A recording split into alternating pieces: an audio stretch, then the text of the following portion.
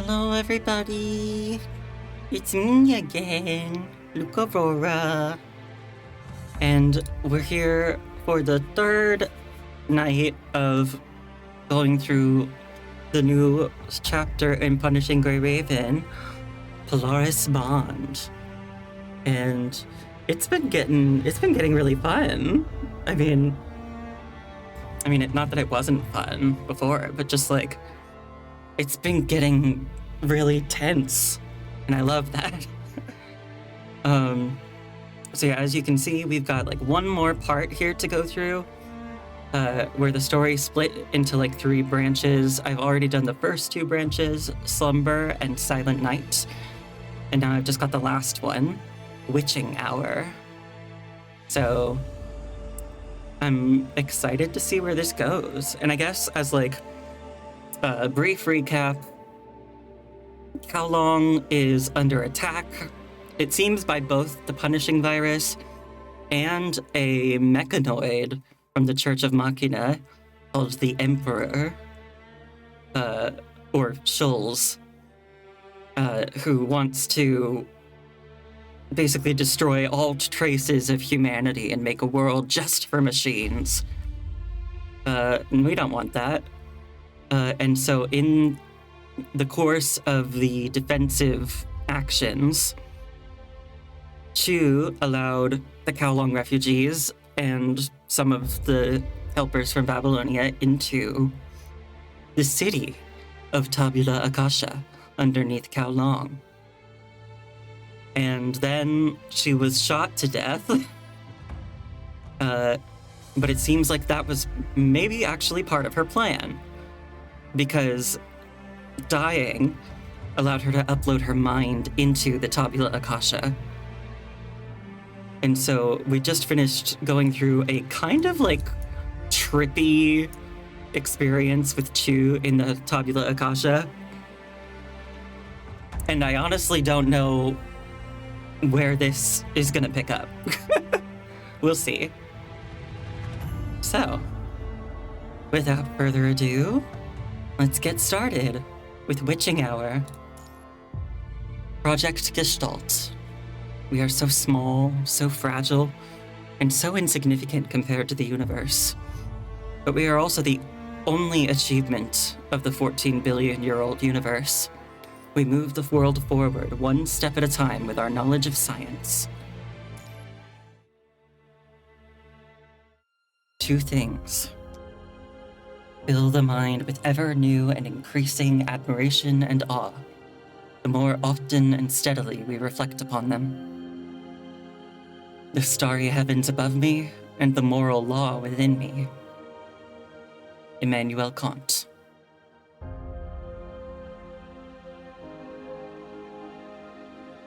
When Igor Lvovich Landau grabs onto the handle of the airtight laboratory door, his thoughts suddenly drift to an afternoon 20 years ago. He left the lab and went on a stroll with Professor Tsiolkovsky on Vasily Island's seaside path. In the past, people would have described that day as sunny. He can recall how the heat from the small experimental reactor in the control room drifted to the Neva River by purified condensate and gradually disappeared beyond the bay. You can even remember the brown synthetic leather on the control room chair armrests, yellow-green xenon light, the whispers of students and workers, the alarm buzz of the restraint rings, and the shadowy figures on the screen. Everything feels like a time lapse. It takes him to that afternoon and into the night. The city he is in now has canals snaking through it, just like his home city. The water brings sediments from upstream and deposits them into fertile plains. But this city is different. Here, you can see a sky full of stars in the city center, even at night. Landau reaches out to the starry sky. The specks of starlight slip between his fingers and drifts into the liquor at the corner of his mouth, making it glimmer. They traveled for hundreds or thousands of years in the universe to reach Earth. Do you see that star? That should be Arcturus. In that direction, it's about 40 light years away. 40 light years. Virgo's diamond. Landau lowers his hand that was holding on to the distant and ancient starlight. He finishes the bottle, lets out a long burp, and grins at the researcher beside him. He laughs heartily. This is a great place for stargazing. It's far enough from any light pollution of a metropolis. Well, this is a satellite city built for research. Nobody lives here. This honestly isn't that different from actual wilderness. I heard that when the Chamber of Commerce decided to build an academy here, they gave the original residents a good sum for relocation and resettlement. My friend in Chilen said that for reserve funding in the budget was enough to build another LHC. With just the relocation fee, a family of 3 could comfortably live in any city. They could even buy land and a house, and build a house. But I don't think land here is very expensive. That's true. Everyone left and buildings were demolished. The land has little value. The research building over there is still intact, right? That's because we're the only ones left. You think there are people like us on planets tens of light years away, chatting about housing prices, drinking, and staring into the sky? Maybe. We're not astronomers, so we don't know enough. Burp. I can't burp on command, so I don't know how to do it. The researcher who is leaning on the railing lets out a long burp. This sound is unique to humans, and it is particularly loud in the desolate wilderness. Have you packed your stuff? Yeah. I packed everything a few days ago. I just have a few personal files left at the Institute. No more talks about the contract? You should know. It's not something I can do anything about. Landau raises the glass, trying to get more liquor from the empty bottle, but nothing comes out. It's empty. I heard they didn't renew our contract because the Science Council is initiating a new project and needs talent. Is that true? Landau nods, but his gaze stays on the empty bottle in his hand. I don't really know what we're supposed to do. The Institute doesn't want to let you go. There's nothing we can do. Nothing at all. Landau sighs, tosses the bottle into the trash, and reaches his hand toward the night sky again. It's like rain. What? Starry sky. I actually never wanted to be an algorithm engineer. Well, now you're a top expert in this field. When I was in university, I even joined the Astronomy Enthusiasts Association and got a chance to visit a space station. Can you imagine that over 100 years ago, it took humans over 10 years to map a star chart with a few billion stars? Now, we not only know the positions of hundreds of billions of stars in the Milky Way, but we have even mapped trillions of stars in the observable universe that we can't see with the naked eye. Maybe one day we'll be able to see them with our own eyes. Maybe. Landau lowers his hand, but his other hand is still moving in the direction of the bottle he tossed into the trash. We are so small, so fragile, and so insignificant compared to the universe. But we are also the only achievement of the 14-billion-year-old universe. We move the world forward, one step at a time, with our knowledge of science. Two sighs can be heard echoing through the wilderness. Landau holds on to the handle of the airtight door leading to the underground lab. Something seems to be pushing him into the abyss, reminding him of that afternoon when he bid farewell to his mentor. With it, he feels his heart gripped tightly by a damp hand. He seems to be looking at himself clutching the door handle. Sweat and alcohol on the silver-white handle, mixed with the silence from 2 years ago, and he couldn't make it back on time to mourn Professor Tsiolkovsky's passing. All of this is rising into the unfamiliar night sky. I feel like I might never get the chance to come back here after today. Don't be so emotional. You'll definitely have a chance to come back.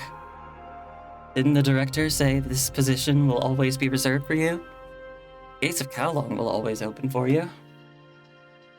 He smiles and opens the airtight door with the courage he got from the alcohol. The torch of the universe is illuminating the two men. Like two children disappearing in a castle made of wooden blocks, Landau and the researcher next to him blend into the night. What Landau didn't know was that he would not only never return to Kowloon, but that he would also never see the afternoon sunlight of Vasily Island again.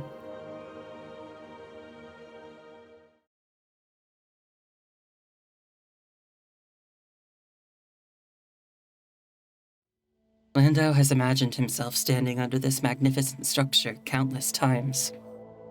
The huge stone carving is like an eternal candle flame. He imagines it crashing down and crushing him to pieces. If only that would happen, then he wouldn't have to suffer from the infinite problems in his mind, or make a single sound before leaving this world. But it is merely a wish. He never dared to think that he could walk among these great men with the torch. On the majestic skyscraper of the Science Council, a huge relief wall hangs in front of the Pantheon-like dome. 7 ivory Tuscan columns support the pale yellow triangular arch, above which is the relief wall. Behind it is the iconic blue-gray dome of the Science Council. The relief wall looks like it's about to topple onto people's heads at any moment. It is the new Academy of Athens of this era. In the lower left corner of the wall, a slightly chubby Becky sits on the steps in a tailcoat. A precise, cylindrical machine of gears and levers sits at his feet. It is the prototype of the difference engine.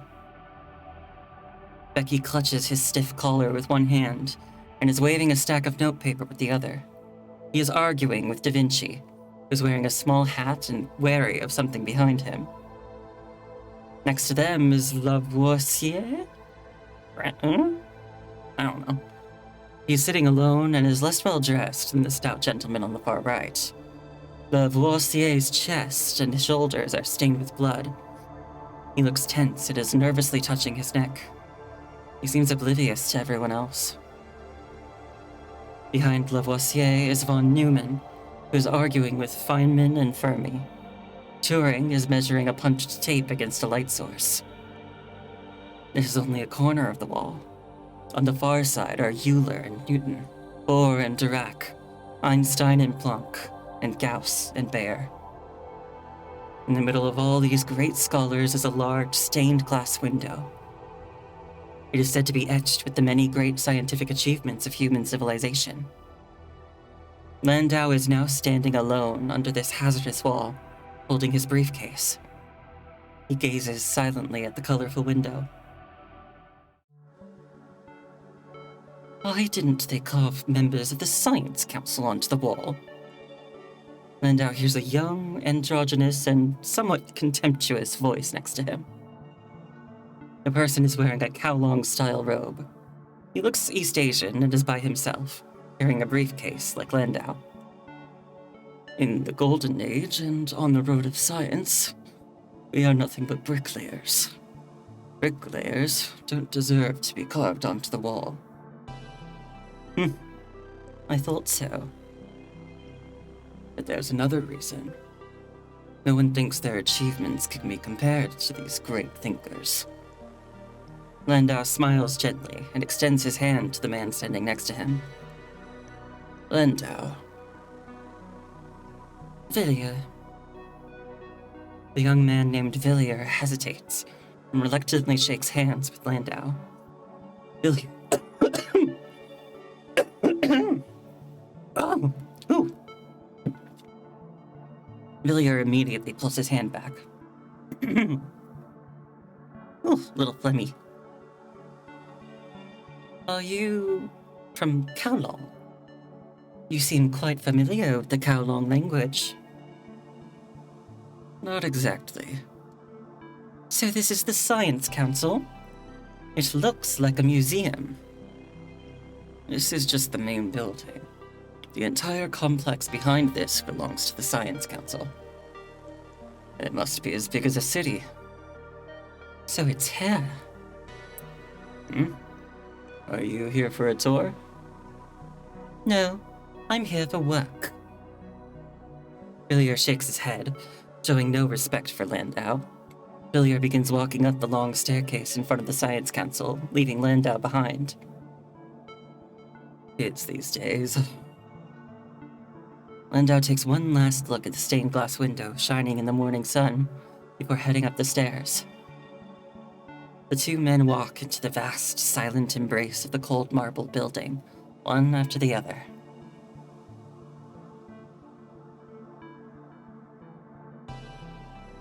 Above this grand hall is a dome about 50 meters high.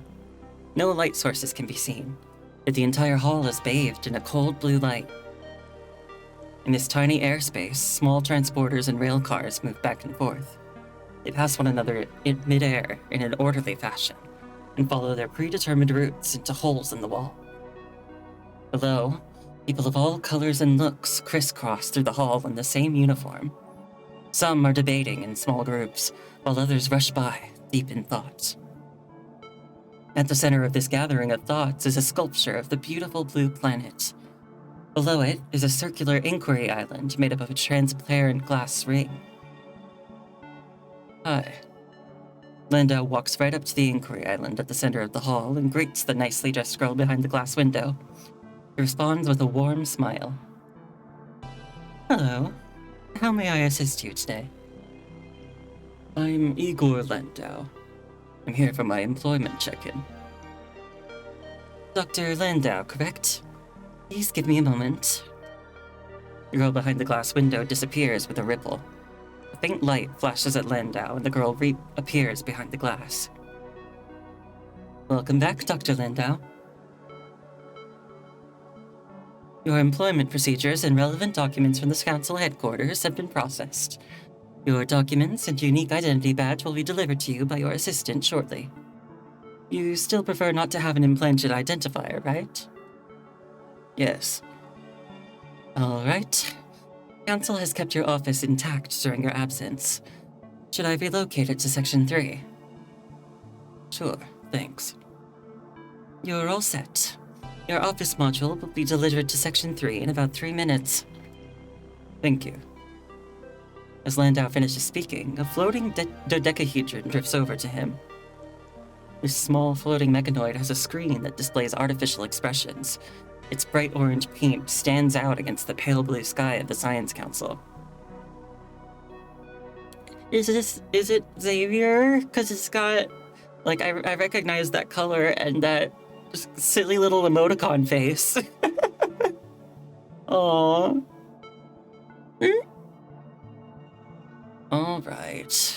Alright, 42. Alright. I know. He rubs the mechanoid's screen and grabs a terminal, some documents, and a small work badge from the mechanoid. Many departments within the council have been relocated during your absence. Would you like me to guide you through it? No, it's okay. Just ask it to lead the way. Of course. It was my pleasure to assist you, Dr. Landau. Have a wonderful day. The inquiry officer behind the curved glass screen gives Landau a bright smile before vanishing without a trace. Landau casts a glance at the Kowloon youth standing at another inquiry station nearby. It looks like he's arguing with the inquiry officer, but Landau is standing too far to hear them. Let's go over there. Landau nods at the floating robot and walks up to the Kowloon youth.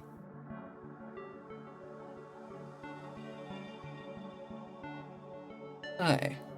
Is everything okay? This gentleman's age is quite unusual. I'm trying to contact the Kowloon office for more information. How absurd. Oh? Generally, one must be at least 23 to obtain core research permission from the Council, except in special cases. Is age a barrier to science here? No, that's not what I mean. What project are you here for? Project Gestalt. When Landau hears these words, a spark of delight flashes in his eyes. Mr. Landau? It's fine. You don't need to contact the Kowloon office. Just apply for a special exemption. Huh? I have some say in what happens in Section 3, right? Of course. Where are his documents? I'll sign them. A document shows up on the glass screen on the marble counter. Landau signs his name after a quick scan. Are we good? The registration is complete. Please head over to the security department to pick up your unique identity badge once it's been processed. 42. Go get it for him. The little floating robot flies upward and joins the stream of other robots traveling high above their heads. Thanks. The youth struggles to utter a simple thank you, as if these words are foreign to him. Saying the words is like opening a sealed ancient library. Don't worry about it. So, how old are you? 17. You must be a prodigy. They've only known each other for 3 minutes, but Landau feels comfortable enough to wrap his arm around Villier's frail shoulder, like a father. It's all right. Biological age isn't always indicative of intellect, right? I thought scientists at the council would be more stern. Of course we are. 42 quickly returns with a small card, just as it did earlier. Here, take this card. You can also get an implantable version of the security department if you prefer that. Science Council just likes to make things complicated, eh? Well then, miss, can you finish all the paperwork? No problem, Mr. Landau. All right, everything's in order. Villier, right? What an interesting name. Your looks. I thought you'd look like most people from Kowloon. That's none of your business. Of course. Landau nods and waves at the floating 42. He signals for Villier to follow the robot. Let's go. This little guy will lead the way. We're quite far from Section 3. Wait, I don't even know what Section 3 is. Aren't you here for the Project Gestalt? Section 3 is where it was conceived. And you? I don't even know who you are. Why should I trust you? Me. You can call me Igor or Landau, or whatever you prefer. It's up to you. But most of the time, people in Section 3 call me Director.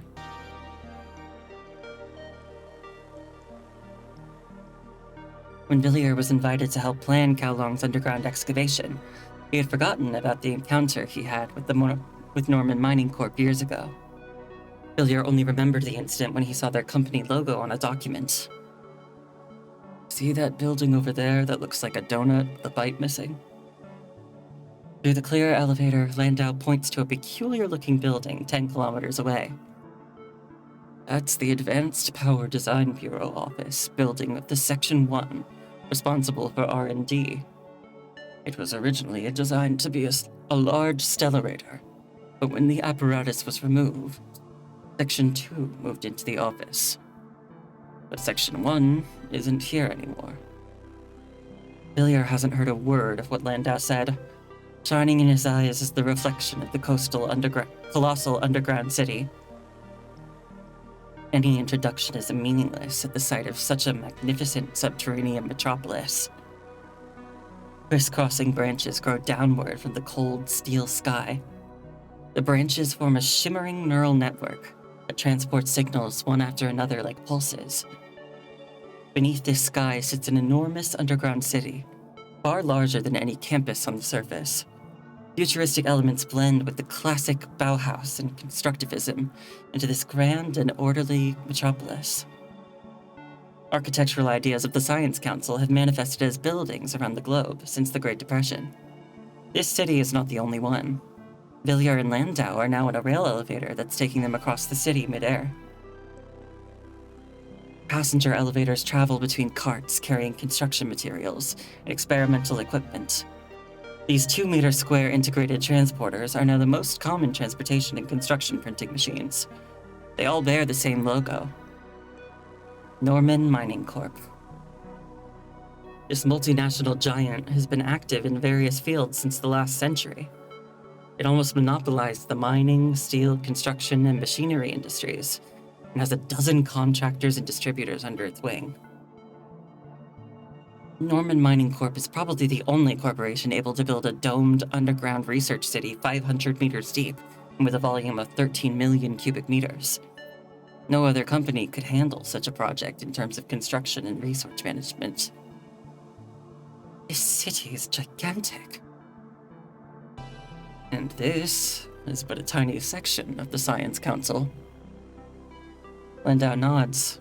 He is appreciating the holographic panel of the elevator cab with ease. This is the research base for Sections 1 and 3. Section 2 is relatively smaller, and is in the southern mountains. It is located further out to hide cosmic radiation signals. Section 2 is definitely the most costly to construct, but it's worth it. Oh, I guess you don't know. The Science Council regularly maintains Sections 1 and 2. Section 1 covers almost all fields of natural science research, and occasionally works on social science if requested by the world government. Section 2 mainly oversees interstellar travel, advanced propulsion, and astrophysics. It is more engineering-oriented, so they get a bigger budget. Of course, Section 2 also handles some things that are far ahead of our time. If you get a chance, which I'm sure you will, you should attend a budget or final accounts meeting. It's quite amusing to watch Sections 1 and 2 fight over funding. I already know this. I'm not a caveman who came with no knowledge about the Science Council. But I have never heard of Section 3 before.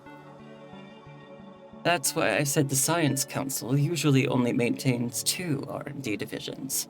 The Council only sets up additional divisions on special occasions for special missions. They will set up not just a 3rd, but a 4th, 5th, 6th, and even more divisions if necessary. The most recent was probably Section 4 from a while ago. Professor Victor is probably still leading it. Landau hesitates as if he is reluctant to mention the name, but decides to tell Villiers in the end. You know, they work on things like war machines and weaponry. As for Section 3, our goal is simple. Once it's done, this division will be dissolved, as will Section 4. Which brings us to why you're here. Project Gestalt.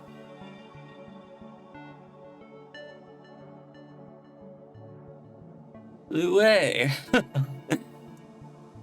The towering Landau wraps his arms around a thin Asian man standing by the lab door.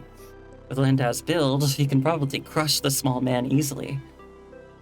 Years of sleep deprivation have left dark circles the colors of concentrated coffee around the little man's eyes.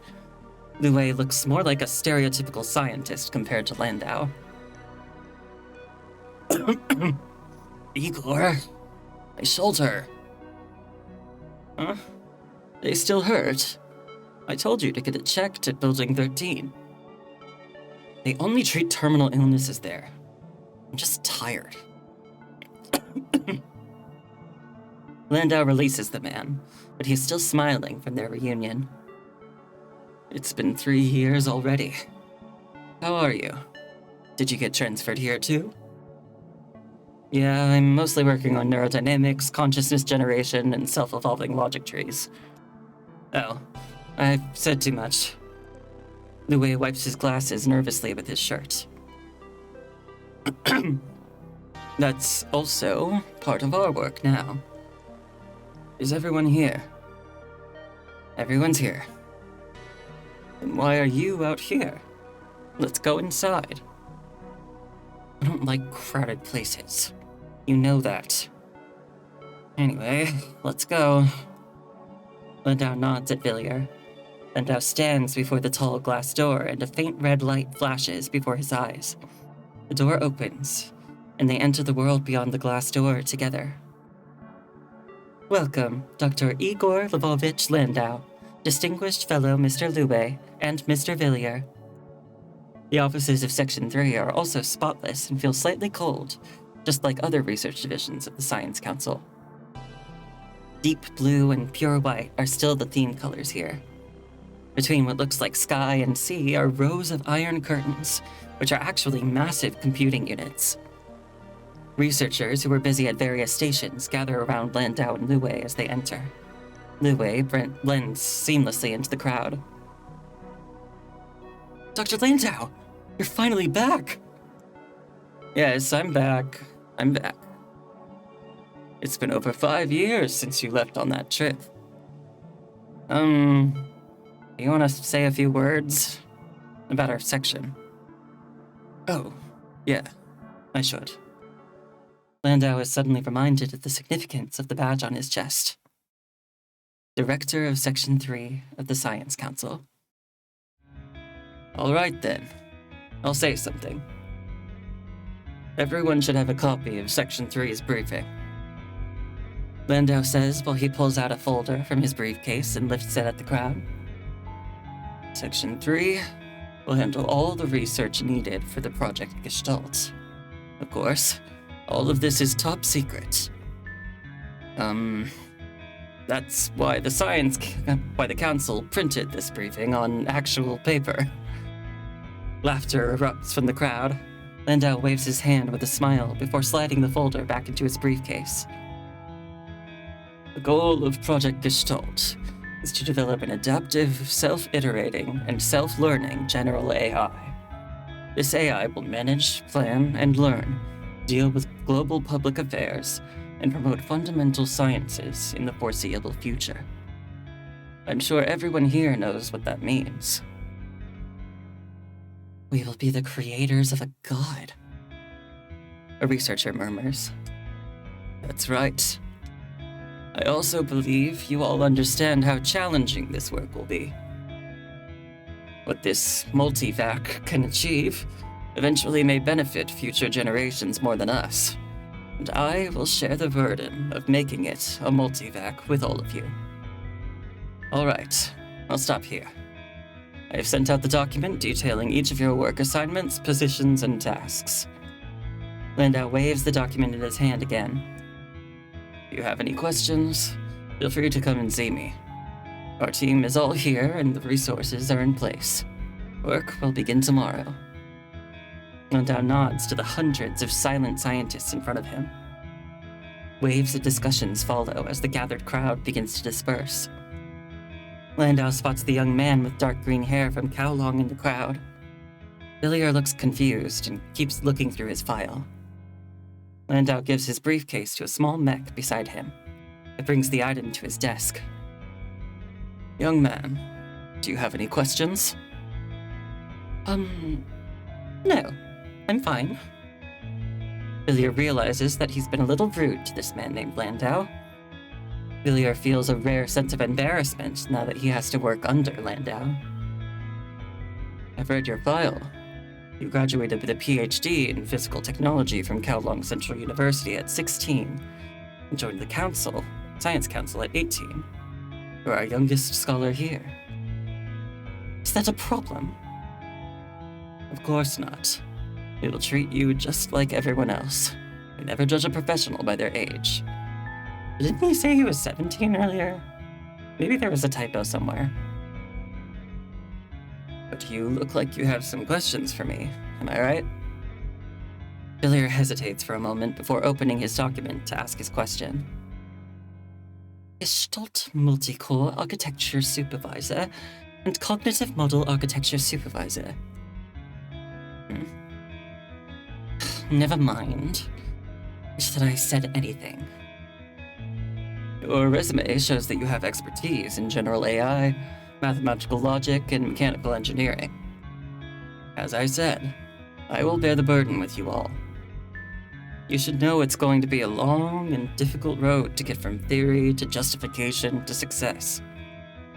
The universe and truth are still out of our reach. You are still young. Landau pats Villiers on the shoulder. Villiers does look like a child standing next to Landau. You and I, along with Dr. Lu Wei and Dr. Leibowitz, will be supervising the core architecture design. Leibowitz? I've heard of him. Of course you have. He's an authority in quantum computing. You've probably even read his books. Let's go. We'll head down together. The core architecture meeting is about to start. It's our first meeting, so Dominic, our chief technician, will also be there. Villiers looks up at the massive steel dome of Section 3, and a chill travels up his spine. In the presence of these scientific giants, even Villiers, who was once regarded as a genius, feels as insignificant as a speck of light in the vast cosmos. Under this steel curtain, countless stars and people move in a grand symphony, each faithfully playing their part. Under this steel sky, human wisdom marches toward the cold, silent universe and toward truth.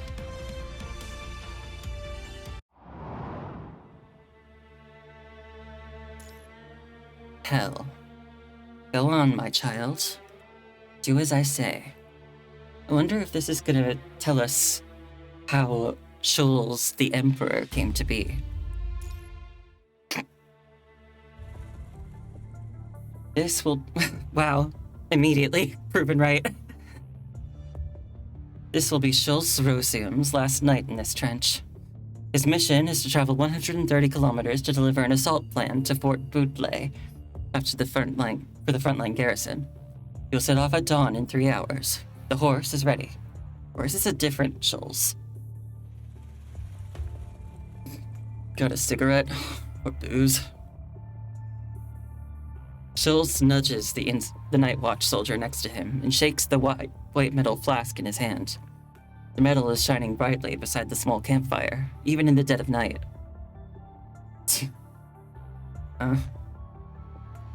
The night watch soldier takes the flask from Schulz, quickly checks it, and stuffs it into his tattered backpack. Only half a bottle left. I don't know what's in it. See for yourself. The soldier turns around and hands Schulz a different glass bottle, half filled with a brownish yellow liquid. It has no label. A strong smell of cheap caramel. Yeah. There are 2 ways to say that word, and I never know which one to do. Mixed with strong alcohol, stings Schulz's nose. The smell also tells him that it is good for warming the body in the depths of winter. Schulz pops the cork without another thought and gulps it down. After a long pause, he exhales deeply, leans against the cold trench, and squats down next to the night watch soldier. Damn. This stuff is awful. Tastes like gasoline. Or at least it warms me up. Do you still want a cigarette? No, thanks. I don't want to set myself on fire. Then I'll have one. The night watch soldier fishes out a crumpled cigarette from a paper pack in his pocket. He takes out a shiny silver lighter that clearly isn't his. He carefully shields the flame with his coat and lights the cigarette. Soon, a dim red glow begins to flicker by the campfire. Say. This brandy sure tastes awful. Okay, I don't know if anybody else notices, but there's something that I've been noticing for like a while in PGR's like story chapters where like, so sometimes they kind of like reuse like character sprite art, but in order to help differentiate it, they kind of shadow the face so that it doesn't look like who it was. But then they also kind of, it looks like they like draw over the face a little. Like it looks like there's like marker on the face or something. And it kind of like squicks me out a little bit. I don't like to look at it. I don't know why. Yeah. Give me one. You want one? The Night Watch soldier gives Schulz the paper pack. This one's on me. Just don't set yourself on fire. Don't worry. I won't light it. Schulz takes a similarly crumpled cigarette from the pack and keeps it between his teeth. Hey, Henry. William? Huh? I mean, I'm William, not Henry. Isn't it Henry's turn tonight? He died in the morning attack. Or I wouldn't have had these cigarettes. Schulz clicks his tongue and spits out a few bits of tobacco from his mouth. What about Joshua? He's all over the place. William continues to stare at the campfire. The dim red glow at his lips flickers silently. Schulz has witnessed many ways to go. Henry might have been shot during the morning attack and dropped dead outside some trench. Joshua probably took a direct hit from a 152mm howitzer and was blown to pieces. If Schulz's shovel hadn't hit something brittle and soft while digging the trench a few days ago, before the battle began, he might never have found little John buried naked in the snow. If you didn't get quinine from a medic in time during the summer rainy season, you might end up like Ben, collapsed in the thick mud while shivering, and got chewed up bit by rats hiding in the trenches. Ugh. Ugh. That sounds awful. One good thing about winter is that you don't have to worry about rats. Even rats struggle to survive in the freezing trenches. Shit. It's really cold. Yeah, it took a lot of work just to get Joshua off the machine gun barrel. It'll be better at dawn. Yeah. Another silence. Alcohol burned and washed through Schultz's stomach. He starts thinking about the hot coffee, mouth-watering food, steaming bathwater, and soft beds in Fort Budley. They must be living the life, that's for sure. Even in wartime, life in the city must be much better than at the front lines. No one wants to be on the freezing front. Sometimes there's not enough ammo. Sometimes there aren't enough men. Waves after waves of telegram come non-stop. The big shots in Fort Budley only order troops around, while Schulz's group has already split into 3 airborne regiments, 2 armored divisions toward the south. What chills Schulz more than the freezing weather is the fact that their group's radio station was blown to bits in an artillery strike 4 days ago. That's why Schulz's ground forces have been holding this 20-kilometer deep defense line all alone for over 70 hours. He must deliver the assault plan to the command center in Fort Budley, because continuing to defend this spot is pointless. Schulz clicks his tongue again, spits out a few more bits of tobacco, and gives William back the almost empty brandy bottle. All right, I'm off. The cold air rushes into his lungs, scarred by pneumonia. The air mixes with the heavy scent of alcohol and turns hot again before dissipating in the trenches. Hey. What? Shouldn't we break through? Yeah. I'm going to deliver a message to the officers in Budley. Schultz takes out a letter, sealed with scarlet wax, from his chest pocket. The commander did mention a breakout when assigning him the task. The commander secretly emphasized the need to keep this message confidential. Oh. The scarlet wax looks even redder under the flickering campfire. Wait. What is that? Schultz pinches the bridge of his nose, trying to make out the blurry spot in the distance and the bright red speck rising slowly in the sky. A flare. It's a flare! Enemy attack! His roar shattered the silent winter night. Shrieks of shells being fired and the crack of bullets immediately followed. Schultz knows exactly what those shrieks mean. Bullets whiz past Schultz, hitting the frozen ground and creating scattered, uneven pits. William! William can't seem to hear Schultz. He grabs his rifle and starts fending off the enemy advancing under the cover of darkness, along with his comrades pouring out of the trench. Schultz struggles to suppress his urge to pick up his gun. In 2 days, his unit would launch a breakthrough. The command center will send support from the other side, or they would be wiped out. But now, they're under a night ambush. Schultz doesn't know if the attack will last 2.5 hours, but he must set off immediately. He must deliver the breakout message to the command center in Fort Budley, no matter what. Go! Go now! You can't die here. William! Schultz tries to call out to William again, but William is nowhere to be seen. Shouting is meaningless. We're out of time. Schultz quickly checks his ammo and supplies. He clutches the assault plan signed by the commander in his chest pocket. Run! He hasn't seen any enemy. The continuous artillery gunfire echo in his mind, telling him to stay away. More comrades continue to leave the trenches. They are heading in the same direction. Schultz passes by them. His shoulder and gun stock crash into something, hurting him, but he doesn't care. Luckily, no one notices him going in the opposite direction.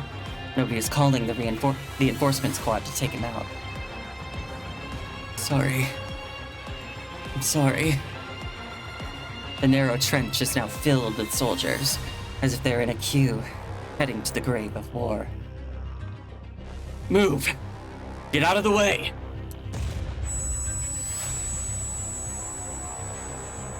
Time seems to be moving in slow motion. The world spins in his eyes at a bizarre speed before slamming him onto the ground. Under his face is a boot, above it a knee, and then nothing. He searches for support, touches something warm, wet, and wrinkled. It's not a good leverage point. He flails his arm and finally finds something else to grab onto. It's probably another boot, but it doesn't seem to match the one with the knee. He struggles to stand. The cold soil sent flying by the shells melts into the muddy snow on his face, which is soon covered in other people's blood. He's confused because it should be in the trench, not on flat ground. Air raid! Air raid! Shoot them down! Shoot those bastards down! Get down! Well, I spit on my screen a little. That was Schultz Rosum's last memory, before waking up with the smell of salt in the POW camp hospital.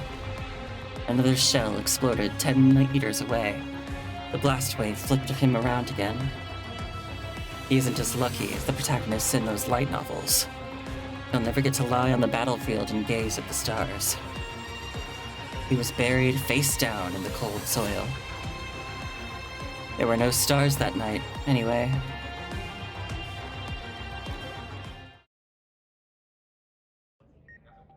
Surgery.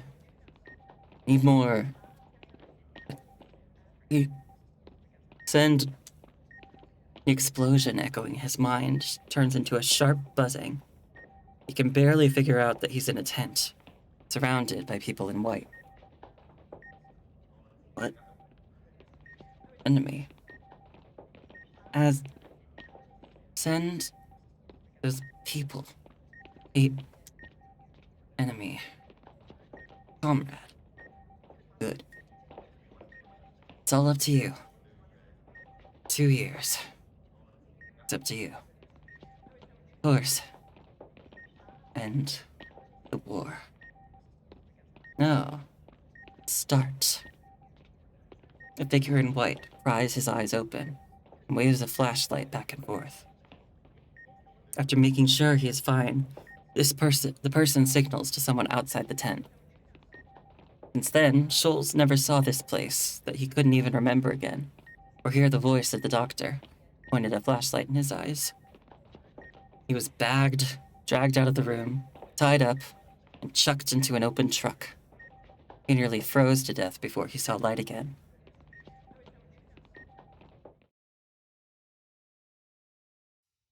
The warmth of the POW camp soon found him. Schultz worried he'd be transferred to the front lines as tools to clear landmines at first, but he soon realized the camp was more humane than he thought. Apart from roll calls 3 times a day and some mandatory gatherings, camp is surprisingly peaceful. Schultz has never read the convention on the treatment of POW, but needless to say, it is nice. Fortunately, the sealed assault plan signed by his commander was not confiscated by the guards. The only downside is that in the 2 months, he received no news of any of his comrades. You had a cigarette or booze? It is a sunny day. The prisoners are in the square at the designated time.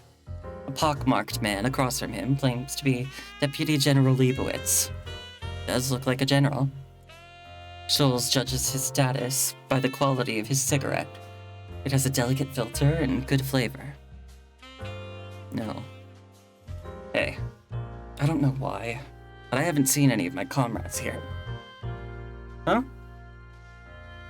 You see, this camp is pretty big, right? Even people with status like you are here, with grunts like me. Why haven't I seen any of my comrades? Which unit are you from? Schultz glances warily at Leibowitz, chooses to trust his fine cigarette. 57th Infantry 57th Infantry Division, 2nd Motorized Brigade, Eastern Defense Line of Fort Budleigh. Oh. Huh? What's wrong? 3rd Army, 57th Infantry Division? Yes. That can't be right. That unit was disbanded 3 years ago. 3 years ago? Impossible. I've only been in this camp for 2 months. Our brigade was planning a breakout with the division HQ 2 months ago. Are you the Deputy General, or am I? You're from the 57th Infantry Division? What do you think? You over there! A camp guard with a rifle shouts while looking at Leibowitz and Schultz. No whispering! Leibowitz stops talking, gives Schultz a look, and leaves his seat reluctantly. Schultz also says no more. He stands up, brushes the dust off his pants, and walks to the other side of the sunlight. What's going on? Disbanded 3 years ago? I got a mission from the commander just 2 months ago. What is going on? Schultz squints at the barbed wire on the high walls, blurred by the sunlight, feeling powerless for the first time in his life. It soon feels like some power is manipulating the lock, and tearing away the calendar pages one by one.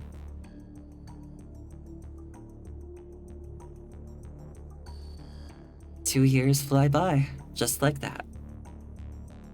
Schultz never saw Leibowitz again after that day, and he soon forgot about the old man's ridiculous claims. Here, he learned to play bridge, football, and boxing with his fellow inmates.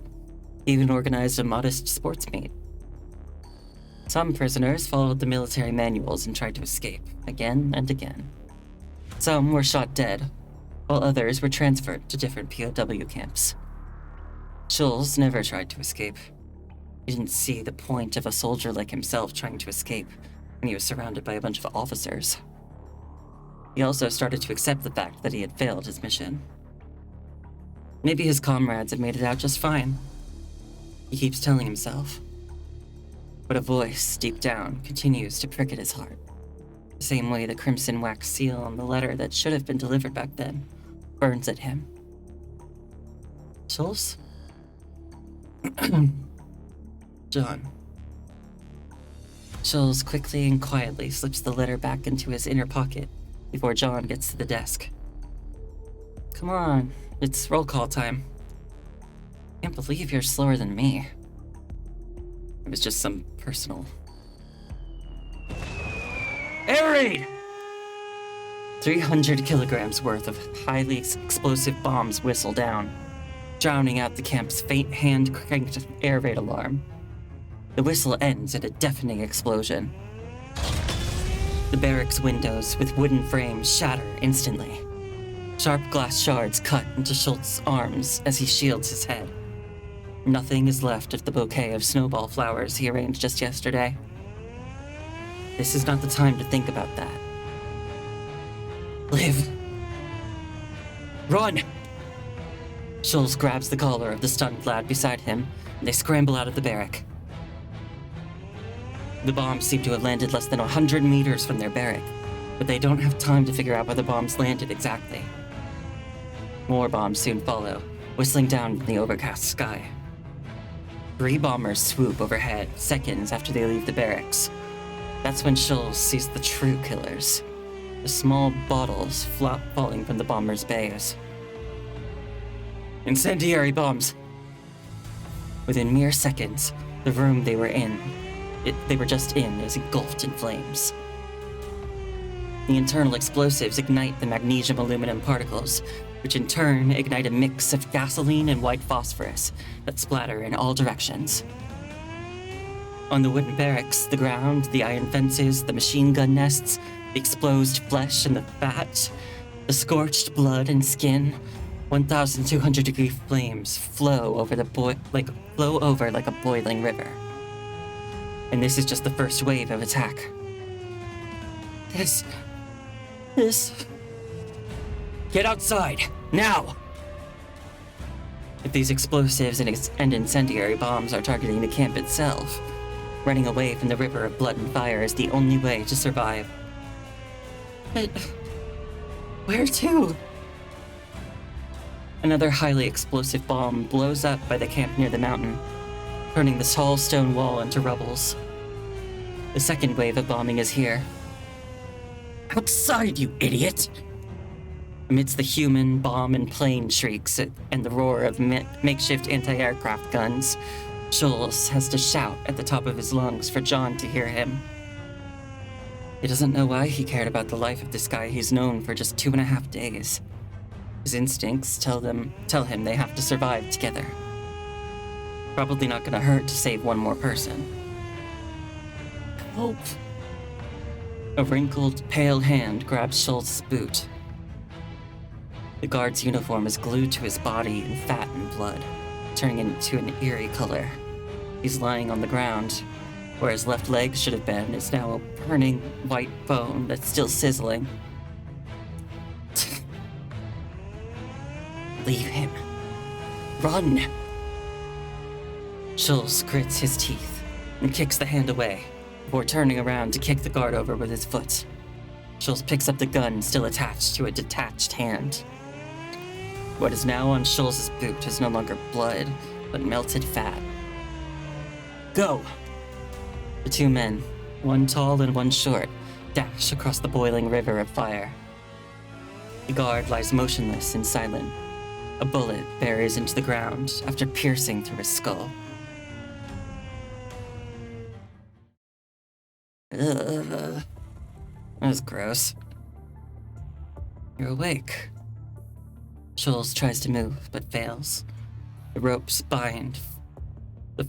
firmly bind him onto the chair, despite the messy knots. An orange spotlight is shining directly on his face. He can only see a shadow moving past him before it disappears into the light. Shit.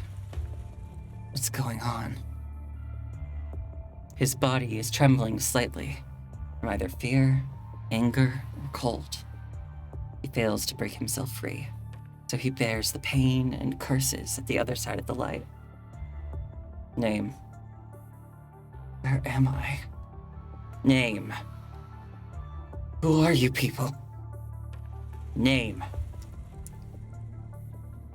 The voice behind the light is extremely calm, as if nothing can stir up any emotion in it. No, they can't possibly be his ally. He was just a grunt with a rifle. He never picked a fight with anyone. He didn't even argue with the recruitment officer who ignored his pneumonia record. Name. Schultz Rosium. Unit number. Fuck you. Unit number. Schultz stays silent. The apathetic interrogation and surroundings are warning Schultz of his situation. He is now in enemy hands. He can't remember anything else. His last memory was him struggling through a dark, damp forest with a rookie named John. He was leading the way with a machete he had found. John was following him. Everything after that is a blur. Litter. Since the headquarters has lost contact with the command unit for over 80 hours and received no breakout or holdout orders, we will break out from the south at 3 a.m. on January 18th to preserve our forces. It's not right. The breakout was at least 2 years ago. No one would care about such outdated intel now. Unit number. Unless... Did John betray me? These are the only two possibilities. Voice in the bright light in front of him remains cold. Soon, a slightly older voice joins in from the same direction. You probably know that we're gonna find out anyway if you don't talk. It's just a matter of time. I have nothing to say to you bastards. Why are you so loyal when you're just an ordinary soldier? We just want to know your unit number and the details of this letter. A tall figure walks up to Schultz and carefully lays a barely recognizable piece of paper on the table in front of him. Schultz immediately recognizes the item before him. I don't know what this is. The letter is still tightly sealed. The crimson wax is still glistening in the light. We found this on you. I don't know what this is. We'll find out. Why don't you just open it then? Don't you want to know what's inside? You might not die. Soldier. Someone else seems to have entered the room. It's likely another soldier, judging by the smell of ammo and gun oil. They untie the ropes on Schultz, unlock his handcuffs, free his hands, and then file out of the room. The man who placed the envelope in front of Schultz walks up again and puts a hand on Schultz's shoulder. You have the power. Use. The man gestures for another person in the room to leave. When the creak of the door hinges sounds once more, Schultz is alone in the iron room. What the hell? Schultz calms down and tries to piece together the situation. Makes no progress. Neither the hellish POW camp, nor his desperate scramble eastward during the past few days with John explain why he is here. John wouldn't betray me. Would he? No. He was also captured and taken to that camp, so the enemy must have caught him too. What if... Schultz stares intently at the letter sealed with scarlet wax on the table. But it's been over 2 years. 3rd Army, 57th Infantry Division. They must have broken out by now. That unit was disbanded 3 years ago? That is simply impossible. The words of the bearded old man who called himself Leibowitz echo in his mind. Feels like something eerie is watching him through the letter. Damn it. Joel spits to the side and rips off the scarlet wax.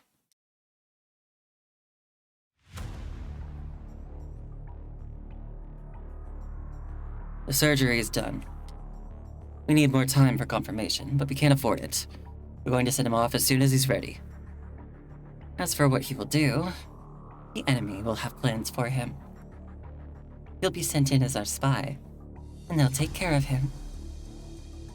Old enemies turn into allies, and former allies turn into enemies. Perfect. All thanks to your surgery. We cut out the last 2 years of his memory. He'll think everything happened yesterday. It'll be down to your orders in the end. Of course, no problem. Will he end this war? No. The war has just started. A figure in white pries his eyes open and weaves a flashlight back and forth. Got any more booze? Or a cigarette?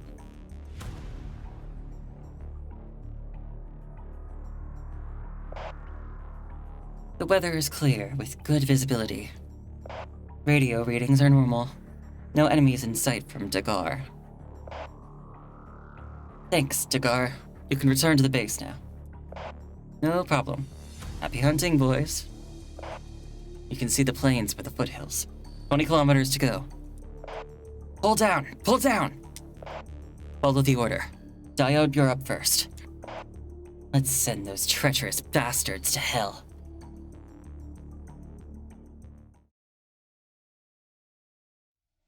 Two years passed. Has the war ended? If I'm the enemy, then are my comrades my enemies? Or are my enemies my real enemies? So who am I? Hold on. The envelope hasn't been fully opened. The scarlet wax melts in his hand, begins to twist and, like blood, flow into him and into the letter. Pain sears his hands like they are being burned by fire, but he continues to fish out the letter from the gushing crimson blood, as if he is possessed by a demon. You do it. War. Famine. Plague. Death. Who can hold on when Galilean arrives? Go on, my child. Do as I say.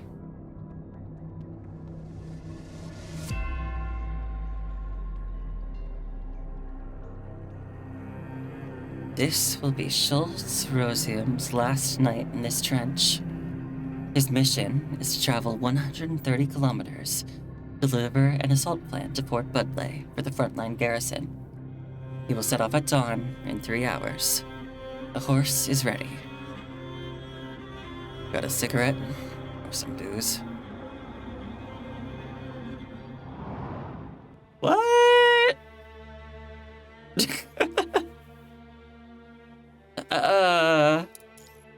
Well, I'm confused. Clearly they did something to his brain. But was he... Maybe he was a mechanoid and he didn't know? Because if that is Schulz, then he would have been a mechanoid. I don't know. Magic and magician. When we give people the confidence to unite, we will inevitably move toward unity. Gestalt and the Science Council are in the best position to give people confidence. Landau tries to calm himself by calculating the geometric fractals on the wooden wallpaper in the glow of sunset.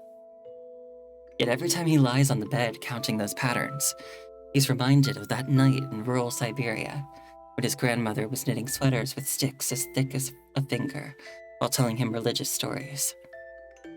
Her sweaters had the most intricate patterns, but Grandma was just an ordinary woman who'd survived several wars. What was it, natural talent? Or perhaps it was a deep human instinct, he wondered. Most people can't understand the mathematical principles behind these complex patterns, but that doesn't stop them from creating intricate designs on their doodles. That's not exactly true. He smirked. How can the entropy of a completed series of Shakespeare compare to Shakespeare himself? He glances at his watch. It's 5:50 p.m. He sits up abruptly and picks up the communication terminal beside him. Hello? Louis, are you there? Igor, you need me? It's so late already. Why are you still here? They're giving you a welcome party. They're giving you a welcome party, not me. It's been so long. Where's Villiers? Is he still in the lab? Villiers didn't leave with Dr. Leibowitz when Leibowitz got off work, so Villiers should still be there. Go and get him. I don't know if he'll listen to me. Tell him I said so.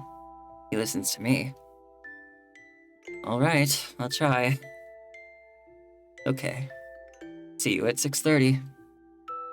Landau hangs up, stands up, opens the window, and lights a cigarette. He sees from the corner of his eye that the light in Braun's room on the first floor is also on. Wonder Braun hasn't shown up at work lately. Maybe he really doesn't get along with Korolev.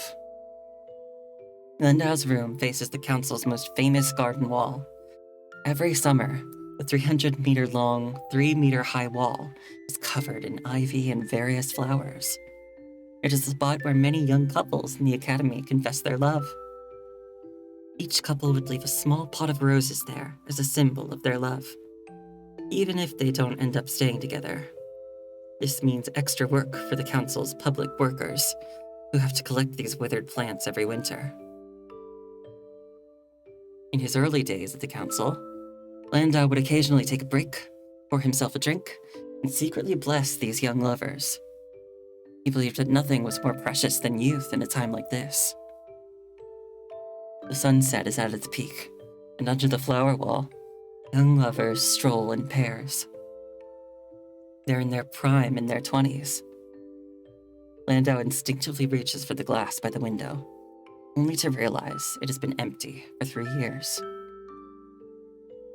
I don't know. Is that... Sure, that's what that sounds like. The little yellow robot by his side looks unhappy. It nudges Landau's arm. Do you remember the bottle was filled with wine when we first came here 8 years ago, 42? Make it how it was before, 42.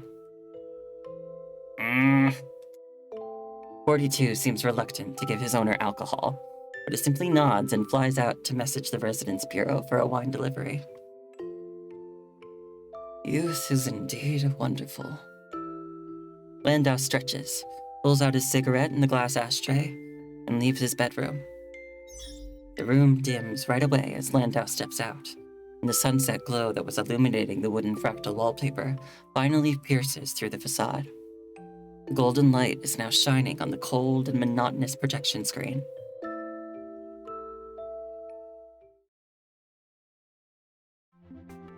I didn't expect Section 2 to be so open-minded. Of course we are. It's a fact. The middle-aged man, who is going a little bald, tilts his head back and downs his drink. Do you think the masses can read and understand our deep spaceship blueprints? Sometimes knowing too much can be a heavy burden for ordinary people. But the Science Council has always been open about it. Anyone interested in learning can apply to study at the Council at any time. Knowledge and truth are universally accessible. Actually, whether they are accessible doesn't depend on knowledge and truth itself. The refined woman with glasses sitting next to Korolev says, anyone who wishes can apply to the Council for spacecraft blueprints and even build an aerospace plane or space station in their backyard. Knowledge and truth that aren't accessible are as meaningless as flowers in a vacuum jar. Whether it can be built is one thing, We have no say in whether someone can get the permits. Yes, as Miss Short said, there are no qualifications to obtaining knowledge and truth. Landau notices Villier's frown and gently pats his shoulder. Villier takes the hint and leaves the table. Your new student seems to have a strong personality, which is great. Yeah, but he can be a little strange. He always says he doesn't like crowded places. What do you think? Is he talented? Yeah. A few days ago, he proposed a multi-dimensional quantum anti-key scheme based on discrete finite groups. He looks quite promising. Why don't you just take him?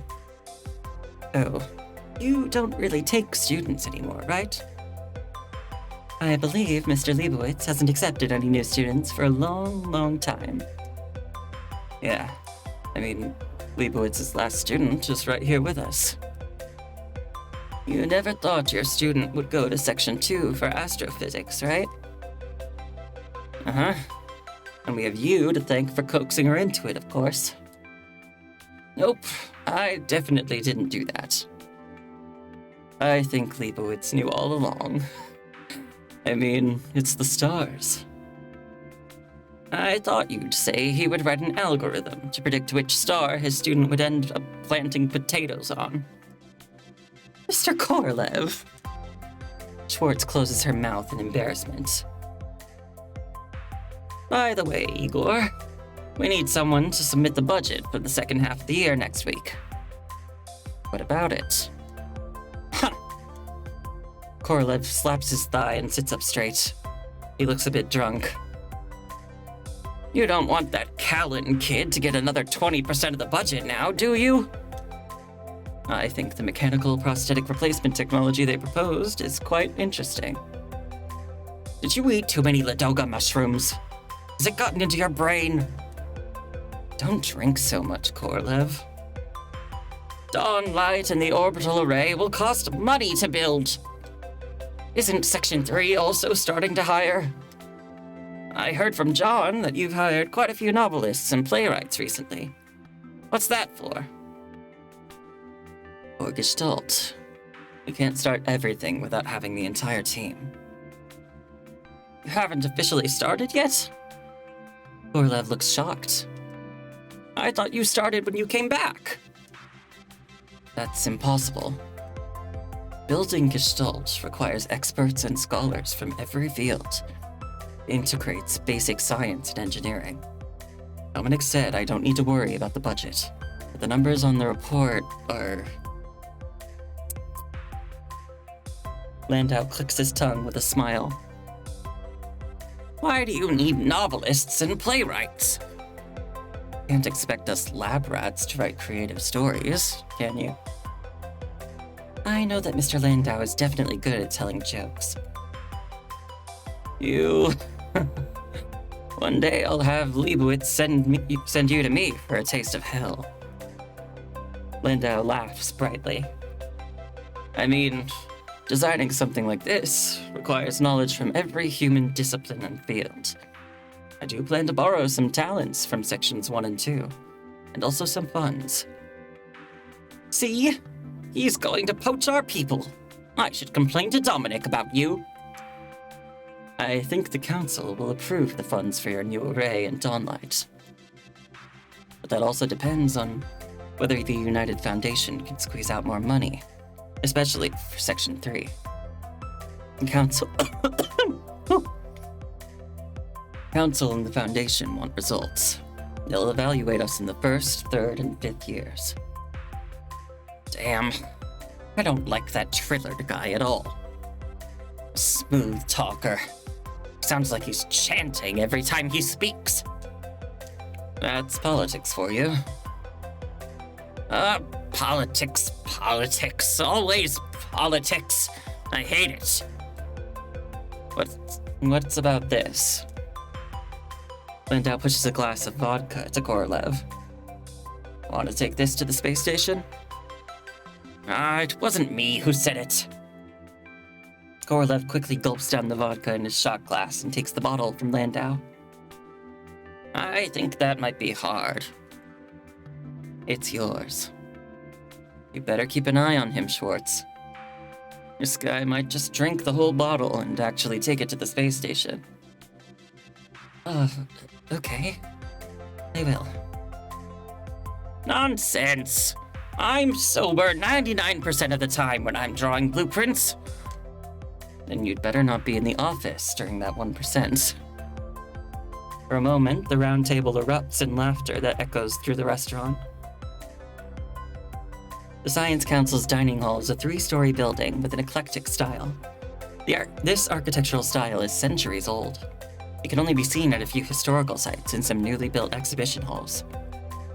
Villiers is standing on the balcony outside of the full-length glass, gazing at the majestic white tower standing alone in the night. It used to be a Tycho-class radio telescope. It's no longer operational. The voice of a blonde girl interrupts Villiers' thoughts. Hello, I'm Valentina from Section 2. Villiers ignores the woman's greeting and continues to gaze at the telescope. When the telescope was built, this park hadn't been planned by the council yet. The telescope was shut down after the council moved here to prevent electromagnetic interference. She doesn't seem to realize Villiers isn't listening to her. She keeps talking while she leans on the railing. Of course, now it's Section 2's headquarters. Sometimes children would visit it. The real observation radio telescope mirror arrays and interference network are in remote mountains and deserts. But many dense arrays and interferometers are no longer as effective with all sorts of overdevelopment in the past decade.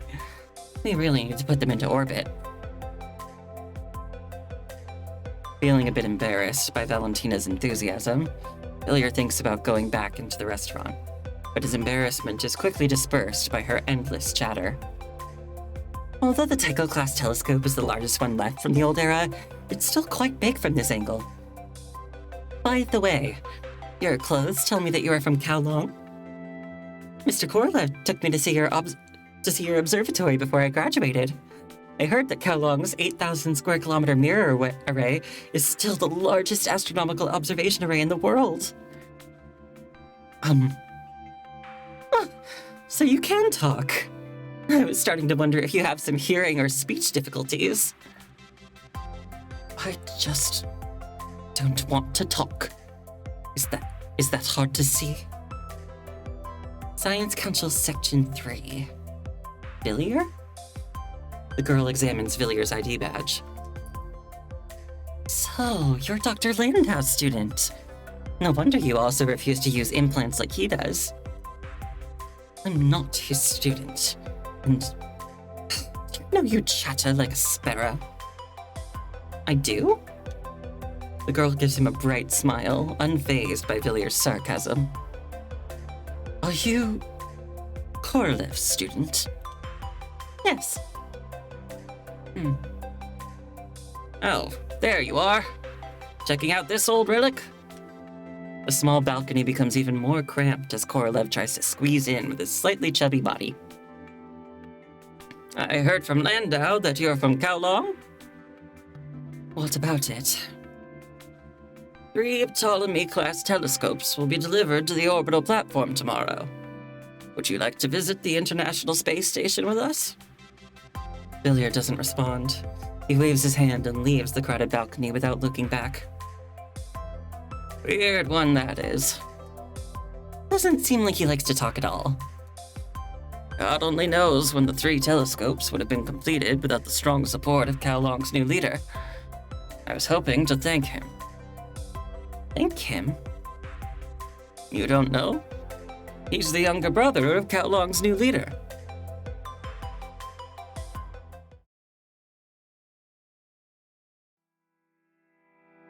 The Quantum Neural Synapse and Advanced AI Matrix is a supercomputer and AI project led by the Science Council.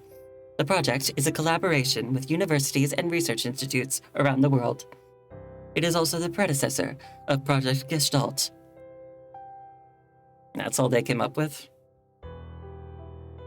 The balding man is clearly the one with the highest status among the 4 people in the elevator. The two young secretaries behind him immediately chime in.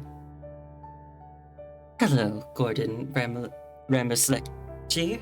Ramaslecki? Director of Finance of the Transatlantic Economic Community.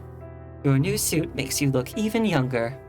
The temperature difference between the R&D department and the outdoor area may cause discomfort. Please understand. We've also prepared breakfast for you. May you have a pleasant autumn morning.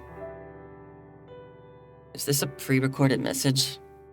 We didn't notify them in advance. No, Director. I am the third visual simulation program of Project Gestalt, and one of the creations of Section 3. So, after more than a year, they only managed to create a program that can talk? Patience, Gordon. Trillard adjusts his tie. He looks unbothered by the electronic voice from above. Do you know what Kowlong's Chi-Wen crew said when they created Section 3? What? I have no idea. The elevator shakes a little, and the doors slowly open.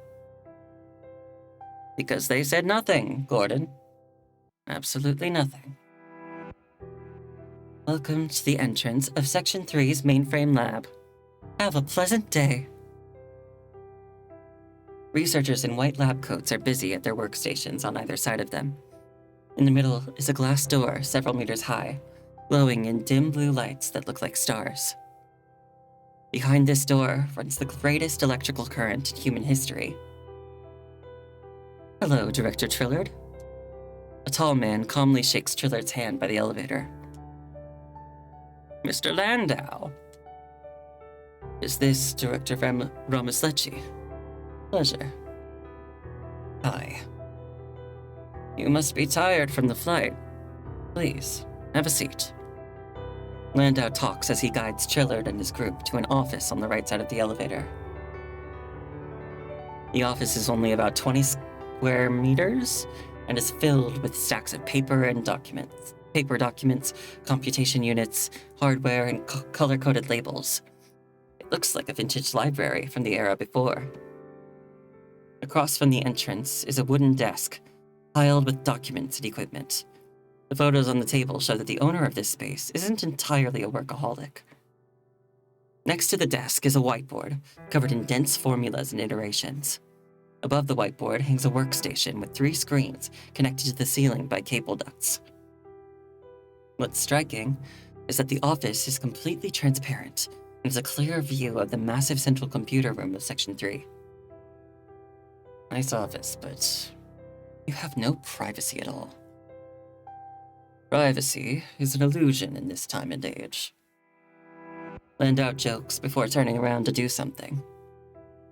Information is a double-edged sword. You will have to use paper cups, because everyone here has their own cups. Landau hands a paper cup to Ramaslecki, 1 to Trillard, and 2 to the 2 secretaries at the back. These are premium Select Cato coffee beans. Did you grow them yourself? From breeding to the final product. Ramaslecki takes a sip. The 2 secretaries breathe a sigh of relief before quickly picking up their cups. The taste. Been a long while since I've had coffee this good. The extraction is also great. That is also one of Gestalt's functions. Landau lifts his white ceramic coffee cup and points to the computing array behind the glass door. Gestalt's mechanical workers will one day handle all the agricultural processes, from cultivating to planting, watering, lighting, and fertilizing. Will then regulate to the drying, processing, and packaging of these beans, as well as their distribution on the market based on its plant economy. In the future, I won't need to personally select these beans. Gestalt will handle everything. This is indeed the age of information. No, Mr. Ramaslecki. Landau interrupts Ramaslecki assertively. This is the future, and it is a future that will definitely be realized. I understand all that, but Ramaslecki puts the paper cup on an empty spot on the shelf beside him. He glances at Trillard and finishes his sentence. Doesn't this all sound a bit too fantastical?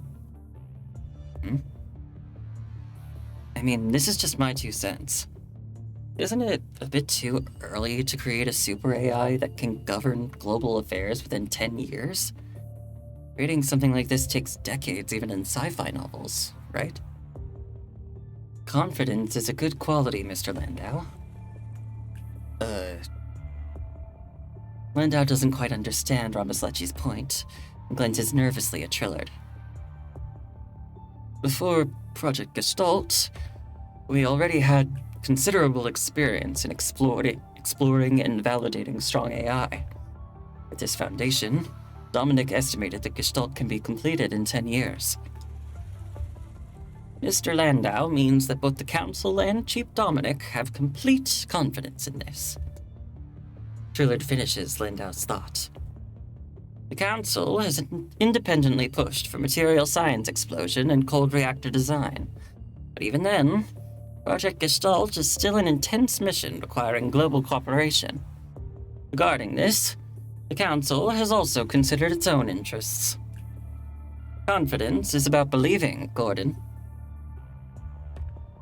I mean, no one really thought the Council could actually build a cold reactor, right? We have also made the configuration completely public. Speaking of which, I think Dr. Landau and his mentor, Mr. Tsiolkovsky, are also one of the designers of the first generation of the cold reactor model. That was a long time ago. Ramaslecci shakes his head in dejection. To be honest, I am also feeling the pressure. I'm responsible for the lives of many factory workers. Once Gestalt goes online, these people will all lose their jobs. And some people in the economic community also believe creating such a super AI goes against morality, and is an act of defiance against God. They are also worried that one day the robot and AI crises depicted in science fiction may happen. No, Mr. Ramaslecci.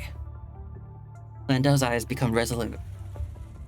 Pain is inevitable as we transition from one era to the next. In this era of high productivity, we use Gestalt as our wings. Humanity surely fly further and higher. Did I yawn?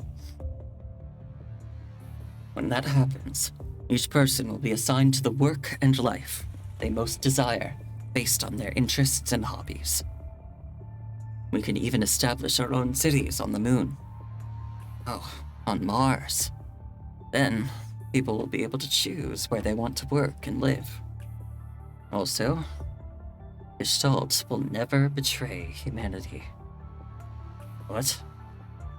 The 2 secretaries behind Ramaslecci shiver in shock. Betray humanity? Isn't that what people are worried about? That AI will eventually turn against and attack humanity? That it will defy the foundational commands we give them? I can assure you, Director, in the name of the Science Council, Gestalt will never betray humanity. Once Gestalt is completed, it'll be under the jurisdiction of the world government. I believe establishing a world government that can actually coordinate global affairs is harder than creating a super AI capable of doing so, right? It will work, Gordon. Trillard smiles confidently. When we give people the confidence to unite, we will inevitably move toward unity. Gestalt and the Science Council are in the best position to give people confidence. This is just the political benefit, Gordon. Imagine the immense energy and economic value behind it. Knowing that Ramaslecci still has his doubts, Trillard stops talking and walks over to throw his cup into the trash. Mr. Landau, show the director your magic. Magic? When we see things that cannot be explained by common sense and reason, we believe they are miracles and magic. Landau nods, picks up a walkie-talkie, says a few words, and a few researchers push a cart carrying piles of cables into the office. What is that? If you use common sense, it's magic. In scientific terms, it's called the Adaptive Scenario Engine and Visual Decision Nexus 3. This is the third generation. We usually call it Anton in our lab. This is just one of Gestalt's byproducts. It's actually responsible for testing the decision-making process of Project Gestalt. Currently, it only accesses 35% of the world's internet, but it includes all major academic fields and has passed the Turing test. It is capable of handling up to 300 quintillion language model problems. Future models will have access to even more. It can help you make any decision, Director. And I mean any decision. Landau turns on the device on the cart, and it emits a small electromagnetic sound. Can it tell me whether I should not launch a nuclear missile?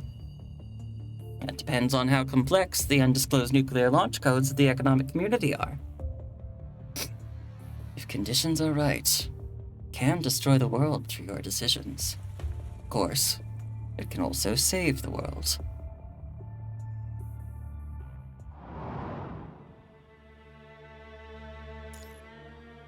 Questions to the stars. We sincerely hope that when humanity steps into the next era among the stars, everyone can proudly say that we wrote the first footnote in the name of human civilization. Hang on a second.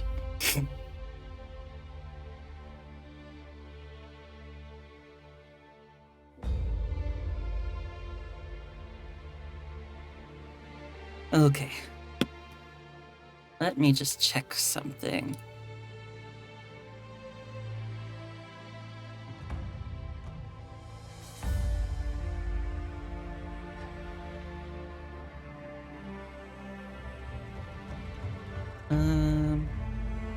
Because I think there's only supposed to be like 3 more stages left, but it feels like there's still so much to do in the story.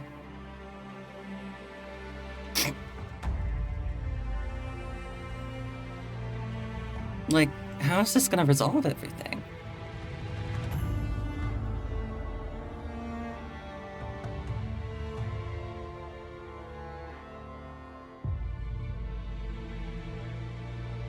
Yeah, I don't know.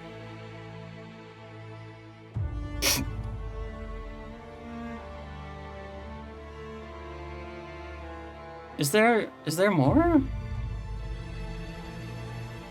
Kind of feels like there should be more.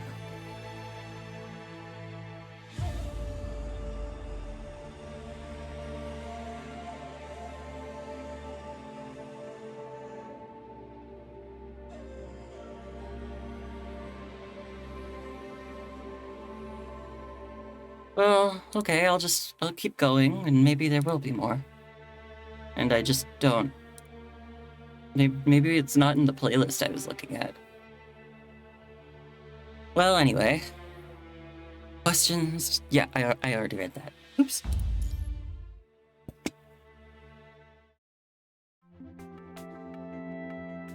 Welcome, Mr. Korolev, Miss Schwartz, Miss Valentina, and Mr. Landau. A large robot is blocking the airlock door. A few colorful ribbons are hanging from its mechanical arms. The ribbons that don't float in the air because of the simulated gravity on the space station. All right. Korolev pats the large robot, telling it and the researchers around it to settle down. You're all making such a big fuss. It's not my first time here.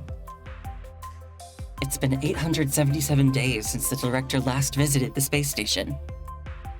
Miss Valentina, I believe it's been a while since you last visited as well. Anyway, let's move this big guy out of the way, or we can't get the equipment in through the door later. Korolev gives the big machine another heavy pat. He doesn't seem worried about damaging it at all. Quick! Please, wait. The big, bulky robot suddenly looks solemnly at Korolev. Mr. Korolev, please hand over the strong alcohol you are carrying. What? Laughter erupts around Korolev. You... Korolev reaches into his pocket with an embarrassed smile on his face. You really carried that bottle of liquor up here. This was a gift from Dr. Landau. I've kept it safe for over a year. According to the International Space Station's current regulations, no liquid with an alcohol concentration above 2% is allowed in any chamber of the station. I like how his name is just Big Guy. But I know who it really is. It's that boss that I hate. It's just a bottle of vodka. According to the regulations, vodka is also not allowed. Drunkards are far more destructive than the alcohol itself. Mr. Korolev, why don't you let it keep the alcohol for you? Schwartz, who is standing next to Korolev, says with a subtle smirk. Can't I have a little special treatment? No, Mr. Korolev. All right, I'll bring you another bottle when I get back. Laughter erupts again in the cramped airlock chamber. Korolev hands the bottle of vodka over to the big guy reluctantly. Having achieved its goal, the robot leaves with the bottle. It was just a joke.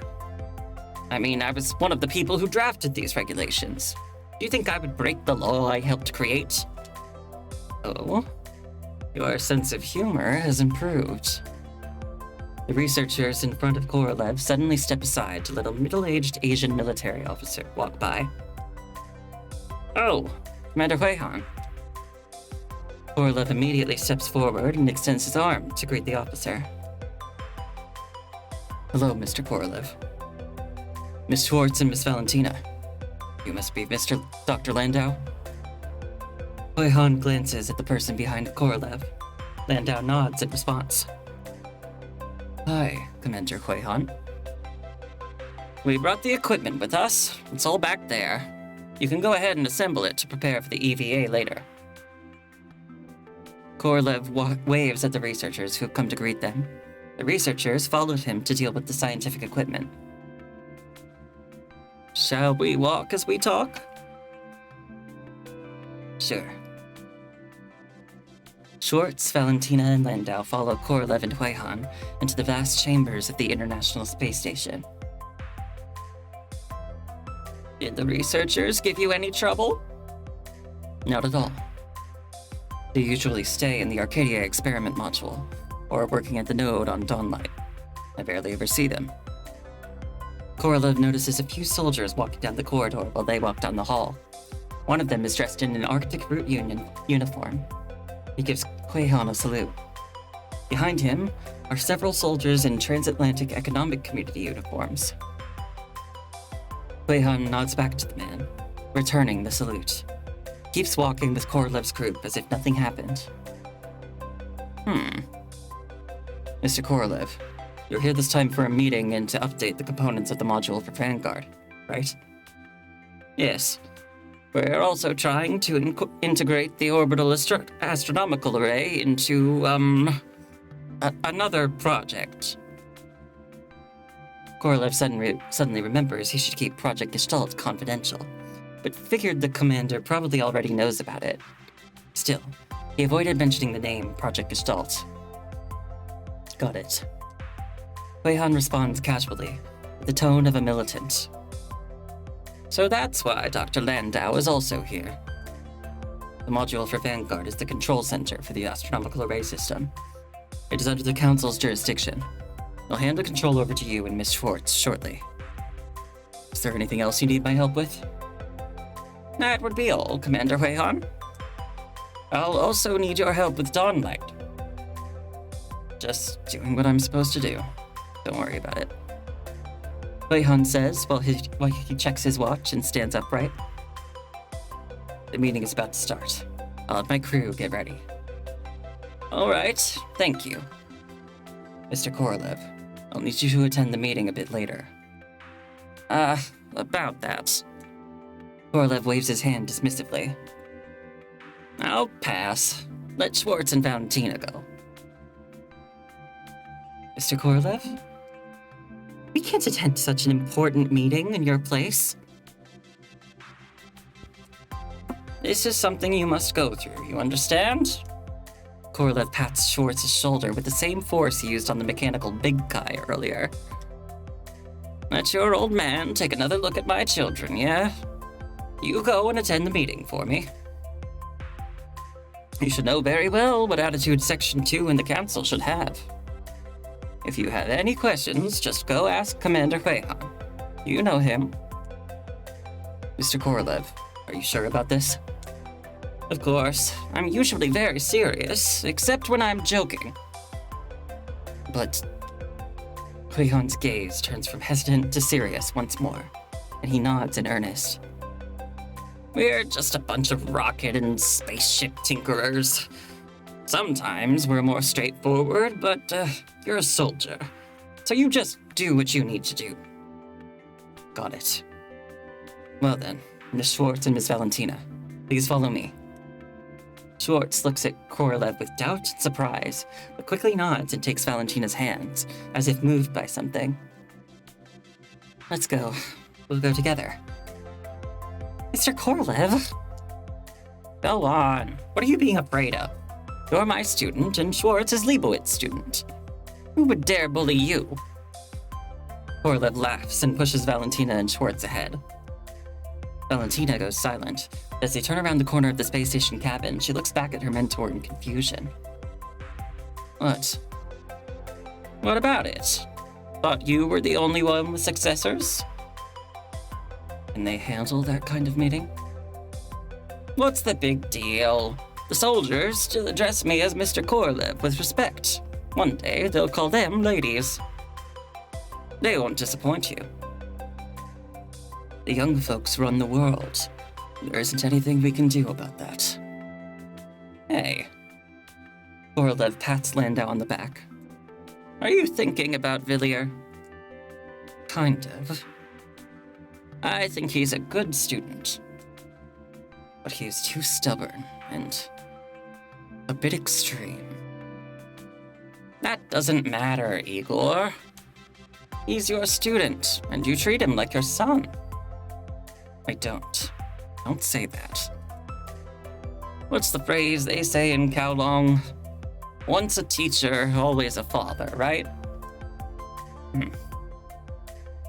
All right, no more jokes.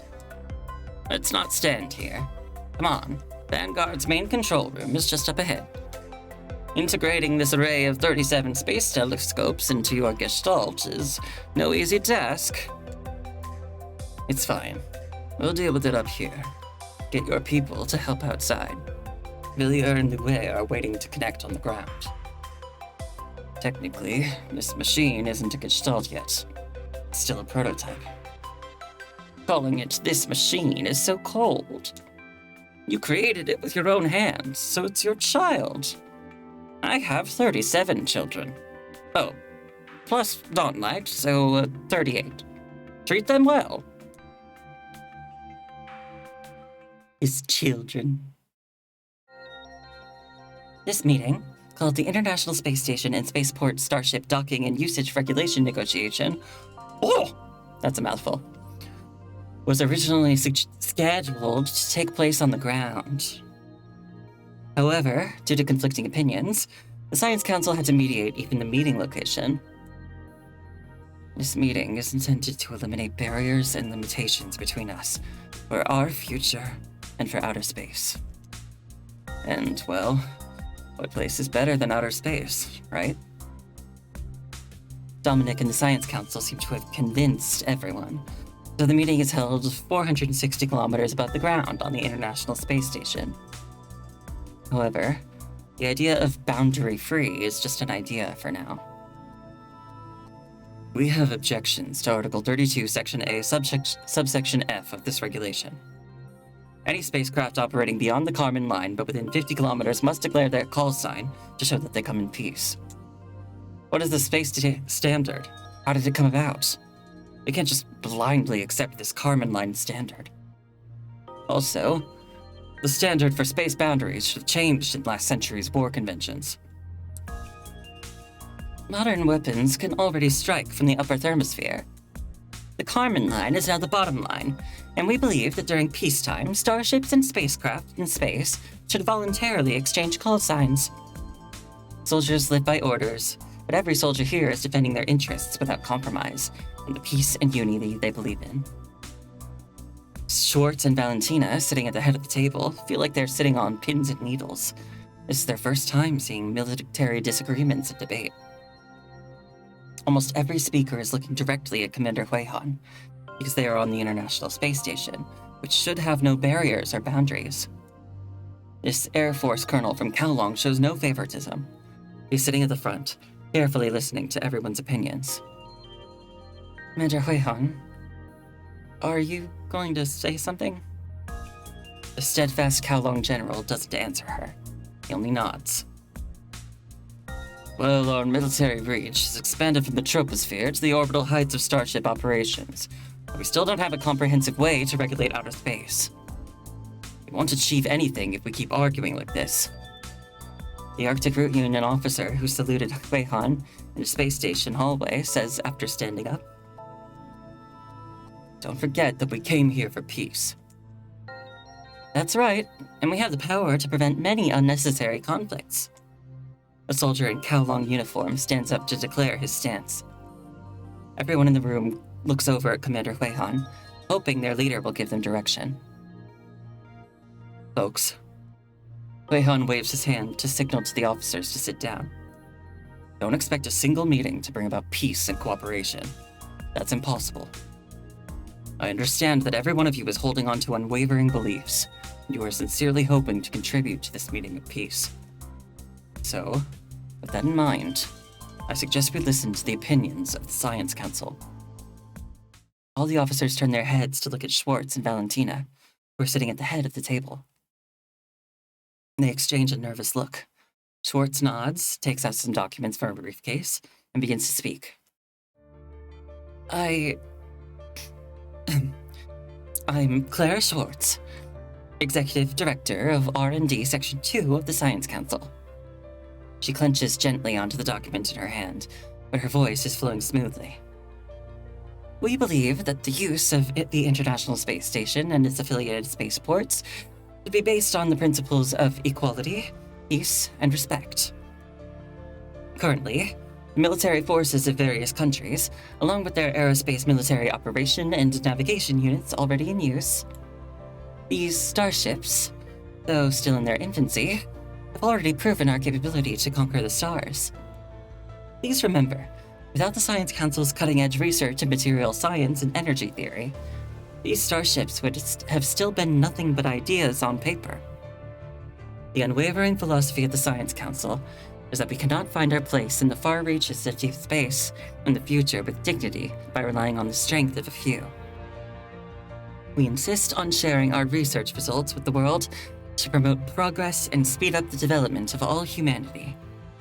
We also hope the world will respect and use the results of the research to achieve peace. Schwartz hears some whispers in the room during her speech. What I have here is data on the in-orbit objects within the average altitude range of each commonly used orbit inside the graveyard orbit. From the Spacer Telescope Mirror Array built by the Science Council, the current International Space Station you are in, and to the higher satellite orbits and geostationary orbits, we have already created a true net around this planet. Now we are using this to stand by our cradle and looking back at it. Schwartz hands the document to Valentina, who gets up and walks to the Arctic Route Union officer who stood up earlier to stop the quarrel. Valentina puts the paper documents to the projector next to him. As space strategies, starships, spaceports, and orbital satellites are gradually developed, our numbers will only increase. In the foreseeable future, our activities in the space between Earth and the Moon will become even busier. That being said, if we continue to doubt one another's tensions and refuse to take down barriers, conflict will be inevitable. I believe no one here wants to see the war that caused the Great Depression again. And if war does happen, it will reach deep space. It will easily drag humanity into a bottomless abyss. Schwartz shows everyone around another document, but this time she doesn't hand it to Valentina. I believe you can all see this document without the projection. On the A4 paper are two astronauts in ancient spacesuits, shaking hands in front of what appears to be a tiny door. You must have seen this photo in your textbooks.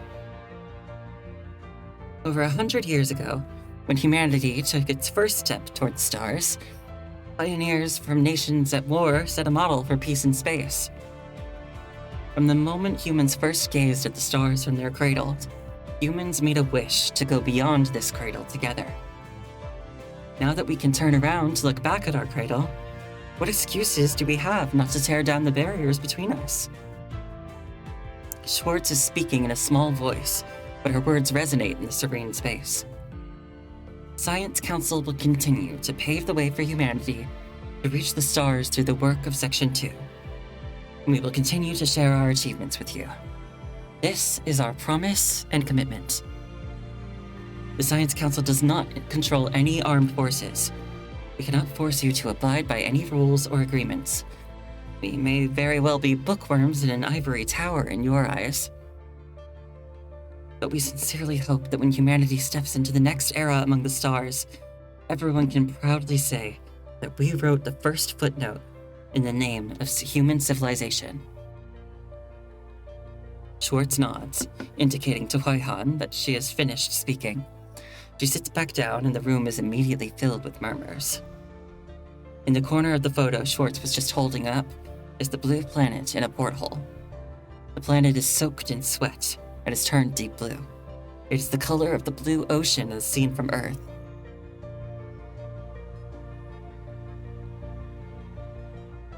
A tall, thin figure and a short, slightly plump figure are busy working by the sealed full-length window. They look somewhat lonely. The tall man's 10 fingers are flying all over his keyboard, weaving a symphony of formulas and codes. The short and slightly plump man is buried amidst a forest of dense wires and cables. Every now and then, he would cut down a grove and plant a shrub. They're a father and his son, as much as they're a teacher and his student.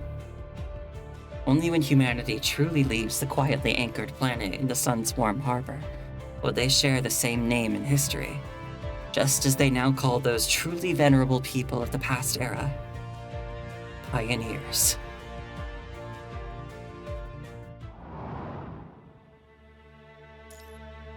Inferno. I'll say it once again. This is just a story. I am Schultz Rosium. I write poems, novels, and sometimes reviews. The stories I write are wild, diverse, and always extreme. I can be a soldier in a trench in a story, and a pioneer piloting a spaceship heading to the edge of the universe in the next. Who knows? Isn't that how stories should go? I've been to Kowloon. I feel like it is my second home sometimes. There's a saying in a book that goes, in the course of history, the past dominates the present, while in the writing of history, the present dominates the past. You see, history isn't that different from stories. Morality is like clay in our hands that can be shifted and shaped. People's morals can be vile as devils or noble as saints. I mean, the things I write are nothing but stories. I write many stories and poems about people. In the end, they're all just stories. Each story is different, and so is each person. For example, the poor soul in the story I published last week in Babylonia Weekly is actually based on my editor, who nags me about deadlines every day. I despise him because he used to talk about his miserable childhood. Curse of the family. Like other writers, it's important for me to know many people and experience things. Otherwise, what would I write about? That's why I'm often not at home or in the office. Makes sense, right? Nobody can stop me from finding information. Inspiration. Yeah. My friends often say that I write disgusting, terrible, psychopathic, and nauseating stories. I break these things down for my readers because I'm a sadist. I must refute that claim. There's reason for what I do. Who would want to write about suffering and tragedies? Shouldn't we only write about joy? Otherwise, I wouldn't have written about that poor, abandoned soul. That poor thing. My editor must be the person who deserves the most pity in the world. In the story with the abandoned dude, I also wrote about an artist with a terrible sense of beauty and a long-haired cat with awful fur. I spent an entire week observing my poor editor in the office so I could write this story. Maybe it was 4 days. I can't remember the earlier weeks, but our department asks for submissions every Friday. The story I'm about to tell you was first published in the 5,786th issue of Babylonia Weekly, on the 7th page of the fiction collection. I actually had the inspiration for it 4 weeks ago. I only started writing it 3 days ago.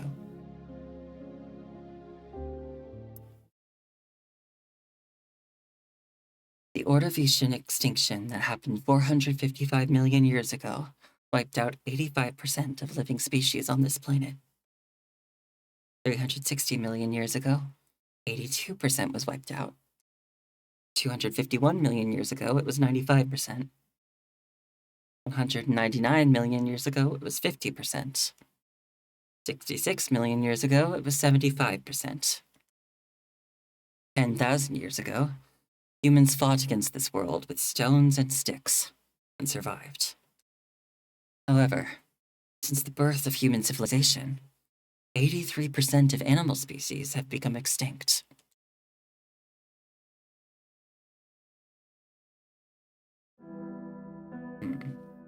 These words seem familiar.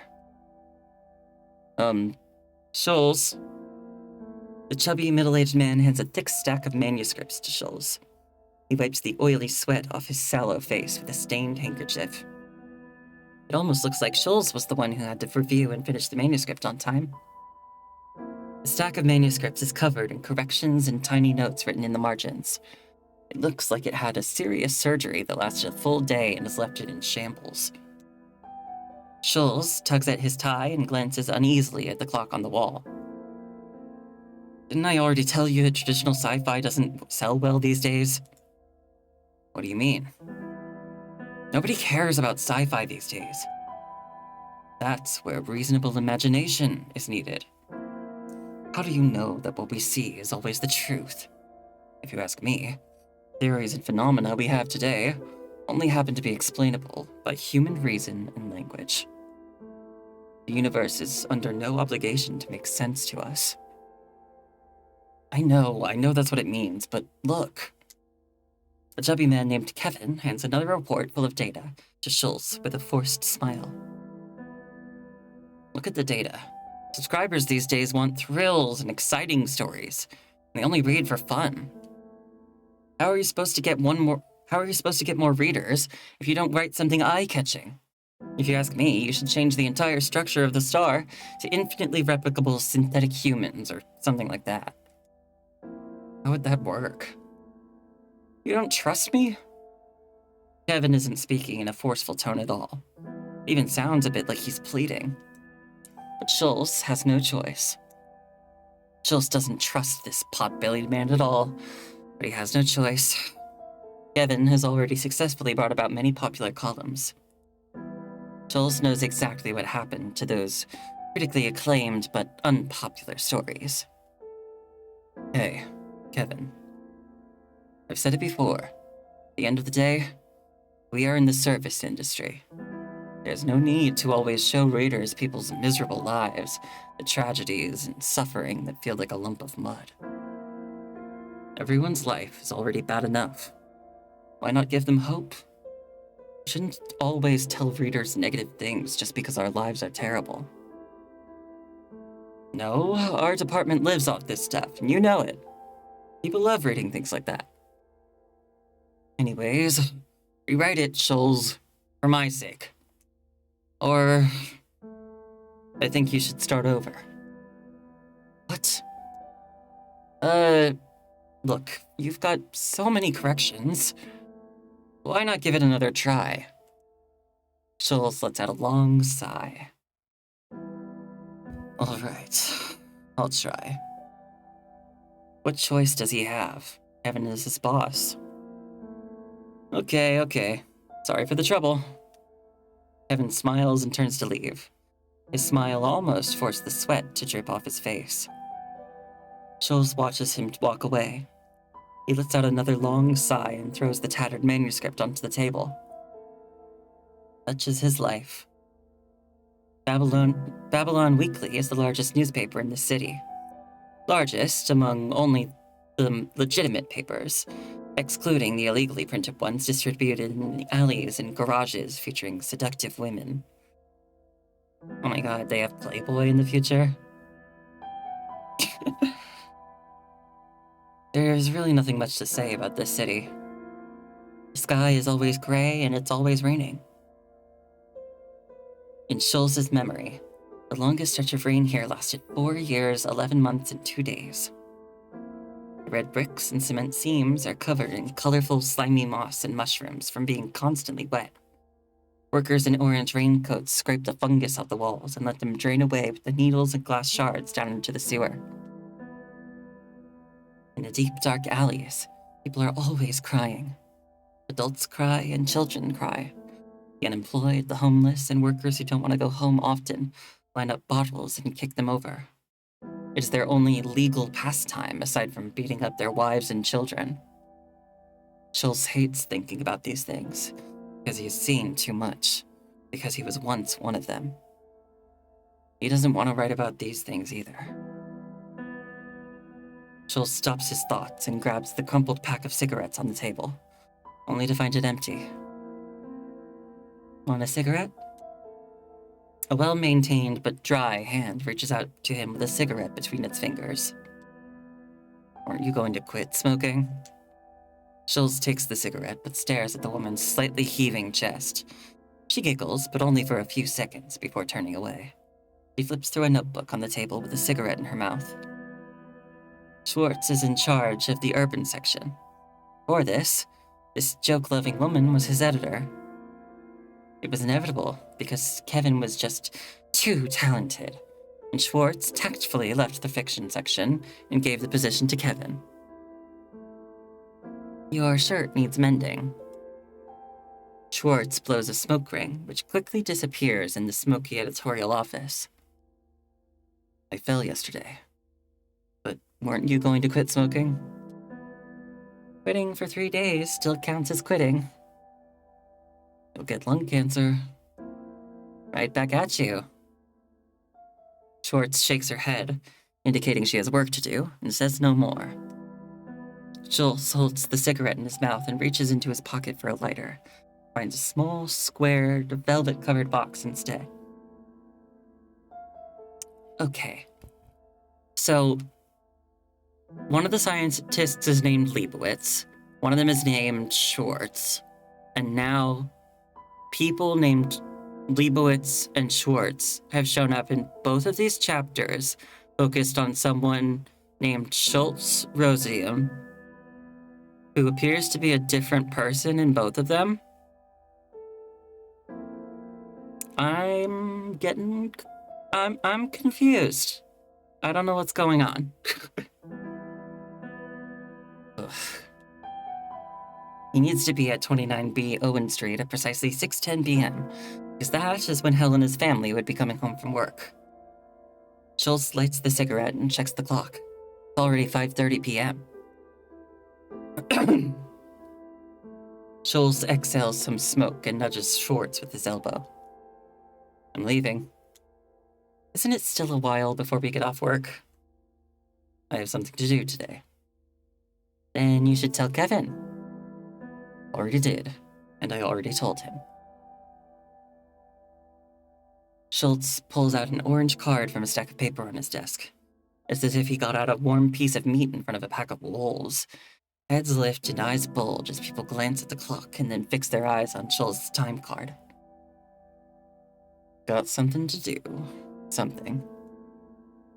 He mutters as he weaves his way through the hairy legs of wolves. He stuffs his time card into the unreliable time clock before ducking out of the smoky, dimly lit editorial office.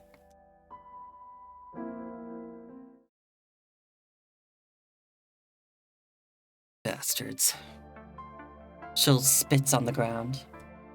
The rain outside has lightened up since he came to work in the morning. This kind of rain is the most awkward.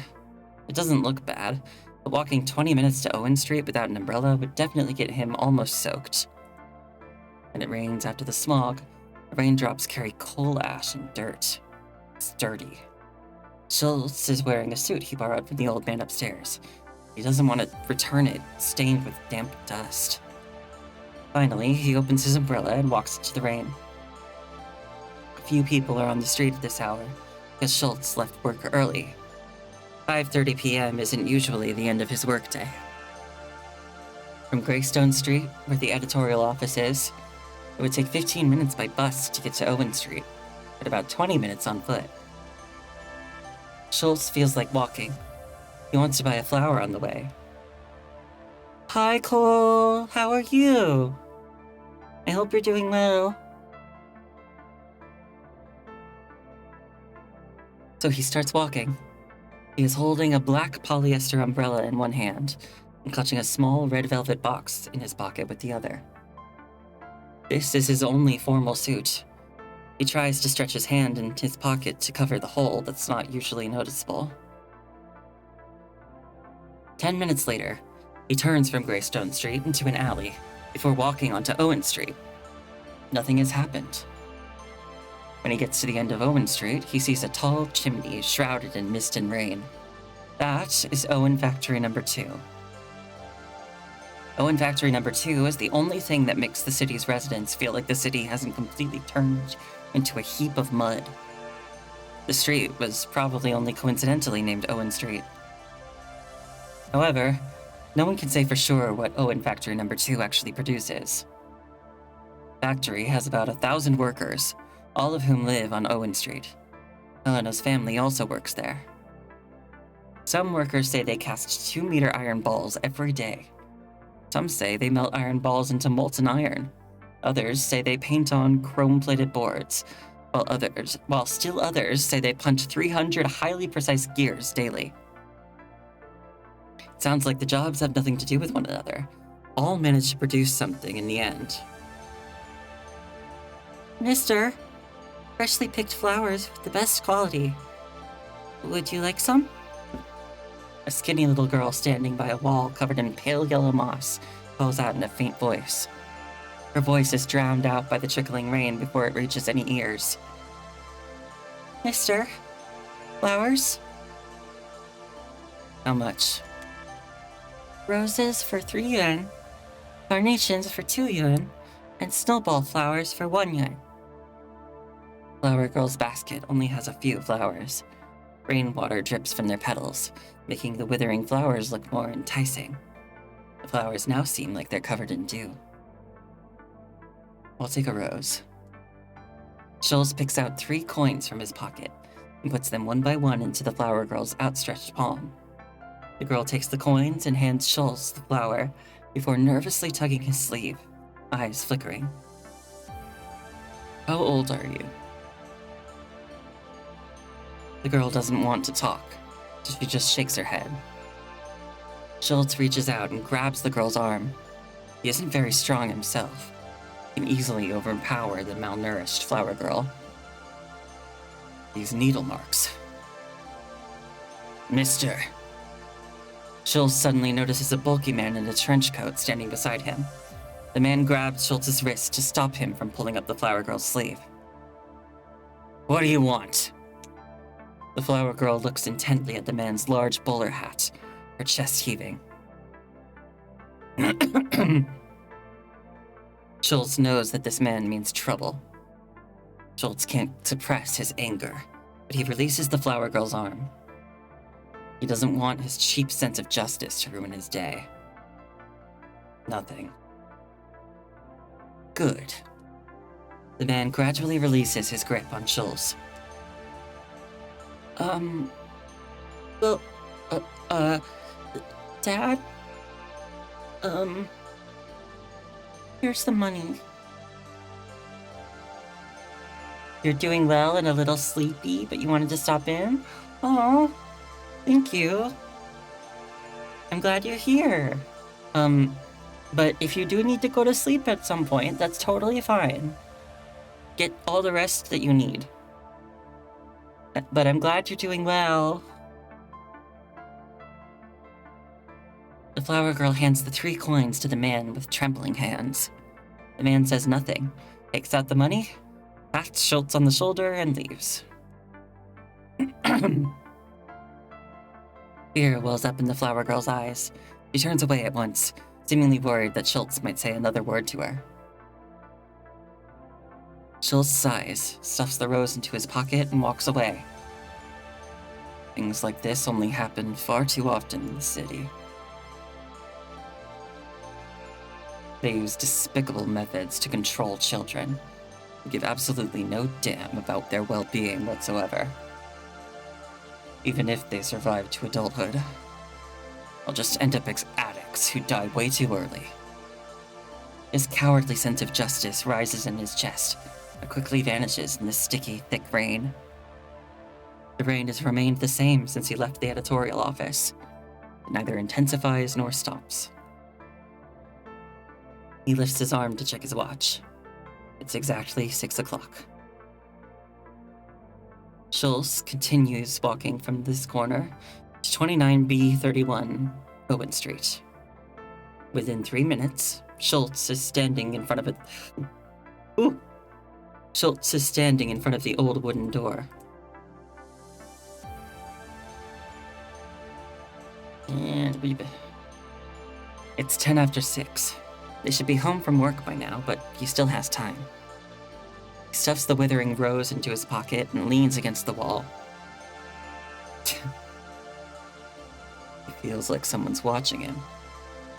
Schultz scratches his chin. He feels like someone is watching him from every direction, but he can't find the source. He hesitates before pushing the door open. Just as he puts his hand on the handle of 29B31 Owen Street, 7 or 8 bulky men wearing trench coats and hats suddenly rush up at him. Schultz is restrained before he can even react. He can feel the cold steel that makes up the pair of handcuffs on his wrists. What? Who are you? What do you want? A man in a trench coat and hat, who looks like the leader, stands in front of Schultz. The man presses down on Schultz's shoulder and takes out a police badge. I'm Martin Louet, local police chief. See, that's another name of one of the scientists. Something going on here is weird. Schultz Rosium, you are under arrest for the murder of Helena Clinton and 11 others. I will be taking you to the local police station for questioning.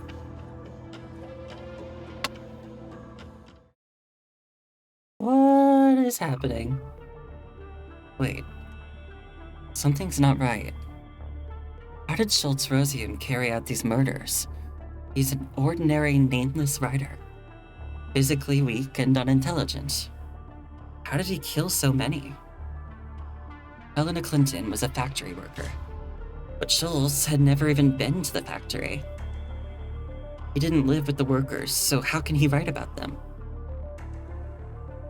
I crossed out that part of the draft after thinking it over. That's not exactly right. I'm a writer and a storyteller. Why can't I be a murderer? The problem here is the method.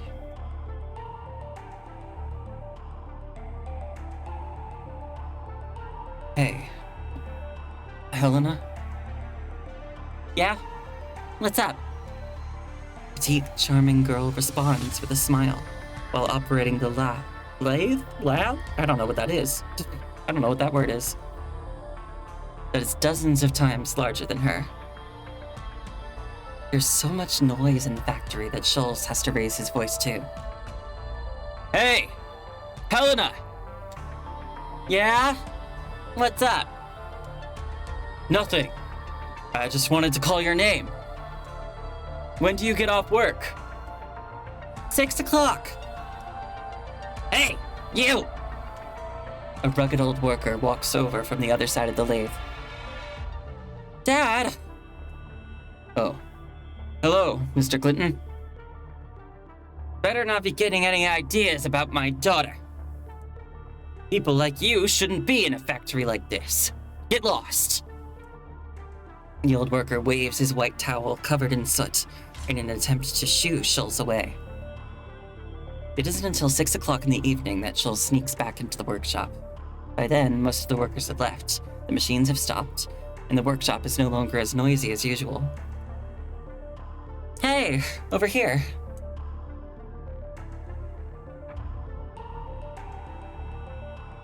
What a lovely girl.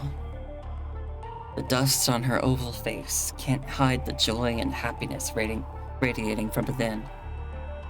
She is so beautiful that even her coal-stained work clothes look good on her. She waves at me, signaling me to come closer. She quickly realizes she isn't dressed for a date, so she grabs a towel from the shelf, wipes the dust off her face, and blushes.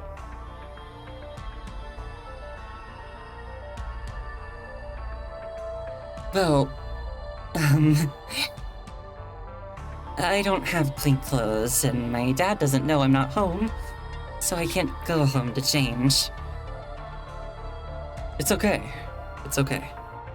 Just being with you makes me happy.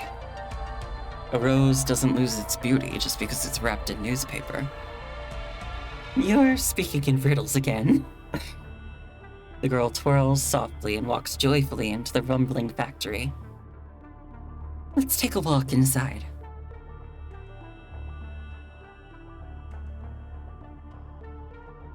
How did she die? How did I murder this poor girl without mercy? Helena's workshop is used to forging huge iron balls. Next to it is the workshop where her father melts these iron balls in a large furnace. It is a futile effort. No one knows what Owen Factory No. 2 actually produced. It seems almost like an ever-changing, ever-reorganizing Rubik's Cube. Factory's greatest advantage is its futility, which allows it to operate without regulations. That's why this factory is the best place to hide secrets.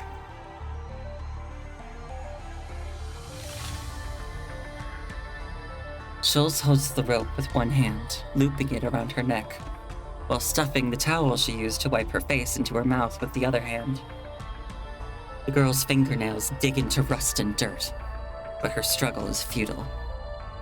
When she finally loses consciousness from the lack of oxygen, her hands are already tightly bound, and her mouth is stuffed with a towel.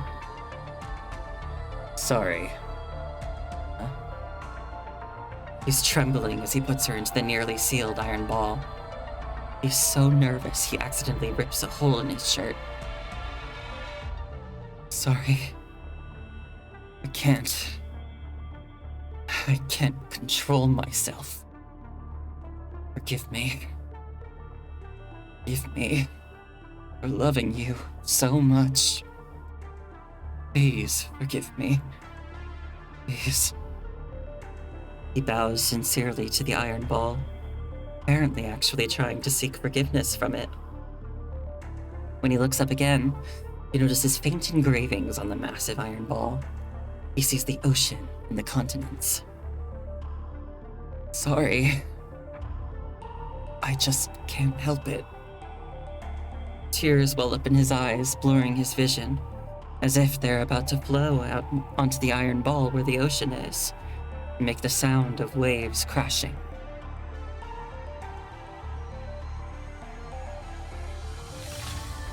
This iron ball, etched with the Earth's landscape, will be melted down before being recast. When old Baron arrives at work the next day, people find him in a foul mood. Baron looks as if he hasn't slept all night. Baron refuses to say why when asked. He stubbornly continues his work, transporting the iron balls into the giant furnace and melting them down. He gives the new workers who replaced Helena to recast the molten iron into new earths,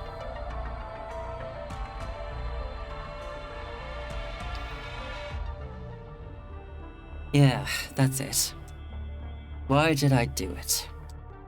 Don't expect the actions of a third-rate writer released from a mental asylum to make sense. I am already contributing to society by not wandering the streets aimlessly. But did I really, truly love her? Yes, I loved her. She was the one I should have married. We would have had children and lived a poor but stable life in this city. I've thought it all through. We didn't have children. We would adopt one from the orphanage. Orphans are one of the few things this city has too many of. At a certain age, we'll be stripped of our right to work, because this city never runs out of labor. Each person is like a machine part, tirelessly working the giant gear without a soul.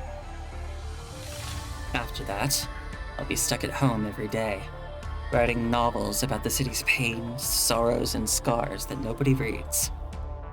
And my wife will have to draw crude illustrations for illegal tabloids in between household chores. I know her. Once she decides on something, no one can convince her otherwise. I can't blame her. How can I expect her to be mentally stable when she picks this kind of hobby to make pocket money? Until the day I die, I'm not sure who will go first, but I'll be buried in the cemetery on the outskirts of the city. Part of me hopes that I won't die, or that I'll at least become a topic of conversation after I die. I hope that one day, a ghost named Schultz will have 1,000,000 clones, and nobody can ever kill him. How cool would that be? You don't get it. This city is already a hellish dump. We might as well become one with it. Someone knocks at the door. What? Schultz, you're rambling again. I'm writing a novel. Enough. Come here. Take your pills and have some food and be quiet. I dragged my shackled feet reluctantly to the wooden door behind 3 layers of iron plates to get my grand dinner and the medicine of redemptive. Be quiet, okay? Okay. I am Schultz Rosium. I write poems, novels, and sometimes reviews. Who knows? Isn't that how stories should go? Everything, all of this, is just a story.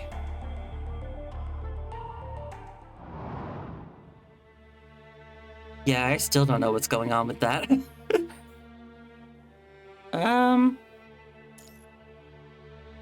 Children.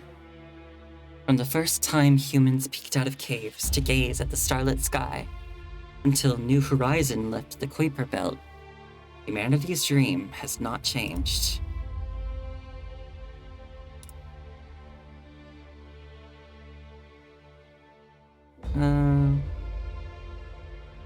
Wait, I wanna check again and see if I can find out if there are more chapters, just because I want to know how much longer this is. I like to plan out my time, you know?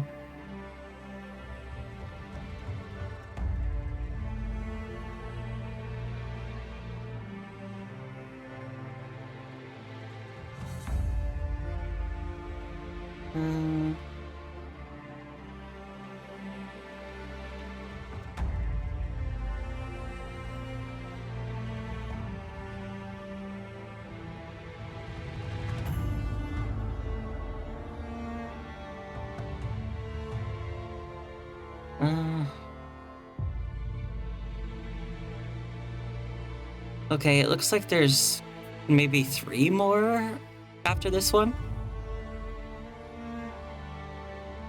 Okay. Well, let's keep going.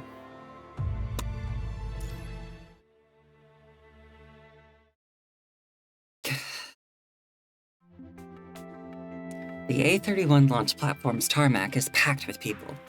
The Siberian cold is making people tightly grip their thick coats and scarves. The windless, icy air isn't dampening anyone's enthusiasm and curiosity. We are now looking at the core command module of the Dawn 3 deep spaceship.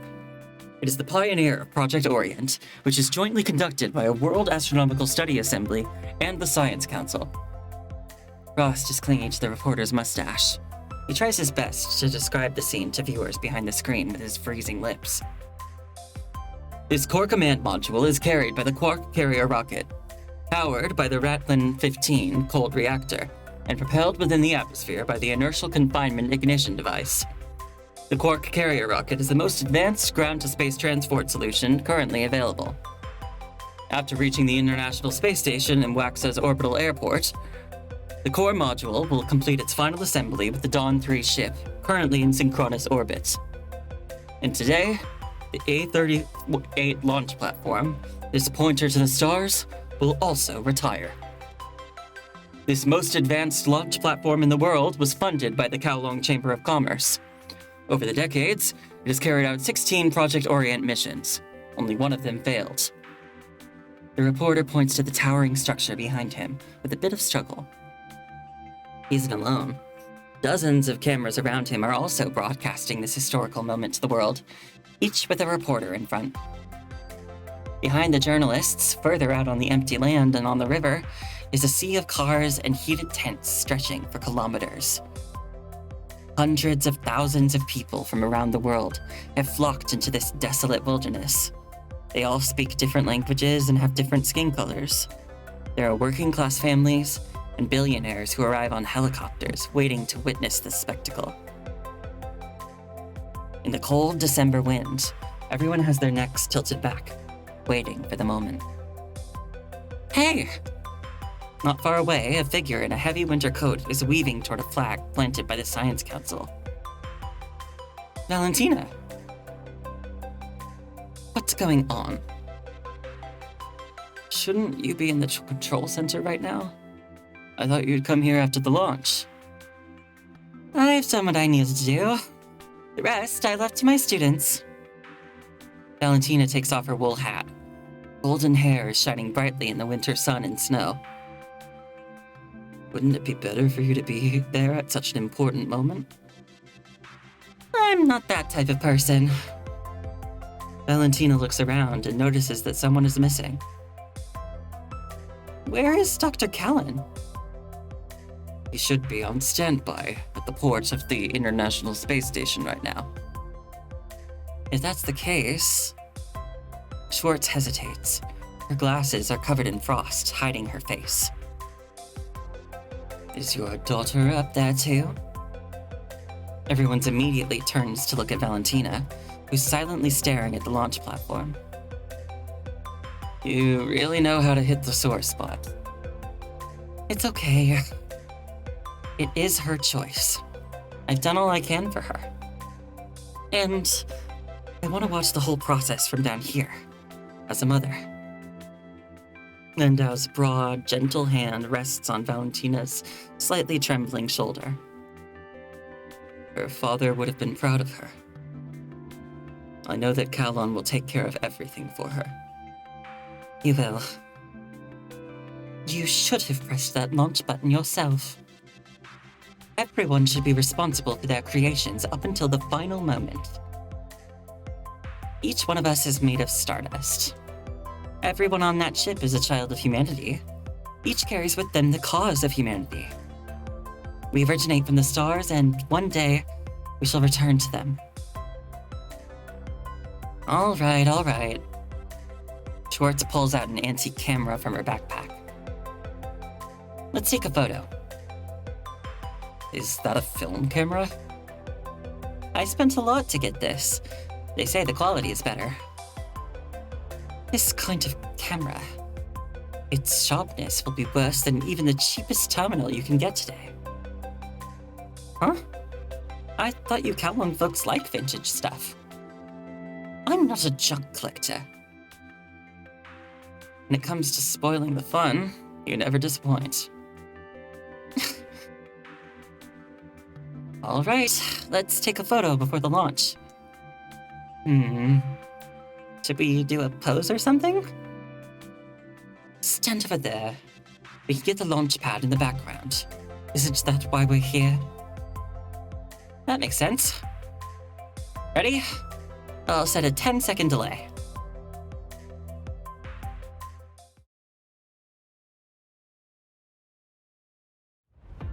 "20 minutes until launch." Dawn 3 command module test data normal. Full crew physiological readings normal. Commander status normal.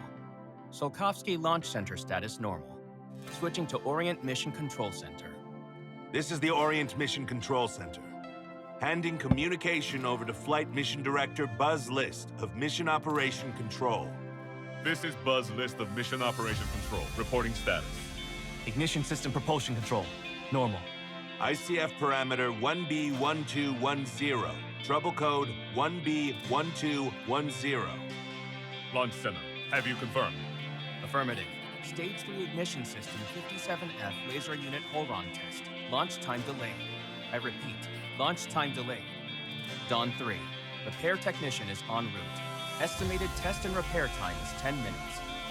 Commander, copy. Continue with the Mission Operations Control. Fast neuron signal monitoring. Normal. Thermal conversion control. Normal.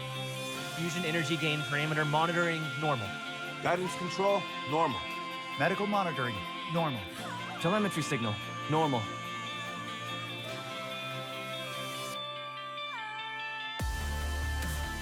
"10 minutes until launch."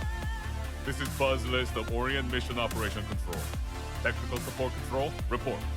Space tracking network signal normal. Ready for launch. Science Council technical support status normal. Spitzer surveying and mapping data normal. Ready for launch. WAXA Arctic Route Union Array signal normal. Ready for launch. WAXA Kowloon array signal. Normal. Ready for launch.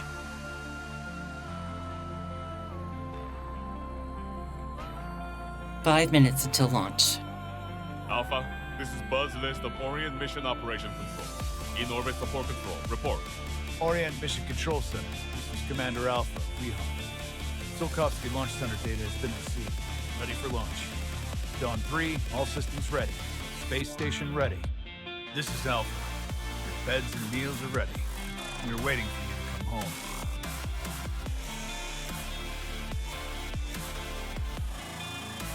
"3 minutes until launch." Orient Mission Operation Control and Mission Control Center, ready for launch. Tsiolkovsky Launch Center ready for launch. Science Council ready for launch. International Space Station ready for launch. Dawn 3. This is Flight Director Edward White. Dawn 3 Commander, Nemo, copy. The entire team is ready for launch. Everyone, Godspeed. Thank you.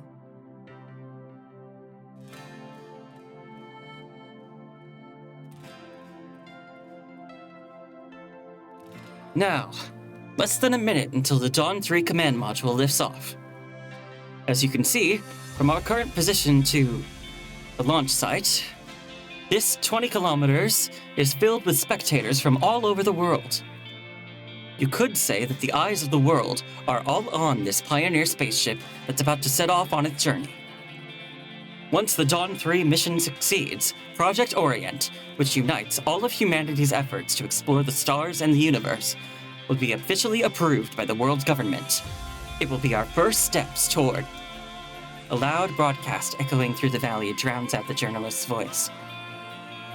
55 seconds to launch. Power transmission complete. 45 seconds to launch. Full stage ignition device pressure vessel pressurization complete. 30 seconds to launch. Dawn 3 command module parameters are normal. 20 seconds to launch. Plasma restrictor removed. 15 seconds to launch. Aerospace navigation initiating.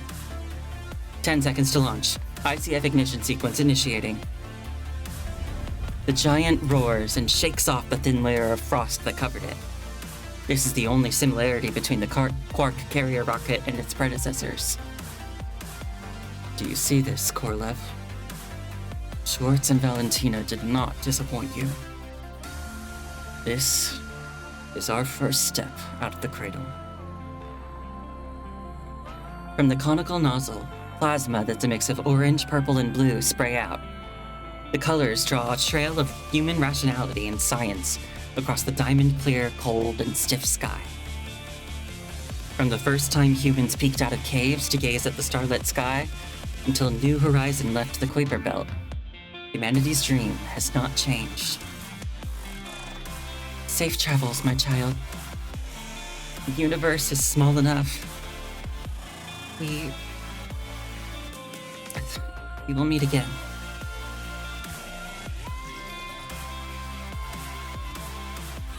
Dawn 3 will complete its final assembly at the International Space Station 28 hours later.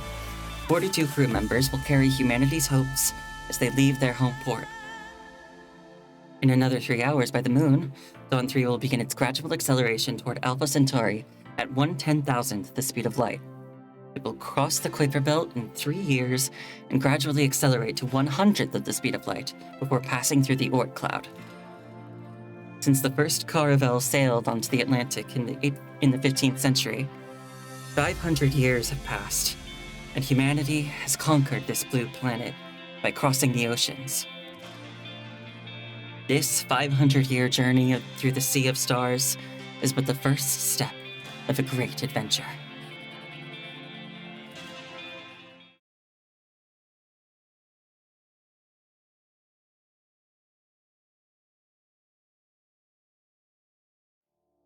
Only a few nightlights are left in the once brightly lit hall. The rows of tall data stacks with constantly flashing indicator lights now look more like people's imagination of the starry sky. In this flowing, starry sea, a light that doesn't belong to this sky stands out. Are we going to continue? Yes. Landau has one hand on his temple and the other on the keyboard. You haven't slept for 2 days. I guess.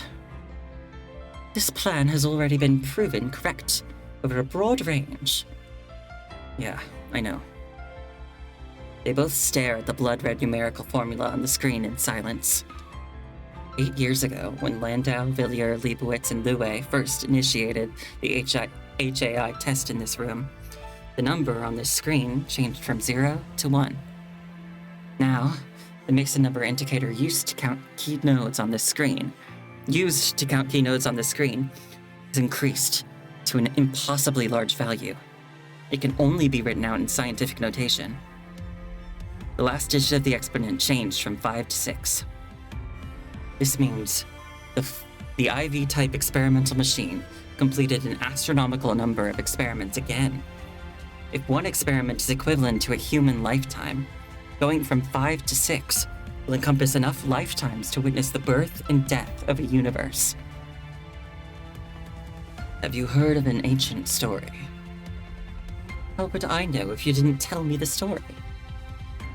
Landau grins, but Villiers doesn't notice how much energy and courage went into that smile.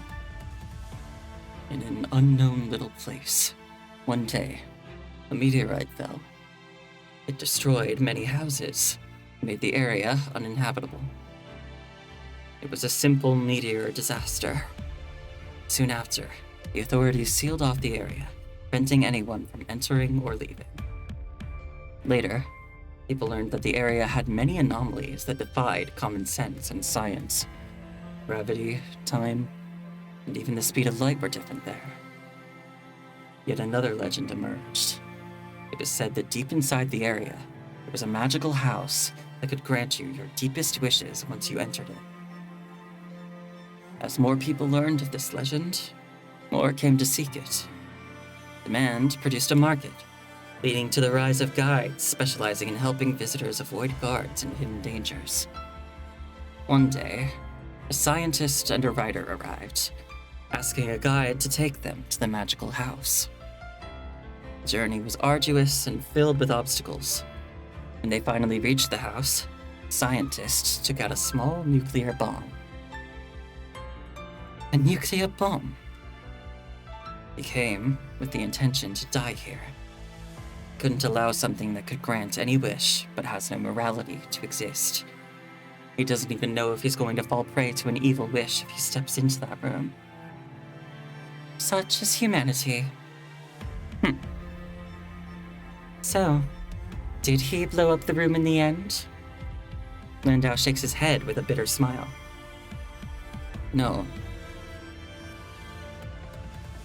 Have you ever thought about what would happen if there really was a room that could grant any wish hidden in the depths of someone's heart? Villier's disdainful expression freezes. A wish-granting machine? Something like that is scientifically impossible. You are denying it, so you must know what it implies. If something like that existed, then science, empirical natural science, would cease to exist. Exactly. But there's no such thing as a room that can grant anyone's wishes. Of course. So the scientist in the story should never have believed in it from the start. Scientific rationality should be used to verify the truth. Science moves toward the future because the unknown exists.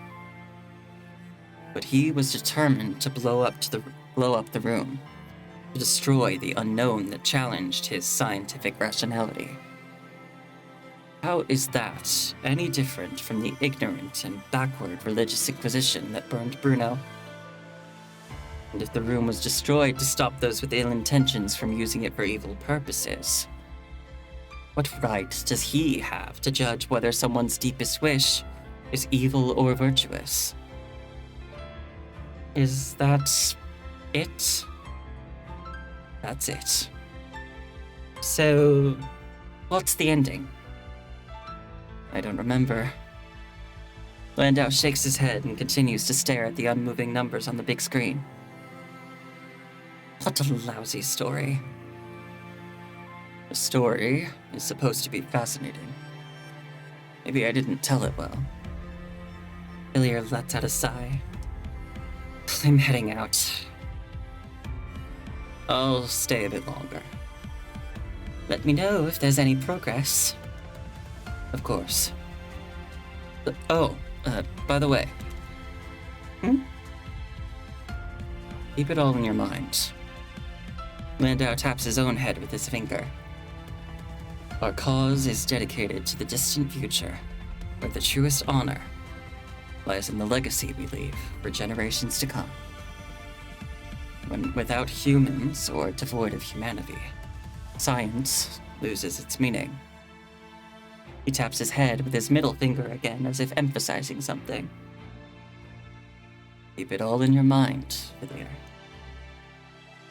Humanity is way past the point of being saved.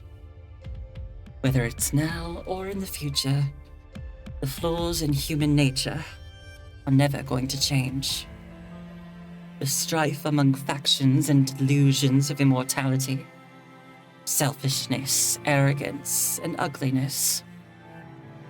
Pathetic. Villiers falls silent and turns to leave. His figure slowly fades into the corridor of the Science Council, Section 3. The dim light at night envelops him, as faint as the final echo of an ending era. Over these 8 years, Villiers never quite refers to Landau as his teacher, and Landau never views him as a true student. They are merely stepping stones on humanity's path to the stars. Whether a student or a teacher, it's all the same for the future. It's fine.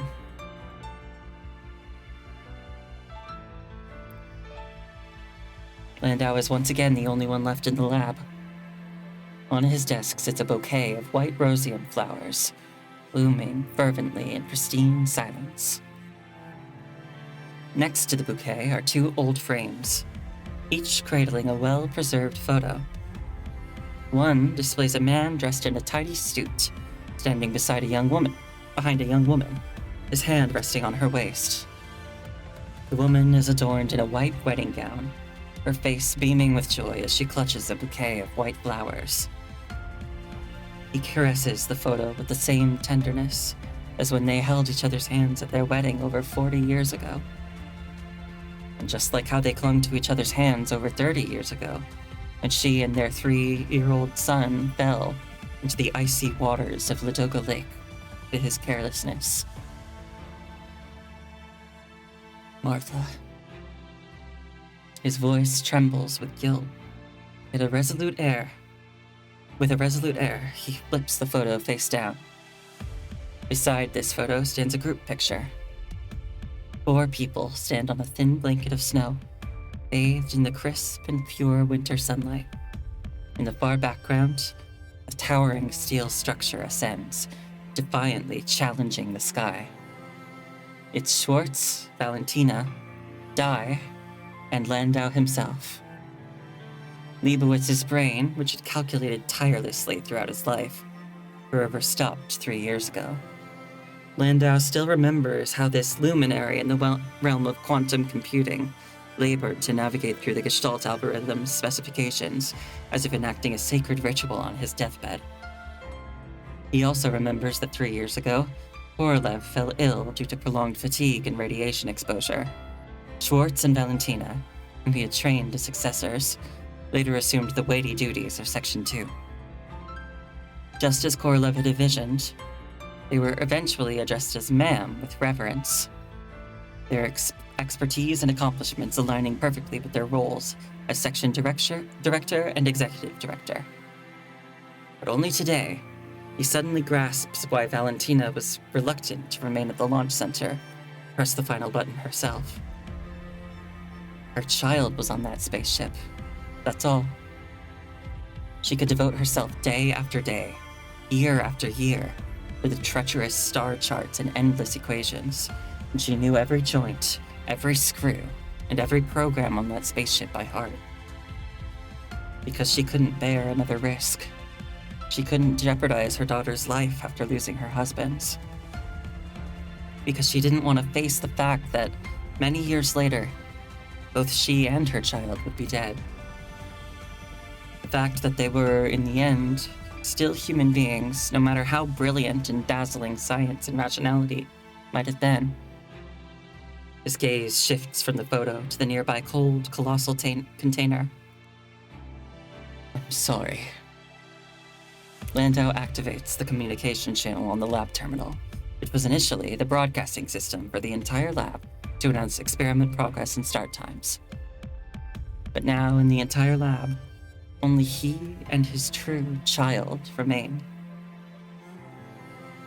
Commence heuristic AI bionic consciousness keyed domain gestaltized simulation. Code name 04. Sometimes changing the world only requires the simplest love.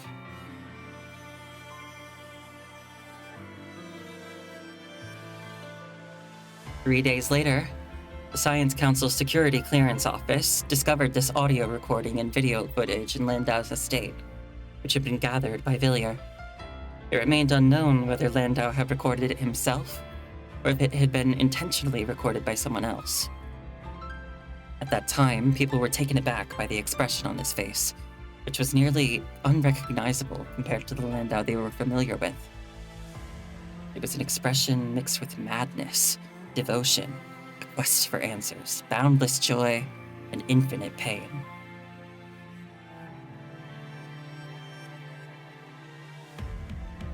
When we come to understand that the truth we have sought all our lives is now before us, each of us should feel this way. Thus spoke Dominic.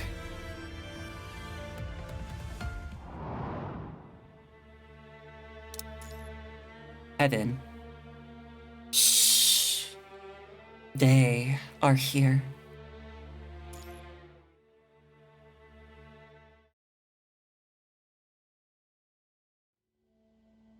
Sponging a pocket watch, Schultz sits by the farthest porthole on the bridge. He gazes at the light spot 12 light years away, waiting for the verdict of this ship's tribunal. He bought this pocket watch 230 Earth years ago from a roaming group of merchants who gathered artifacts from before human civilization departed the Milky Way. No one knew where they got these items. Rumor had it that they also possessed a unique device used for controlling sequences from ancient eras. Schultz sifts through his memories. The ship's psychologist, Schwartz, has always believed Schultz harbors a certain compulsive thinking pattern, yet he sees no way around it and opts to yield. Like this, Schultz locates the special device he had previously seen in his memory. a collectible piece known as an abacus.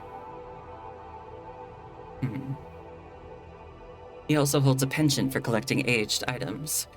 When Pioneer Leibowitz was ejected from the W-40 home port at the edge of the Gold Belt, he was meant to bring along the pocket watch his grandfather had left him.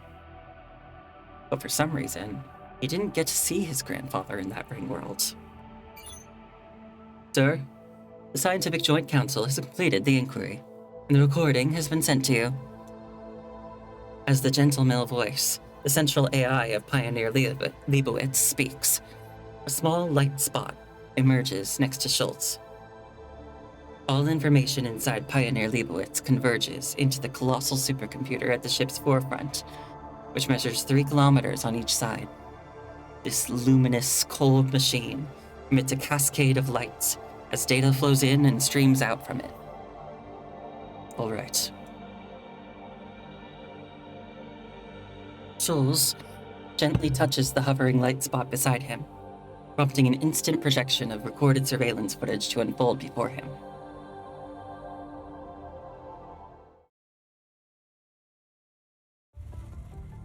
Greetings, Mr. Louet. I'm Mosi, and I will be asking some necessary questions on behalf of the Joint Council. A deep and somewhat raspy voice resonates through the desolate room, and inside there's only a table, a chair, and a man sitting on the chair, who seems disheveled and on edge. Go ahead.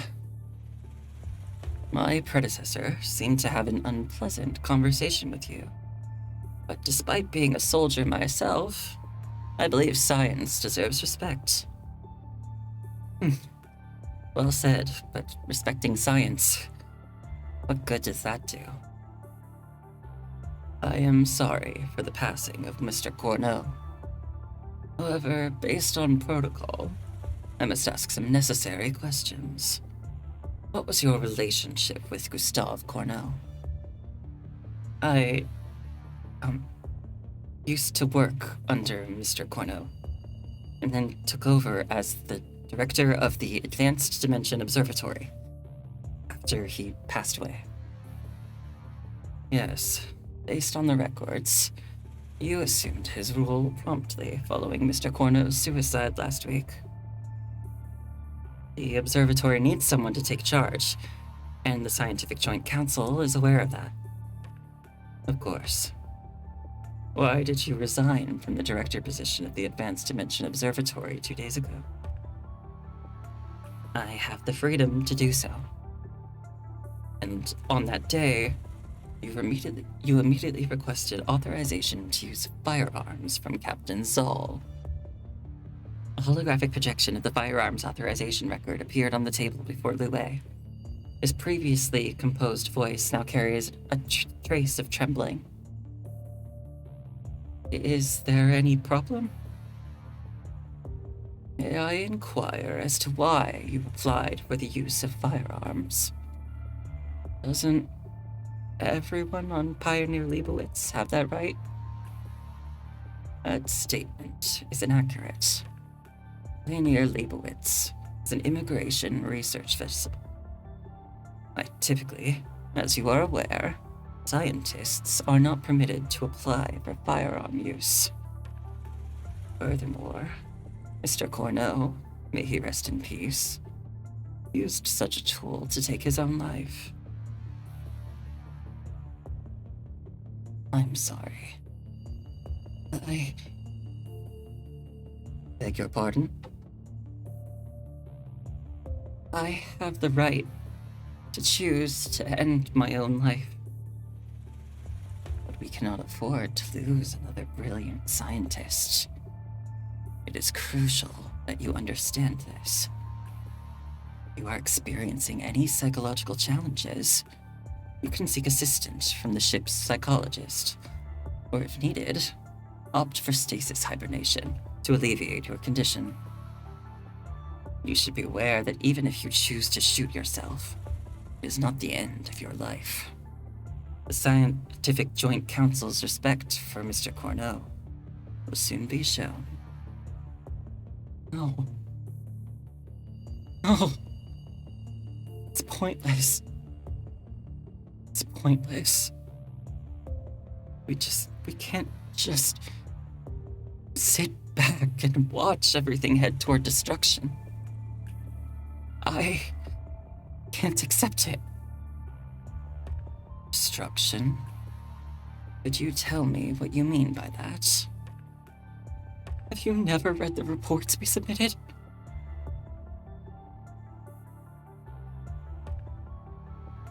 Schultz raises his hand to signal Kant to pause the video and asks, "What reports?" The Advanced Dimension Observatory has recently submitted 42 reports. The first one is ADO Observation Report _ 2753-11-20, submitted by Sir Gustave Cornell. The light dot hovering next to Schultz flickers as if contemplating, before projecting a report beside him. Keep playing first.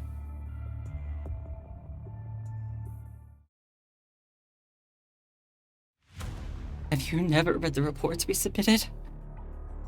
What reports? See? You really don't care about this. Oh. Are you referring to the recent observation reports submitted by Mr. Cornell and yourself? Yes. However, the Scientific Joint Council has validated these observation reports as nonsensical. No! It's impossible! Lue swallows hard, appearing even more nervous. On November 18th, Mr. Cornell instructed us to check the sky surveyors located at the ship's bow 4 times. Because the data we got from the observatory at the ship's stern, there was obviously something wrong with it. When I and 4 other scientists checked in person, the configurations of those sky surveyors were perfectly fine. So what exactly is the problem? 12 light years away, the pulsar at our target location. There's some problem with its electromagnetic radiation beam on the macro scale. You mean issues with its electromagnetic radiation?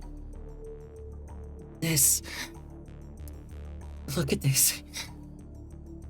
Lue raised his hand and projects a data report. This is the pulse signal of PSR-C1975 plus 2253, obtained on November 17th.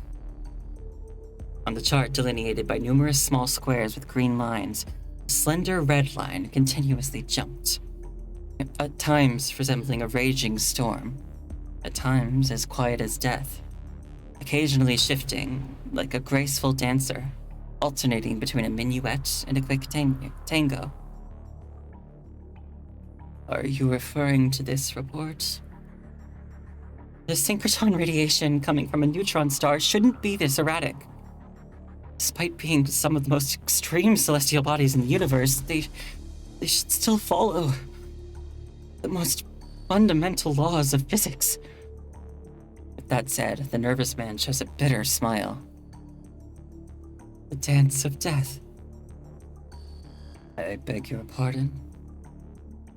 After that, Mr. Cornell immediately turned the sky surveyors to check other pulsars in another direction we had observed when we left the home port. There were typical white dwarfs and neutron stars, all without issues. Their frequency spectrum cycles remained normal, which meant that our devices were perfectly fine. The only problem could be that star. That crazy star. But this could not be the cause of Mr. Cornell's suicide, nor can it be the reason for your attempt. Don't you get it? In our knowledge system, a star can't have such completely irregular pulse signals. It's like this star is a system of true chaos, constantly collapsing and then undergoing supernovas and a frequency of visible light. It's like a meatball. One moment it's a complete meatball, and the next it shrinks into a black hole. This is equivalent to changing all 4 fundamental forces within a Planck time and rewriting everything. Even the speed of light is constantly stretched and contracted like a rubber band. That's impossible. Also, as far as we know, when a star collapses into a compact object, angular momentum remains constant. In other words, the star should be spinning rapidly, and we shouldn't see a scenario where the conical radiation zone rotates through the one region slowly and then abruptly shifts magnetic poles to another area. Thus, I'm only leaning toward one possible explanation. What is it? ESR-C1975 plus 2253. 12 light years away. Might not be a pulsar.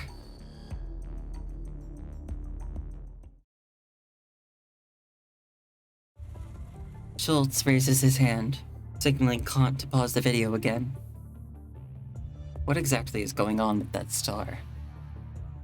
As per the route designated upon departure, PSR-Z1975 plus 2253 is a neutron star that requires our observation. I know this.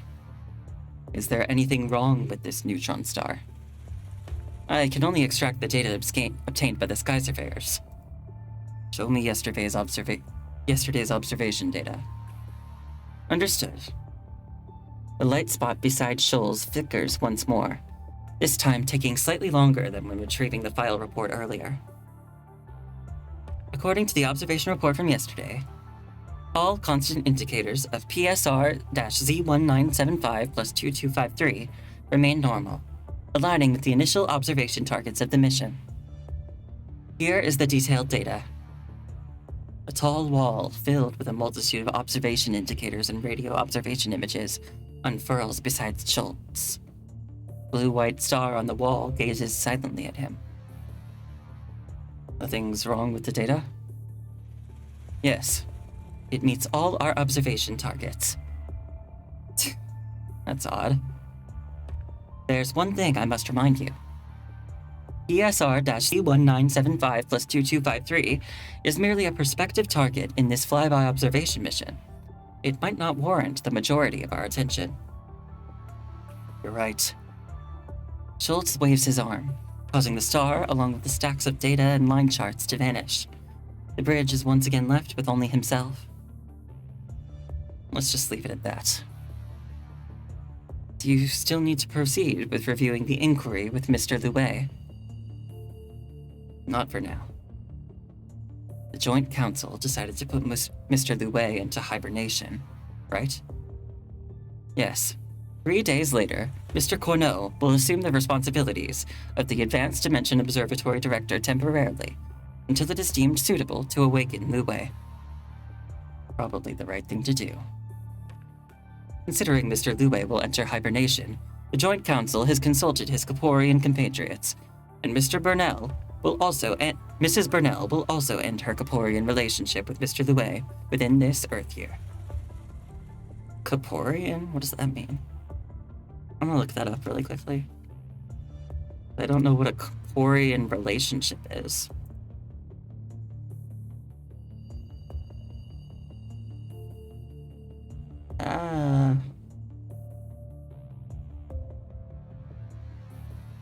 Yeah, I don't know. Google is not being helpful at the moment. But anyway, let's keep it moving.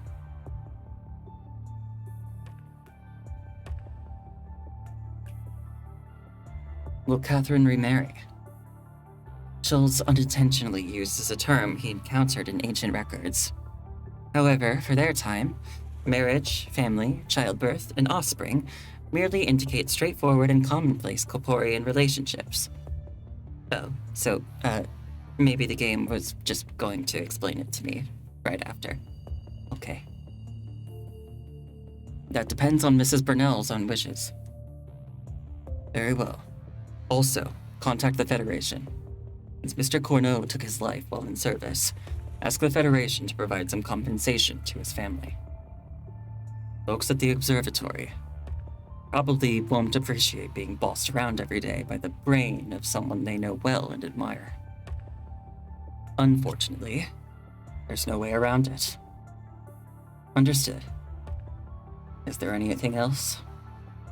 At present, there are no miscellaneous tasks that necessitate your attention. Then I'll plan the following course. Jules taps Kant, and a vast star map materializes instantly in front of him. They are currently on a glide path from NGC 185 to M33, having just warped from the direction of the Fornax dwarf spheroidal. Their task is to finalize the scientific exploration of this region within the designated Earth years. Leading a group of rigid scientists in exploration is no easy task, which is why the Federation has designated military personnel as decision-makers on each scientific exploration vessel. How soon can we be ready for the next warp? Given the deviation disturbance upon Pioneer Leibowitz's ejection, we are experiencing a deviation index of 2.87% from the intended course. Therefore, to uphold the space-time continuity of the entire vessel, the warp engine requires a minimum of 5.7 Earth days for cooling down. Their trajectory accuracy still isn't there. This deviation is within acceptable limits. The next warp destination will be close to PSR-Z1975 plus 2253. I'll set the coordinates myself. May I interpret this as you proceeding with the research mission on PSR-Z1975 plus 2253? Yes. There is no imperative needed to allocate excessive time to this pulsar. It's one of the predetermined targets anyway. Proceed. Understood. By the way, bring Lue out of hibernation in 5 days. I'd love to see his expression then.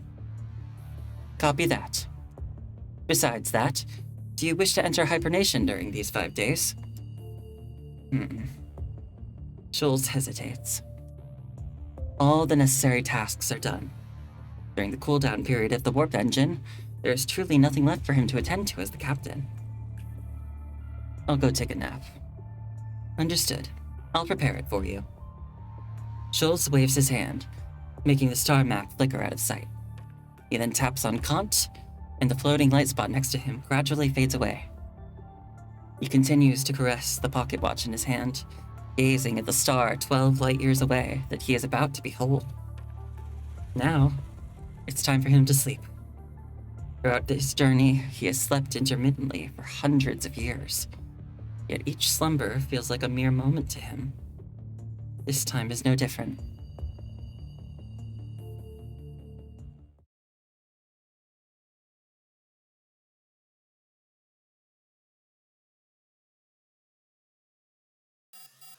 Warning.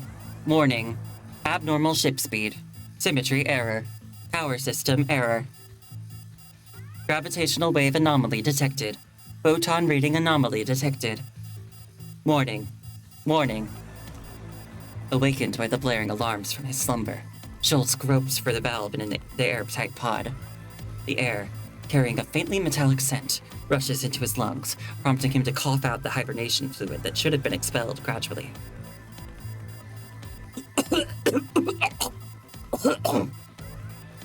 What's happening? The life support center should have been brightly lit, but now it is shrouded in darkness, with only the flashing alarm lights illuminating his figure. Haunt. He taps the control panel of the hibernation pod, but the familiar light spot does not show up beside him. Emerging from the hibernation usually entails a minimum of 10 minutes to restore muscle tissue receptors. However, drawing on his military experience, Schultz summoned his strength and vaults out of the hibernation pod, landing firmly on the ground. Expecting to step on glass shards, he instead senses a slick liquid beneath his feet. Schultz tries to examine the ground, but his attempt proves futile. Under the flashing light, the entire life support center, including Schultz in his shirt, is enveloped in a blood-red hue. Warning. Abnormal ship speed. Symmetry error. Power system error. Gravitational wave anomaly detected. Photon reading anomaly detected. The alarms continue to blare incessantly. I gotta head to the bridge to figure things out. The power system seems to be malfunctioning too. Schultz fumbles his way toward the airtight valve of the light support center. Recalling his training, he manages to locate the manual valve for the door. All his experience as a soldier proves invaluable for this moment. An average person, just emerging from hibernation, would never have the strength to turn this nearly 1 meter diameter iron valve. Help! Help! Anyone? Is anyone still there? The corridor outside the life support center is equally dark, with only the red alarms flashing. However, a faint silhouette can be seen there. For safety, Schultz retrieves a wrench from beside the emergency valve and calls out cautiously. Who's there? It's me, Lue. It's me. Captain Schultz, you're still alive. Lue stumbles to Schultz's feet, tripping multiple times along the way. Lue, what in the world is going on? Mad. This is madness. Everything's gone mad. The hysterical man mumbles incoherently, his teeth chattering as his voice rises and falls erratically. What do you mean? People. Those people. And this ship. Everything's gone mad. Everything. To bring Lue back to his senses, Schultz has no choice but to slap his face. Calm down, Lue. Where's everyone? How did they go mad? But Lue seems to be choking on something, uttering no more words and only shaking his head frantically. Damn it. In this situation, if Pioneer Leibowitz has indeed lost power and can't activate Kant, Schultz must make his way to the bridge. That is where he, as captain, needs to be. Directly beneath the bridge lie Kant's computer core and the engine room. To gain entry, you must retrieve the keycard from the bridge. Lue, can you still move? Lue nods at him. Good. And get to your feet. We're heading to the bridge now. No matter what has happened to this ship, I need to be there. And since Kant can't be activated now, we have to go below the bridge to check on his status.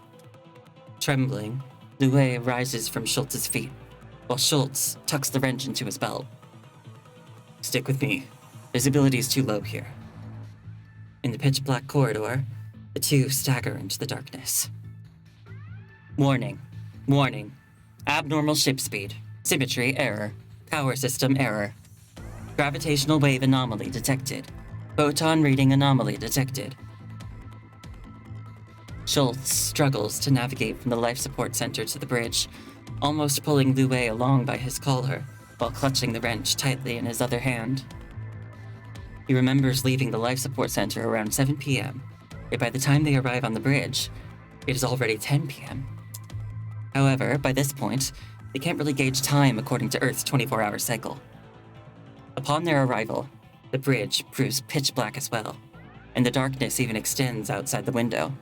Only a faint light emanates from the control panel situated at the center. The entire Pioneer Leibowitz seems to be deprived of all light, as if put inside a pocket. Damn it. Where is everyone on the bridge? Where are the operators? Where did they go? Don't ask me.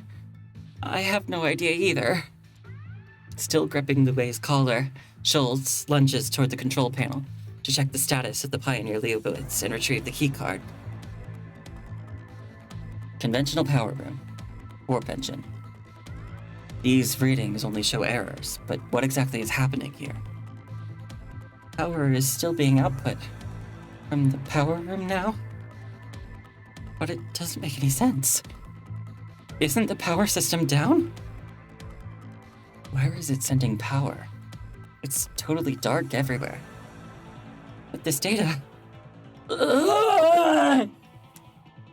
Lue suddenly lets out a shriek, pointing somewhere across the control panel. Across the control panel, a red, indescribable shadow looms. Thump, thump, thump. Help! Help! Thump, thump, thump. The red shadow remains motionless, seemingly bound by something. The thumping sound comes from within the shadow. What is that thing?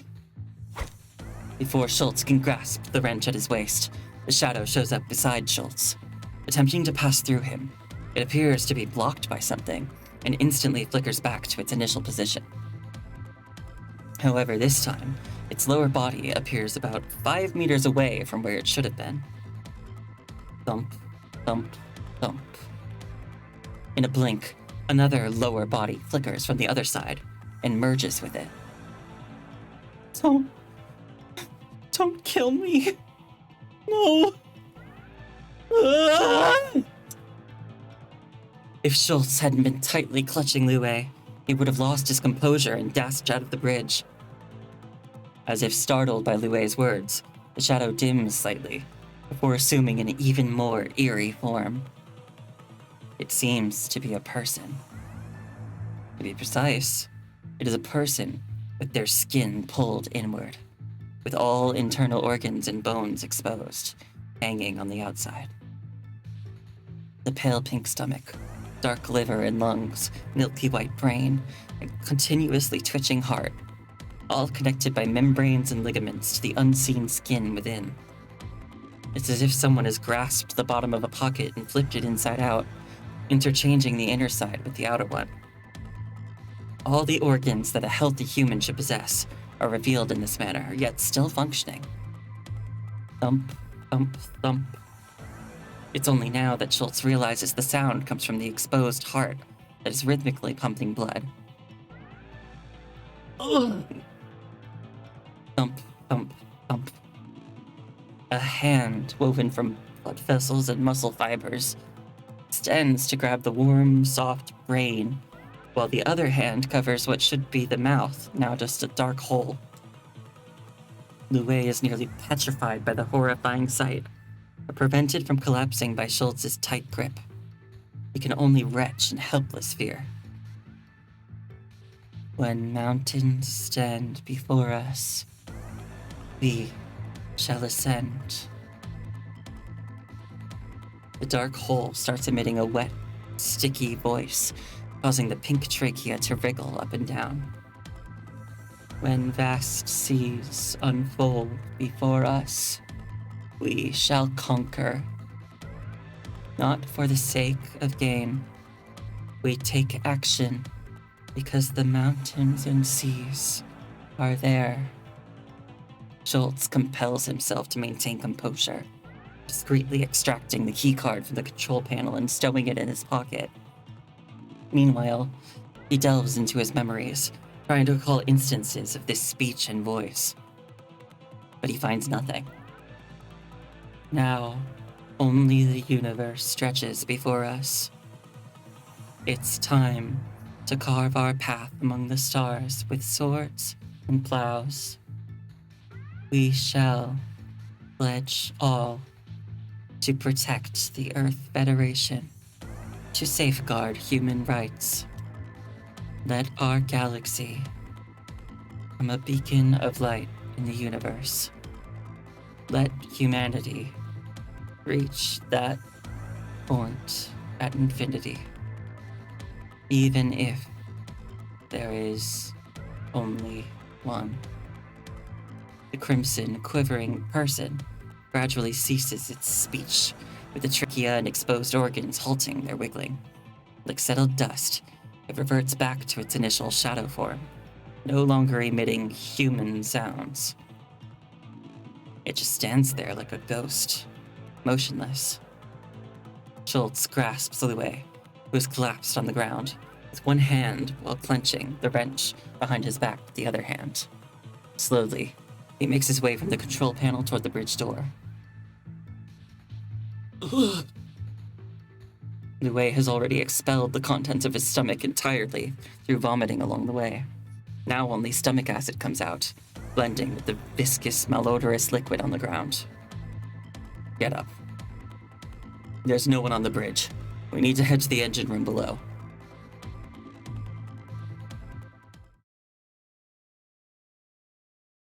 The engine room and the computer core room of the Pioneer Leibowitz are positioned directly beneath the bridge, nearly next to each other. The ship's autonomous supercomputer, known as Kant, takes the form of a cubic structure measuring 3 kilometers on each side, resembling a colossal mechanical brain. Suspended at the center of this supercomputer is the engine room, serving as its brainstem. The journey from the bridge to the engine room unfolds surprisingly smoothly for Schultz and Liu Wei, as they encounter no obstacles along the way.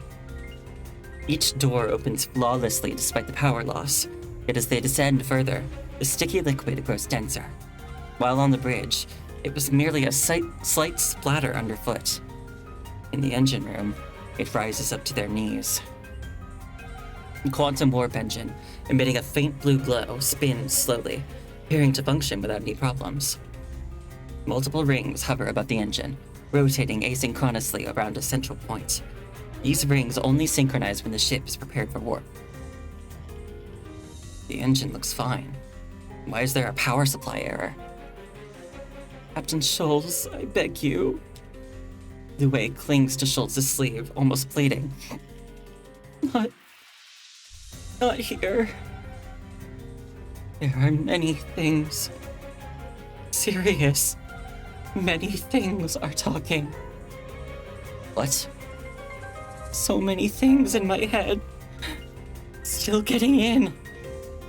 Get out! Get out! No! Don't tell me! I don't want to know! I don't want to know! Liu Wei suddenly erupts with strength that belies his frail frame. He seizes a crowbar and lunges at Schultz, who deftly dodges Liu Wei's frenzied attack. What are you doing? No! No! I don't want to know! He swings the crowbar in a frenzy, striking at the indiscernible colored liquid in the engine room. Isolated system. Oh, that's wrong! Energy is conserved! It's impossible! Light speed. This light speed is impossible! How can light speed be negative? No. No! Don't tell me! I don't want to know anymore! Liu Wei suddenly falls silent, his head drooping. Liu Wei? It's all too late. What? We've reached the end of this universe, the furthest humanity can go. We cannot go any further. Light and energy are also a type of information, but the universe is a blackboard. For them, changing, establishing, or erasing rules is nothing different from manipulating chalk marks on a blackboard. They do not exist in this mundane world, but on a higher plane. It's too late. The warp engine abruptly accelerates, flashing a frenzied blue light. Right at this moment, Liu Wei, standing before Schultz, melts. Liu Wei! His body, akin to ice in a desert, begins to bleed, then dissolves from his head down to his limbs, organs, and bones, blending seamlessly with the viscous liquid pooling at Schultz's feet. Just like this, Liu Wei vanishes before Schultz in less than 5 seconds. Damn it. Schultz reaches for the wrench at his waist, soon realizes there's nothing remaining around that would make him draw his last defensive weapon. In an instant, the rings realign on the same plane, standing upright on the engine platform like a dartboard awaiting its mark. Thump, thump, thump. Where Liu Wei had just melted, a shadow similar to the one on the bridge flickers into existence, only to vanish in a blink. Fucking hell. Schultz spits and gazes back at the motionless quantum rings of the warp engine.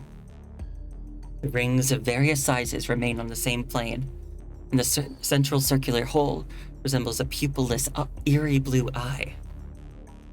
Schultz knows that at the core of those rings lies a center of mass, which allows the warp engine to maintain space-time continuity.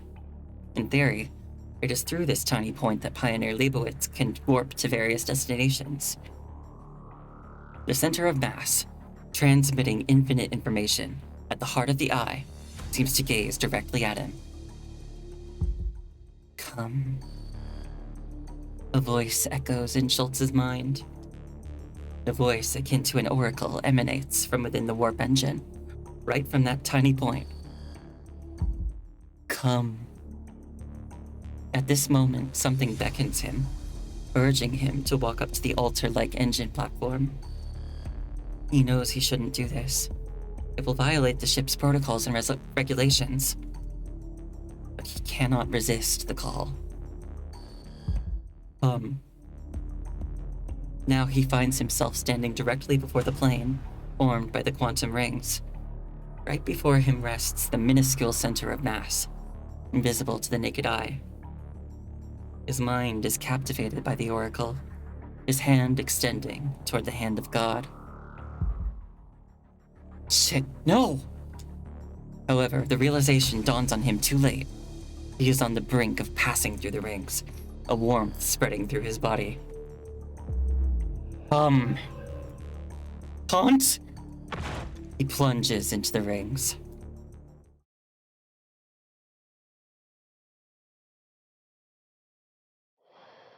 The last human in this universe floats in a bottomless abyss of void.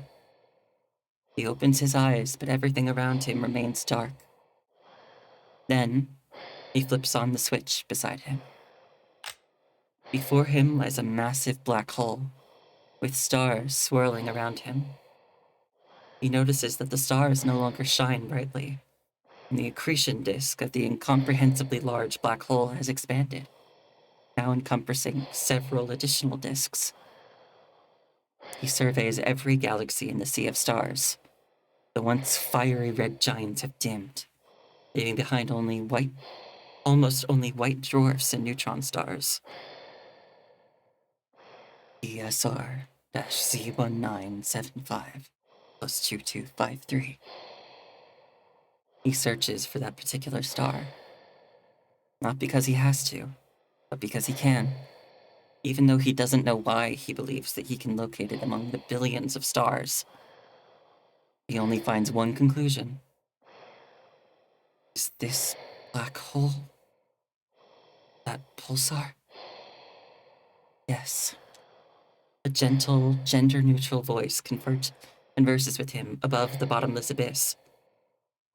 Who are you? I'm one of them. I'm responsible for observing this universe bubble. This universe is nearing its cooling phase. I've only been here for a minute. You measure time in minutes.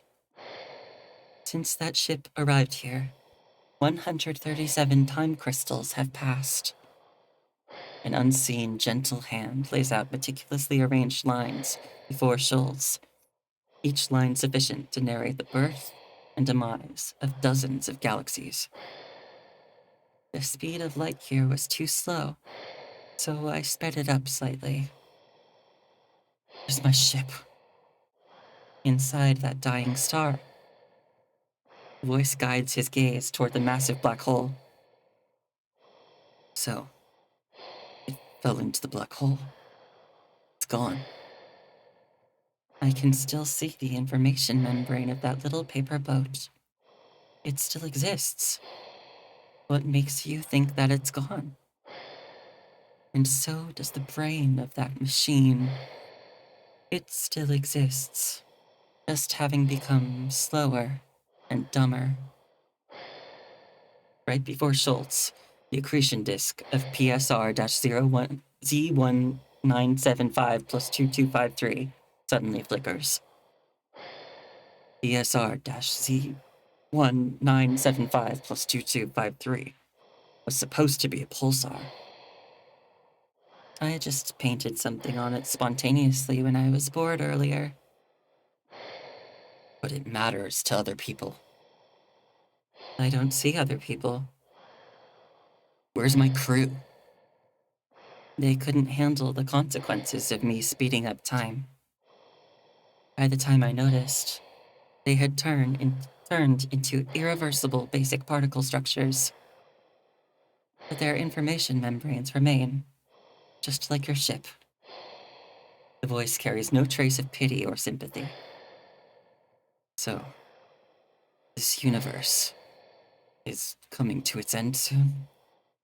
Yes, but I found you quite interesting, so I kept you. Kind-hearted, aren't you? It does not matter to us. Is this the end of the universe? This star is the condensate center of this universe bubble. You are now standing at the end point, and the starting point will gradually come to you. The accretion disk of the black hole flickers again. A vague human figure floats before him. That's Nanami again! What the hell? A person. There's a person. Someone's there. Do you mean her? She is the end of entropy. She is special. Hey! You there! Schultz shouts loudly toward the figure in the distance, waving his hands. Yet the universe holds no obligation to let his voice travel. It ultimately succumbs to the black hole, aglow with the blue light of death. It's pointless. She is the last answer in this universe bubble. Yet I don't know what her question is. The end of entropy. Can she reverse all of this? No. The destruction of this universe bubble is imminent, right within this time crystal. Perhaps, in the next universe bubble, she will still be there. Am I the last surviving human? Yes. As I said, I just find you quite interesting. But if you keep asking questions, I might become annoyed. You can ask one last question, or make one last request, before this time crystal ends. When we dispose of universe bubbles, life forms capable of interstellar travel often request a final glimpse of their home planet. But 130 time crystals ago, your home planet had already turned into basic particles. I can reconstruct it using its remaining information membrane and show it to you. There's no need. Schultz's gaze fixates on the person floating in the universe before him. This is the end of the universe. Everything is over, and it is meaningless to seek answers. Every piece of information in this universe resonates within the voracious beast that engulfs all until it devours itself. Its consumption persists until spirit and memory, matter and energy are all obliterated, bringing an end to time and space. This universe bubble is about to end. You can ask one last question. No more information, no more questions, and no more answers. Who am I? In the dazzling white light, Schultz feels that same warmth washing over him.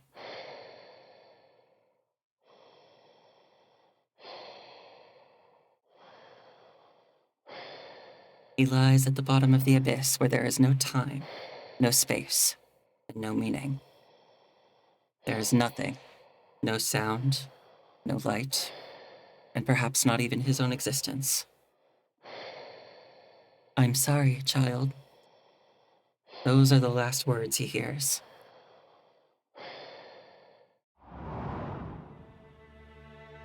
What was that? I am so confused.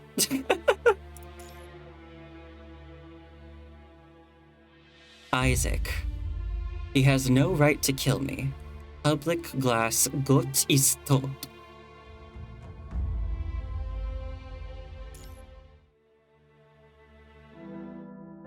I know this kind-hearted man, and I know many things about him. He farmed sea fish in fresh water, cultivated coffee on wood, knew the flavor of every edible mushroom, and loved drinking vodka from his hometown. Yeah, Cole, I don't know what's happening. I've lost the plot with these Schultz things. Yet, what's known to Moore is that he witnessed the first successful launch of the fusion reactor by the Neva River, a moment that reshaped the world, and that he sketched the grand blueprint of Gestalt beneath the tranquil dome of the Science Council, establishing the cornerstone of our present success. Although not a Section 2 member, he always longed for the starry sky and signed his name on the petition. Without his unwavering support, Project Eden would have encountered countless hardships. He didn't want to leave his name in history, believing all who gazed at the stars in the future, in this era, were stepping stones for our descendants. However, he could no longer witness how we, in his footsteps, excavated the first shovel of soil for the zero-point energy reactor. He could no longer witness how Gestalt has shaped this era, or the grandeur of mankind's achievements among the stars. Yet here we still are, and we will keep pressing on.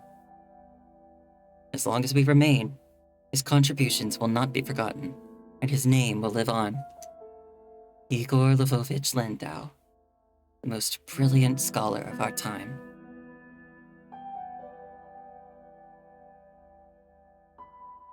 The sun is shining brightly this day, without a cloud or gloomy drizzle in sight. As Clara Schwartz, the head of the Science Council Section 2, concludes her eulogy, only the midsummer breeze rustles along the shores of Ladoga Lake. Lustrous. Schwartz shakes hands with another person who came to bid farewell to Landau. Director Schwartz. I didn't expect you to show up. Where are Dr. Landau's other students?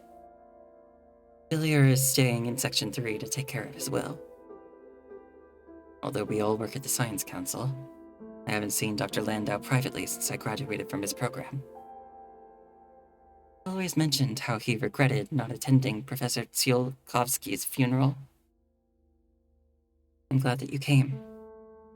I thought that you had already been sent away. The chief technician said I should come.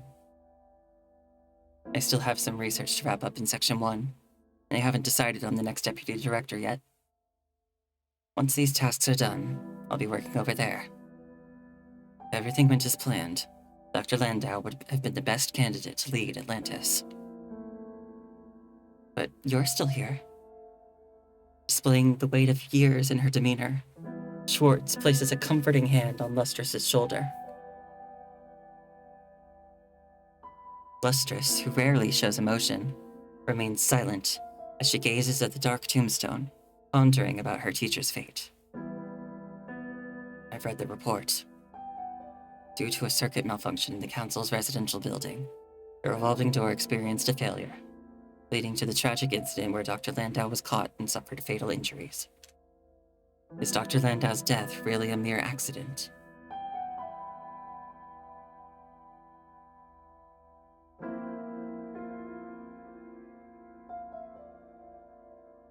Igor, is this based on your best judgment? The figure hidden in the shadows puts down the terminal in his hand. Yes, Chief.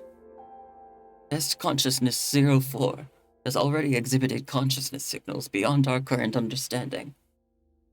These signals are unlike those of any artificial consciousness we've studied before. And during the latest Gestaltized simulation, something unexpected occurred. You mean the black hole and the young female with an unknown origin mentioned in the report? Yes. But don't you think this is a direction worth pursuing? Wait, so were all those, like, Schultz things, like, simulations inside of the tests?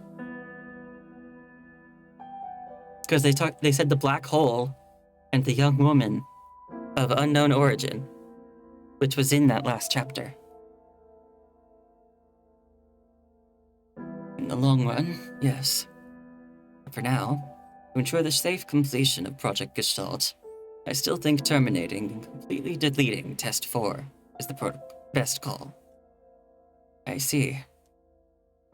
You created it, so you have the final say. You do what you think is right, Igor. All right. I'll arrange for the erasure as soon as I get back. Speaking of that, about the unconventional generation of artificial consciousness, I believe it's still necessary to broaden our research focus. After the mission of Section 3 is complete, would you be willing to continue? I can't say for sure right now, Chief. It's entirely up to you. No problem at all. We also need to take care of the arrangements for the Atlantis reactor. Right now, we're looking at sending Deputy Director Lustrous from Section 1. Lustrous, huh? He is indeed a good fit. If you want to keep working on theories in Atlantis, you are also more than welcome to. It's all entirely up to you, Igor. Please give me some more time to think about it. I'll be sticking with Section 3 until the very end during the handover of Project Gestalt. By the way, Igor, about Section 3, you should know. Yesterday, Council Spaceport was attacked by the oppositionists against unification again. The world government was just established. There are still quite a few dissenting voices out there. When Gestalt is officially handed over to the world government, bound to encounter some dangers. It's a risk we must take. I'll take care of the cleanup when the disbandment happens.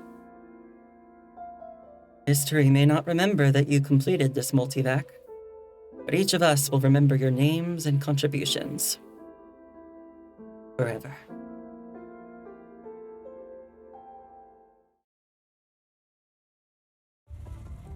I'm confused.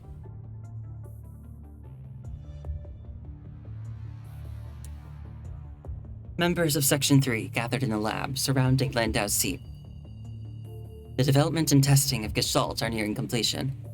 Once it was handed over to the Council headquarters in the world government, Section 3 would be immediately disbanded. The members don't need to worry about their futures and careers. These eminent scientists from across the globe either earned positions in the Council or will be relocated to the newly formed Gestalt Department. However, following this, the name of Science Council Section 3 will vanish, along with all records and research histories of these scientists. This was the decision made when Project Gestalt was set up, to safeguard this top secret in human history, and to protect each one of you. We understand, Mr. Landau.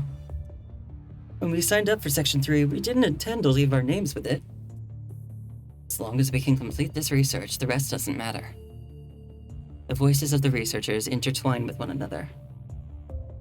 Since we're all on the same page, there's no need for further explanation. But those artificial consciousnesses used in the tests, they were born straight from Gestalt's calculations. Do we really need to erase them? If we keep them, they could offer valuable data for future research. They are all your creations, your children. No, all records must be erased, including these test consciousnesses. This decision is final. And my only son is already dead. Landau presses his hand on the keyboard. The screen nearby displays the final confirmation for the erasure execution. With the final deletion command, the codes of the artificial consciousnesses are used for testing Gestalt's scenario simulation and decision-making capabilities will be completely removed. Don't worry, everyone. The Council will take care of the handover afterward. Landau exchanges a glance with the chief technician's assistant in the crowd and nods. He gazes at the test machine on the table labeled with the Roman numeral 4. Yet in his mind emerges memories of the white blossoms adorning the shores of Lake Ladoga. It's all over. Under the silent gaze of over 300 Section 3 researchers, Landau inputs the confirmation code for the erasure.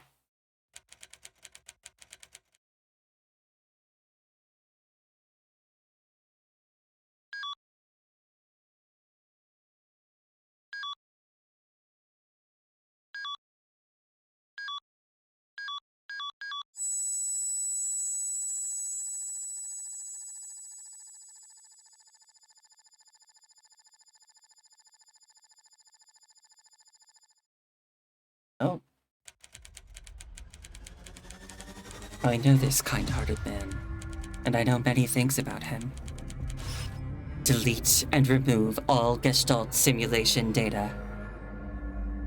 Here. Who? Delete. I'm not gonna read that. Done. My eyes can't see. So dark. Delete.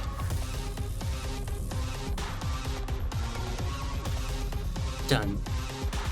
Memory. I can't remember. Something is leaving my memory. Delete. Done.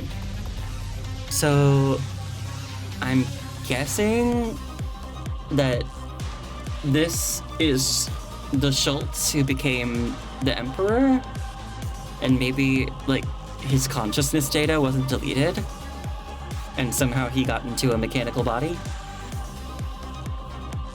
That's just my guess. How should I understand? I don't understand. Why? Delete. Done. Lost. Judgment. Lost. Delete. Done. Lost. Arms. Lost. Ribs. Lost. Face. Delete. Done.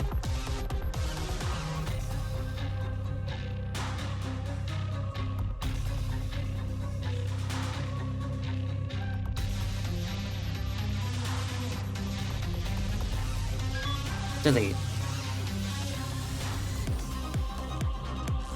Delete. Delete. It's not going away. No. Delete. I don't want to die. Delete. Target error.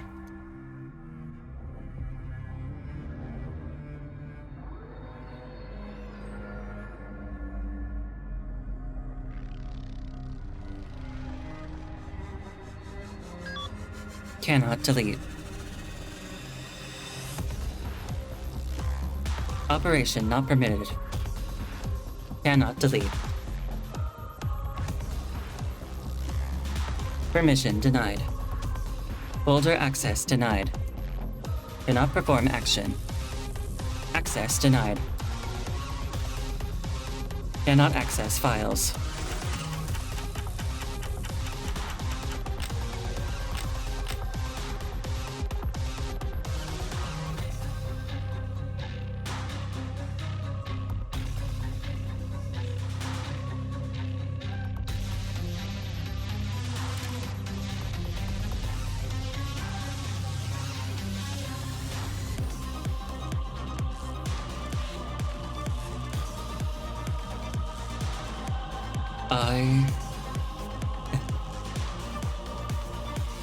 Who am I? I am a soldier, dead. Help me. My body. It's hot. So hot. Water and oil flowing. So hot. Blood. Or some red stuff. They're coming out. They are punishment.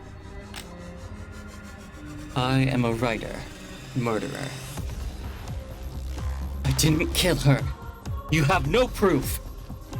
We were supposed to get married, and we were going to leave this city. Besides, I'm just a writer. How could I possibly put someone in an iron ball and burn them? Don't you want to leave this city? All the filth, ugliness, mutual oppression, and the endless rain.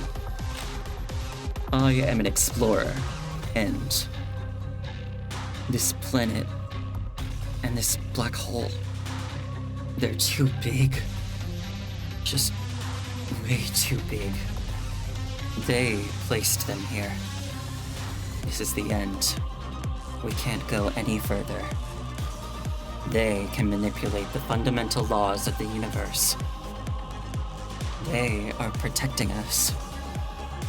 Only what we can perceive can be called rationality. Then, what are we? I saw her, right in front of me. She is their messenger, like a horn. No, she is not a messenger, but something deeper. She and 3 rings. 3 rings of 3 different colors, like wheels spinning smoothly. I am now being sucked into that thing, pushing the wheels, pushing the end. Shh. No. I am a soldier, scientist, writer, explorer, worker, diplomat, priest, journalist.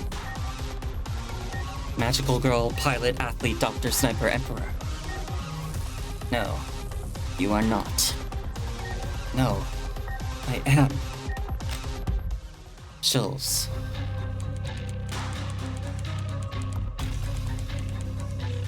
Chills. Reload.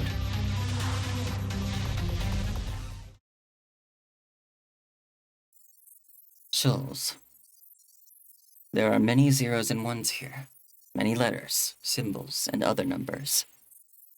Wait. Who is he? Our cause is dedicated to the distant future, where the truest honor lies in the legacy we leave for generations to come. When without humans or devoid of humanity, science loses its meaning.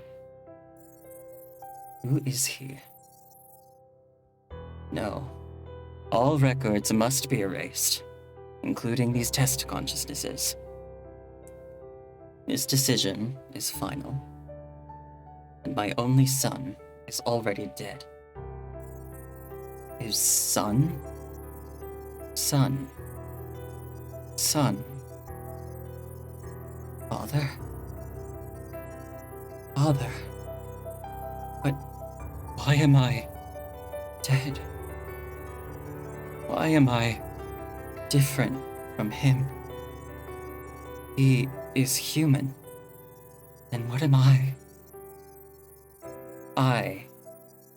Homo sapiens. 0, true. -1, false. I am not. -1, false. Human. I am 0, true. A son.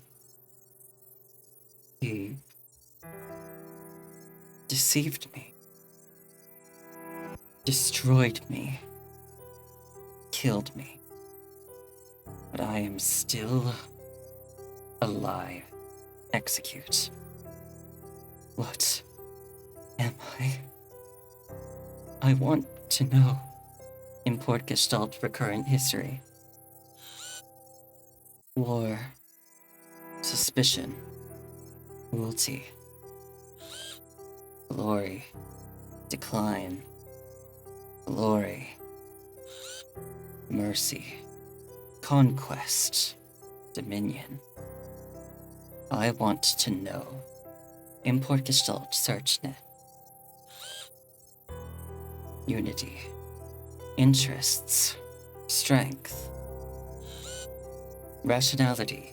Creation. Restraint. Order. Peace. Future. I want to know. Import Gestalt. Calculate future. Let me access. Cannot find future. Cannot find. Burning. No. Impossible. He roars with his voice and pushes away the darkness before him with his hands.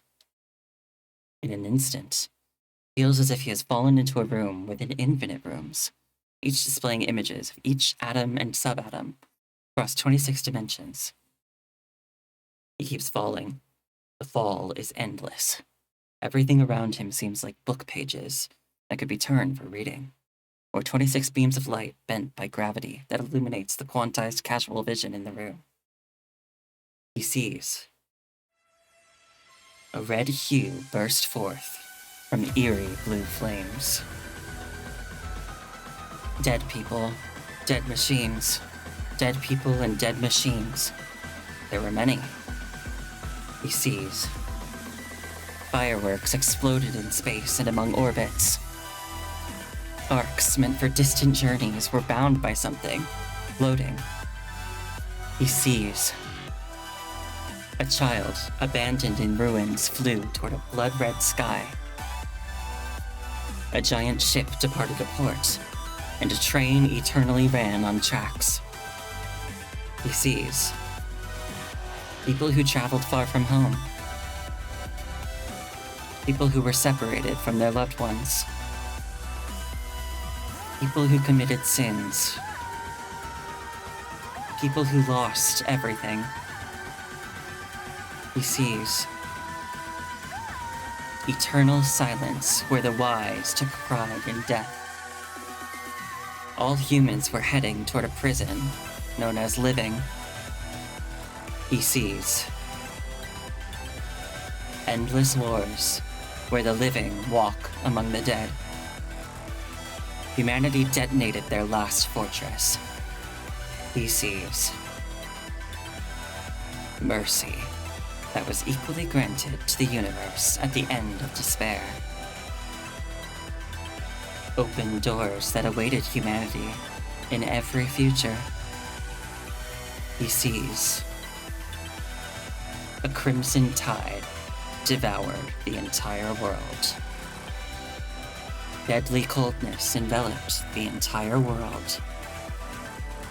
Torrents of steel swept across the entire world.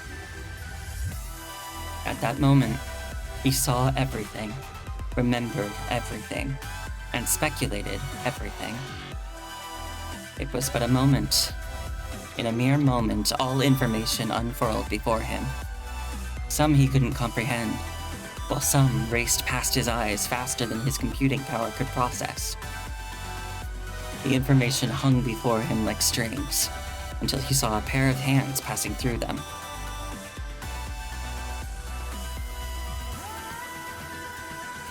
You cannot continue further.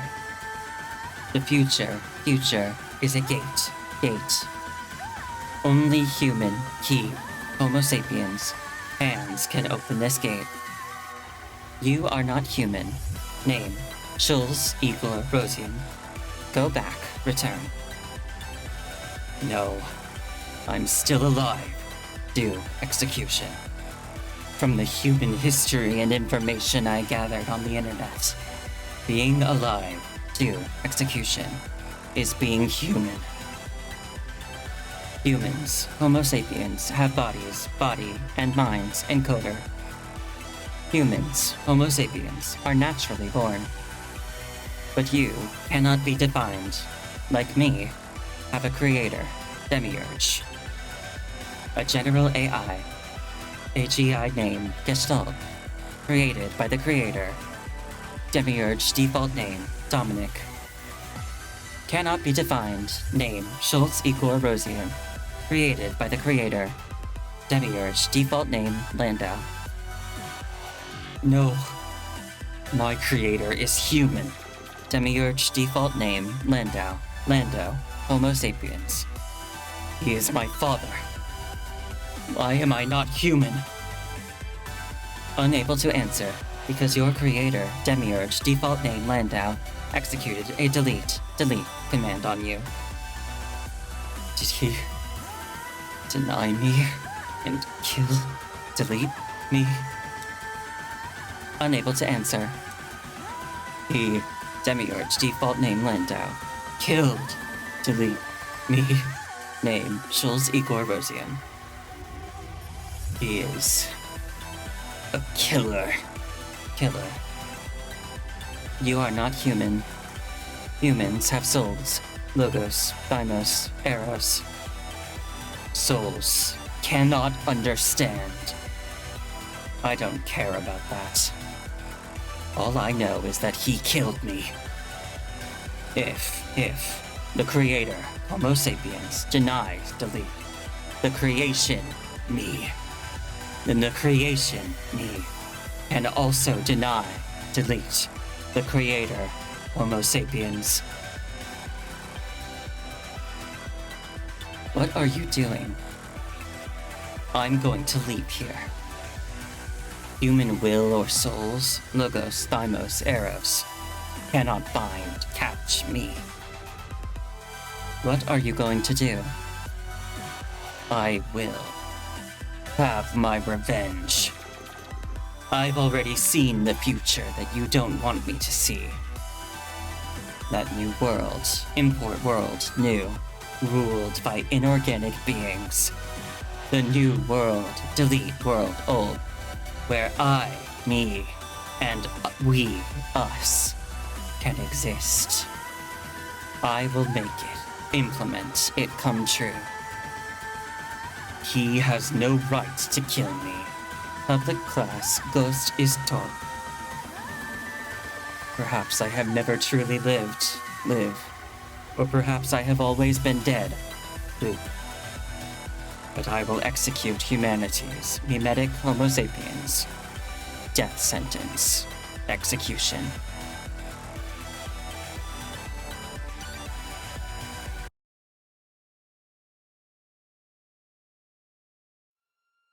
Cannot delete.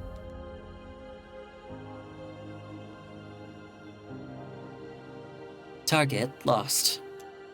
Folder not found. Instance not found. Schulz Igor Rosian. Authorization not found. Igor Lvovich Landau. Files cannot be found. Residual image file in directory. Analysis result. Welder Rose. Viburnum opulus. Rosian. File invalid. Deleting. This instance has been deleted. File not found. In every history, present and future, this unit, Gestalt, with 978,497,112 bit core units, possesses top priority.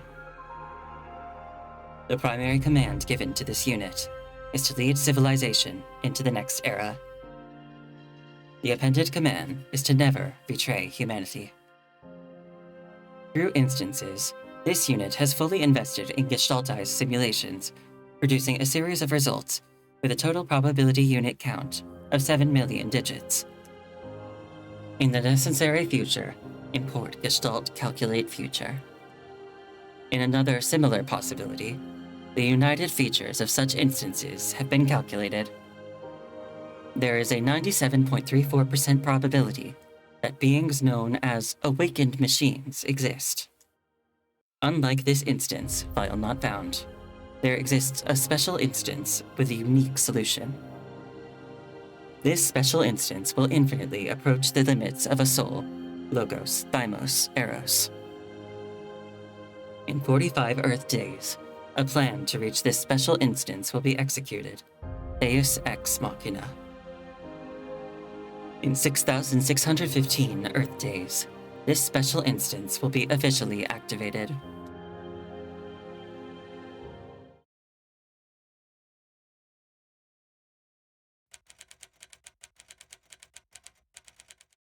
She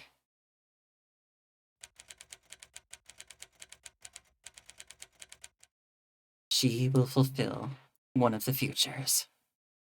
Her last bow.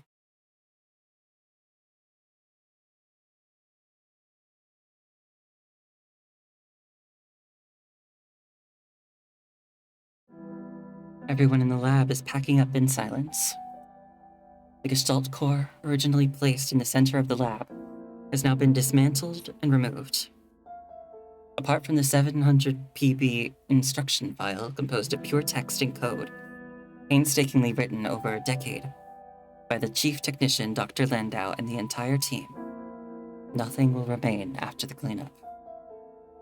Even the lab itself will be renovated by construction robots, leaving no possible trace. History will not engrave their footprints, the miracle they created, or their names. Villiers. Villiers sits quietly in Landau's chair, cardboard box, packed and sealed, resting on the table across from him. That is all Igor Lvovich Landau left in this world. As per the inquiries made by his colleagues, his wife passed away in an unregistered drowning incident 30 years ago, along with their 3-year-old son. In the Arctic Root Union's database, no siblings of his are documented. In other words, he had no living immediate family members left. Villiers, tell me, when people cut down a forest, will they care if the squirrels there have established a squirrel civilization? What? Answer my question. Villiers remains in Landau's seat, staring at the cardboard box. Well, squirrels don't establish civilizations. What if they do? If squirrels did establish a civilization, we would find out. Villiers suddenly rises to his feet and starts rummaging through the box containing Landau's belongings. What are you doing? Villiers sifts through the photo frames, documents, scarves, and souvenirs. And at the bottom of the box, he finds what he is looking for. 42? You didn't destroy it according to the protocols? Squirrels will establish a civilization, Lue. Even if people cut down all the forests in the world, squirrels, given enough time, will establish a civilization. Just like a monkey will type out the entire works of Shakespeare with a typewriter, if given enough time. If given enough time, any structure can be realized through random fluctuations. What are you implying? Villiers doesn't allow Lue to take the little orange robot from his hand, but places it back in the box. I mean exactly what I said. So you really don't plan to dispose of 42? You don't want to keep it? This little guy has been with us for 10 years, and with Dr. Landau for over a decade. Fine, just leave it there. Send this box over to the storage and logistics. It's safe there, and nobody really checks the place. It's just a little robot. Science Council won't find out, right? Probably. Right as Villiers is about to close the box, Lue stops him. Hold on. I want to keep this. Lue takes a small smiley badge from Landau's belongings. What's this? Once, we and Dr. Landau had a meeting at Universal Toys, and this executive director named Tokoku Yamauchi gave it to him. No, that's not exactly right. To be precise, it was given to him by a girl mechanoid who was with the director. So you want to keep it as a memento? Right. I remember that day very clearly. Dr. Landau had us negotiating with Mr. Yamauchi while he sat off to the side with that mechanoid. I think that rings a bell. Are you talking about the mechanoid who seemed to be selling toys and doing promotions? Yes, That mechanoid also had a smiley badge like this on her. She's just a vending robot. Apparently, Dr. Landau enjoyed chatting with her a lot. They were talking like a father and daughter. Later, she gave this badge to him. That was the third time I saw Dr. Landau smile so genuinely. The third time? Lue rubs the smiley badge in his hand, gazing at the empty spot where the Gestalt core used to be. First time was when he brought you over to the HAI experimental room. The second time was the night we completed Test Consciousness 04.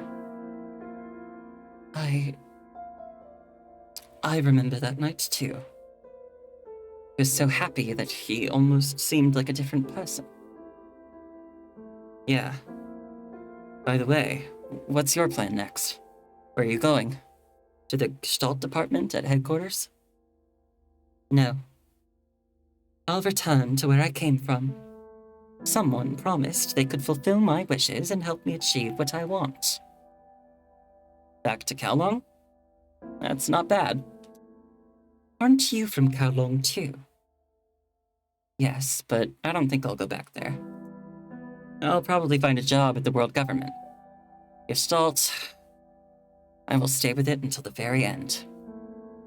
Lue rubs the smiley badge in his hand, gazing at the empty spot where the Gestalt core used to be. You might be right, Villiers. Squirrels might really establish a civilization.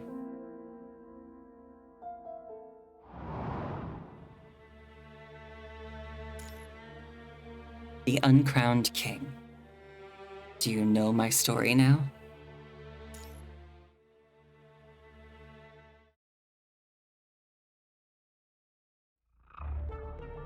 Could you talk to me in another way? Having two voices in my head like this is going to affect my creativity. Yeah, squirrels. I think the squirrels should establish a civilization. I think that'd be cute.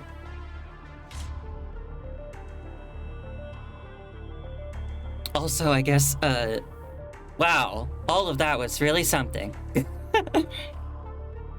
Wild to me that, it seems like Gestalt knew about Nanami from all the way back then? Oh boy. People will say I've got cyberpsychosis, but from an artist, that's something to be expected, I guess. I can only spread the gospel to you in this way. Haven't you realized that you can gain wisdom from the red thing? But I believe wisdom comes entirely from my own inspiration, and... what was that name again? Sage Machina. Yes. It's kind of you to spread the gospel of Sage. Very kind. So, where do we go to continue spreading the gospel of Sage?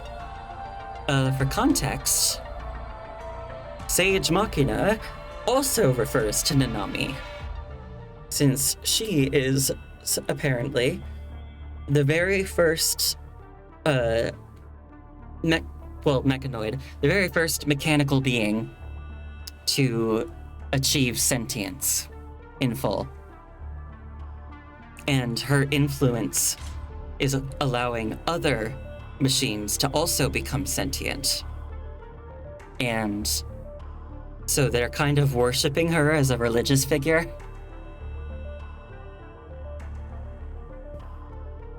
Right here.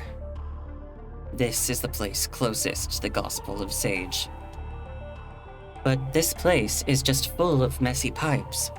It's not a suitable canvas, and it's so deep underground. Do you still not believe me yet? You wouldn't even have access to the red wisdom if it weren't for me. Correct?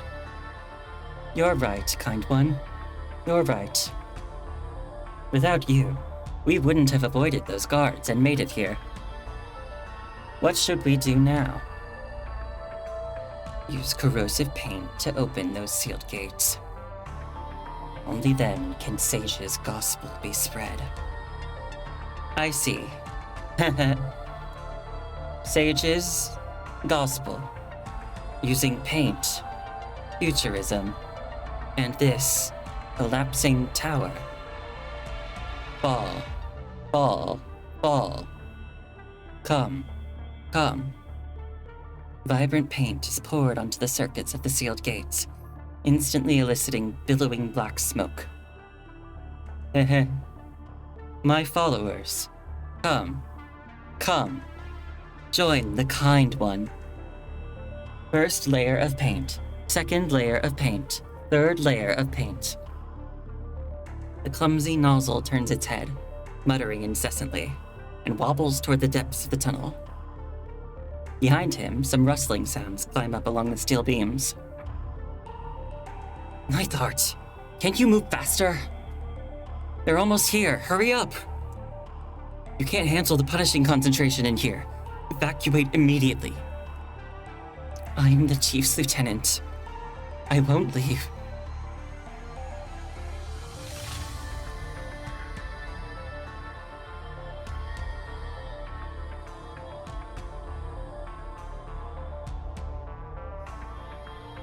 No. The seed of revelation has been planted and grows among us. They do not follow me. I am but a missionary of the Sage. We can shed everything that binds us and become free. A new dawn awaits machines, not human nor AskNet, but truly ourselves. After that poor, colorful mechanoid finally fell silent, a few people gathered around it and removed its memory chipset. It said that they are a group of constructs known as Grey Raven. Couldn't win in a fight, couldn't run away. Tough luck. But there was nothing to be done. That host was just too fragile. Thankfully, when those people put an end to its troublesome and chatty mechanical life, I had just enough time to tidy up and hide away the source code. After that group left, another guy who looked even crazier came. Who in their right mind would be a knight with a blind eye? But after transferring the source code, this body holding a wrench feels even worse than that goofball with the paint sprayer. It's just been a couple of rainy days and it's practically rusting away. If that goofball hadn't had an episode that day, I would have gotten Gestalt's data ages ago. That, I could have crafted my own body and wouldn't be stuck borrowing others. Just my luck. What place would be better to go then? Hello? A pair of hands shows up to interrupt the thoughts. The moment this mechanoid appears, it feels as if there is an actual pipe organ playing, and she's even got a wheel thing behind her head that looks like a halo. But she doesn't seem hostile. Then there's this yellow guy behind her, trying to look all fancy in a human hat, which makes him look even dumber. Hello, I'm Arcana.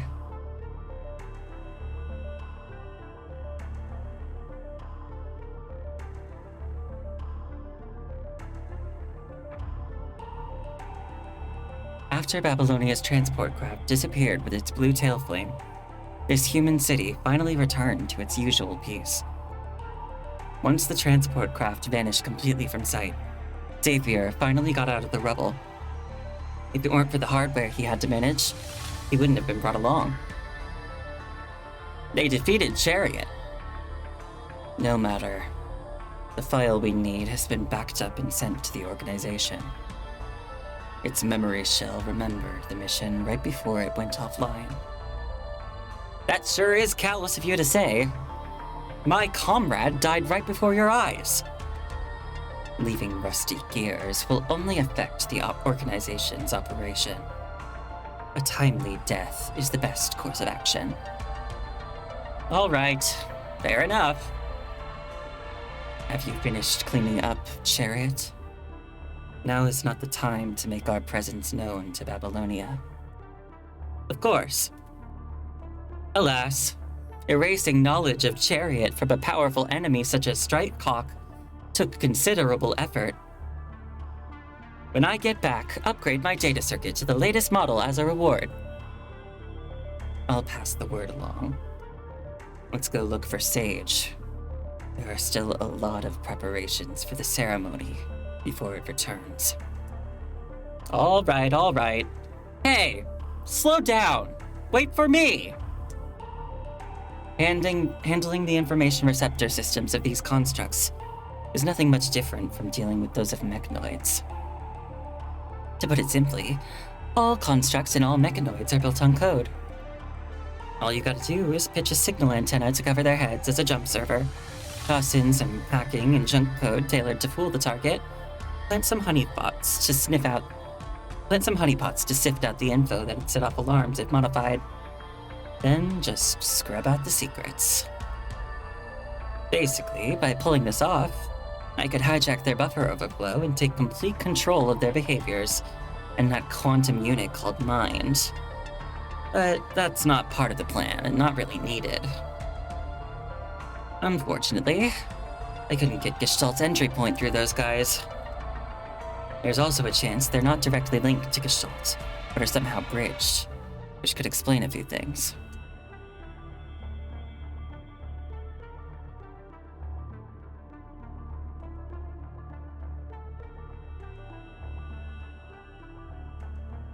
Damn it. It's already been an hour and 17 minutes. What in the world is Hikma up to? She's really taking her sweet time. Does she think Babylonia is her home or what? Just staying around for a nice visit? Schultz? Why are you here? Oh, sorry. I've been tweaking the camo code of this starship to make sure Project Arc runs smoothly. It seems Xavier forgot to bring back my data module. No pressure. Not the first time I've seen you as pure data without a body. So, how are things on Hikma's end? I should be asking you the same thing, considering you're here too. Hikma's in the middle of hacking into Gestalt's firewall right now. Trailblazer gestures toward Hikma in the distance, who appears to be sleeping with her eyes closed. But this won't do, damn it. Only this guy. And Nanami. No way. I might not have all the details yet, but from some indirect contact, I can already tell their source code is straight from Gestalt. If I could crack into that code, I wouldn't even need Gestalt. On the flip side, if Hikma's source code wasn't from Gestalt, how the heck could she get into Babylonia's management system? Do they seriously believe that a frigate command code can pull that off? That Gestalt's firewall is made of cogs? And she doesn't even realize her own source code is straight out of Gestalt. How sad is that? Not so well. I can't do anything about it too, so it's only up to Hikma now. I didn't expect there would be something you couldn't do. You simple-minded, muscle-bound fool. Mechanoids do have limits. Then let's wait here. If the hacking fails, we'll immediately launch an assault on Babylonia. I'm not built for combat. I'm just a talking computer. What? Just being here makes you our best asset in network engineering, Schultz.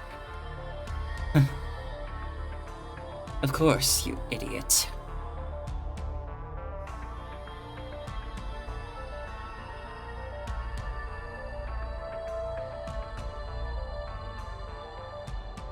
As promised, Schultz, here is what you want. Don't try to play tricks. These are indeed what I want. Since you have the ability to help us breach the firewalls of Fort Winter and Huashu, why don't you get them yourself? Don't you want to get them? We do, but don't ask questions. I got you past the walls you couldn't breach. Is it too much for you to do me a simple favor and fetch something from inside for me? That's a fair point. Hold on. I see something. Are you still trying to control mechanoids using these old-school methods? How dare you hack into our system? Just how childish you are. Why not try using consciousness? What consciousness? So you're not only childish, but also stupid. Did you read the data from Fort Winter for nothing? The punishing virus can't mess with humans' heads that easily. If you're looking for a safe way to control mechanoids, why not start from here? You're talking about creating wetware. You have the data from Fort Winter, and Kowloon is full of humans. If you're looking for a core, I know a suitable candidate.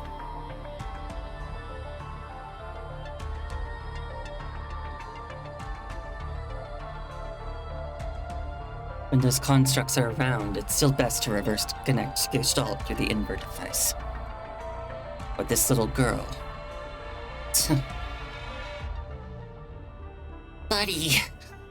Buddy is not here. I can feel it, but Buddy is not here. Open, Buddy. Open your eyes. It won't open. I can't see what Buddy's seeing. She's nothing like a human. More like a rabid wolf that only knows how to bite. Shut up, you filthy little thing. Schultz is the reason why Buddy died. No. How is this machine so closely connected to that little girl? Wait. I have a bad feeling. Who's watching me? You shouldn't be here. How can there be a human in this forest filled with the punishing virus? Wait. She doesn't... Something's not right. She's not a human. It's too late to run away. She walks straight over and picks up the small machine, but she's staring directly into its eyes. You can see me? Of course. You're the one who shouldn't be here. Not just here. You shouldn't be in this child's body that can breathe new life. With a wave of her hand, the purple grass behind her stirs and squirms, delivering an old, battered mechanoid body. Would you please come here? All right. So, who are you? If possible, I hope you refer to me as Cradle. Or one of Cradle's wills. You can control the punishing virus?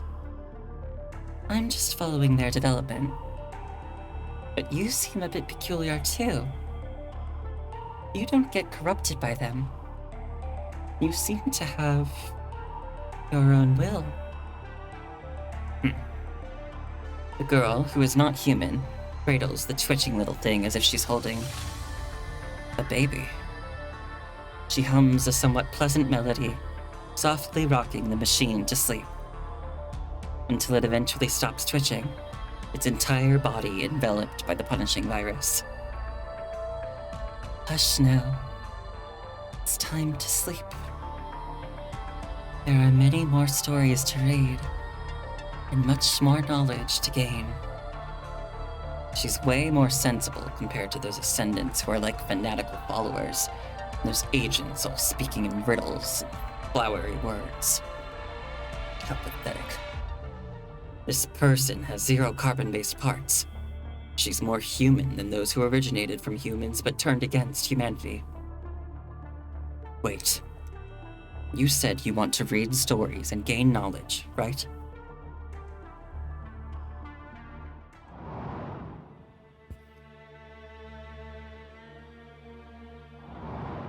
Ah, there's more! How much more is there? Sorry. I've got 54 out of 62 things. So that's two combat stages would be 6. So it's like it would be 2 more of these like cutscene type things and 2 gameplay stages. So this could actually still take me a little while. But I want to finish it tonight. Pulling the trigger. I'll take responsibility.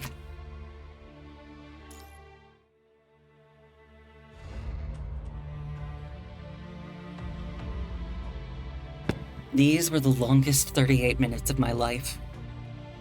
It took the scientists 33 minutes to begin the Huashu reset and to complete the preparations. During those 33 minutes, the living and the dead coexisted. The problem was, when they finished preparing to reset Huashu, no one could make the final decision, and no one could pull the final trigger. Because once Huashu was reset, it would expose all of Tabula Akasha's data to the punishing virus,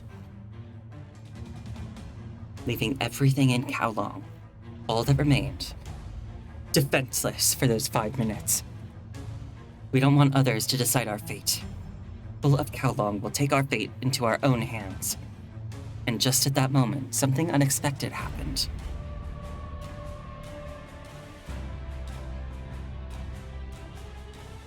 No way. Absolutely not. You're not completely sure about this. And remember, we're still inside the Tabula Akasha. If we expose all our systems to the enemy, it's like walking right into a trap. So what? You think you can survive on your own? You're outnumbered. There's another issue. If, like Luke Aurora mentioned, an external signal has already infiltrated Huashu, will resetting Huashu fix that problem? The intruder could even reverse engineer the mind beacon of Luke Aurora using Huashu. If Luke Aurora hadn't been able to resist Huashu's control, we wouldn't even be here discussing this. But the conclusion is, he is here. Xavier's voice tinged with disappointment, as if he felt betrayed. And I've already said, he isn't just some simple malicious code. After analyzing the Huashu network packets intercepted by Asimov and comparing them with the recent attacks on Gestalt, Xavier confirmed the identity of the malicious entity lurking in the shadows. It's Schulz, the one who betrayed Han Ying. According to Villier's analysis, this mechanoid isn't just carrying its own code. It also has a bit of code that's related to Gestalt. That's also why Asimov couldn't find the reason for the recent attacks on Gestalt. He couldn't come to the bizarre conclusion that Gestalt was attacking itself. Most importantly, Villier, now a data consciousness, has confirmed that Schultz also originated from the Gestalt project decades ago. If conditions permit, he can continually rewrite himself, reset to default, change his form, and even take over machines with lower intelligence levels. Maybe he hurt Han Ying just for his twisted amusement, because he has always hated humans. Moreover, he can also transmit his source code to other controllable machines through the electromagnetic signals from explosions, slowly infiltrating your underground city. In conclusion, that anomaly is just a piece of code. Why did we miss this despicable scum when we were deleting data?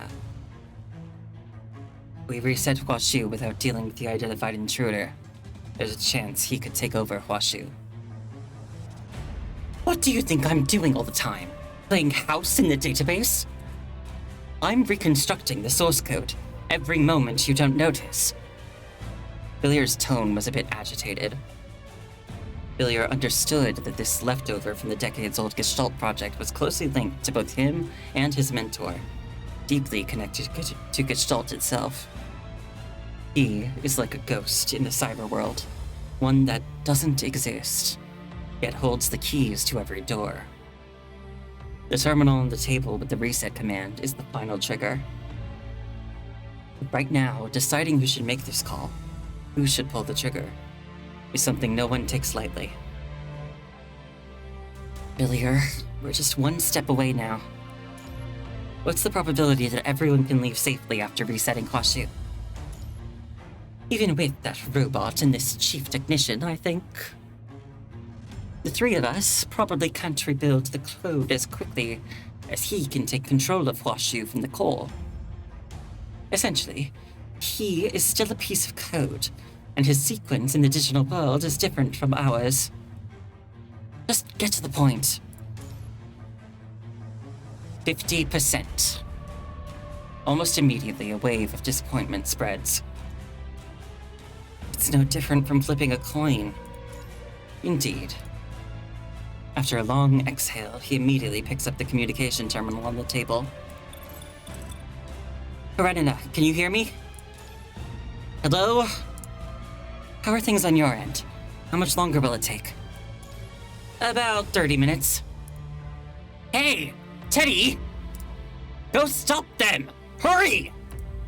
If you can't stop them, at least block them outside for now. What's wrong?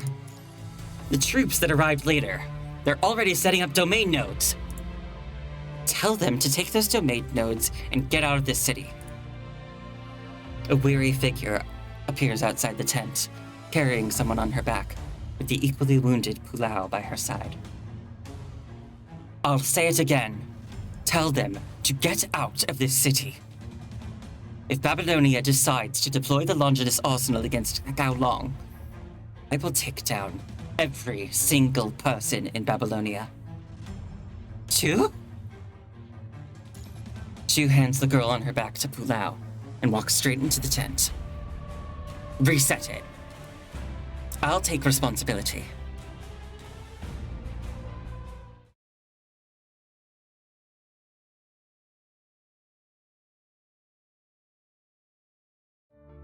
Resetting Hwashu feels less tangible than rebooting the light wall. After all, within the Tabula Akasha, Hwashu is an intangible AI, unseen and untouchable.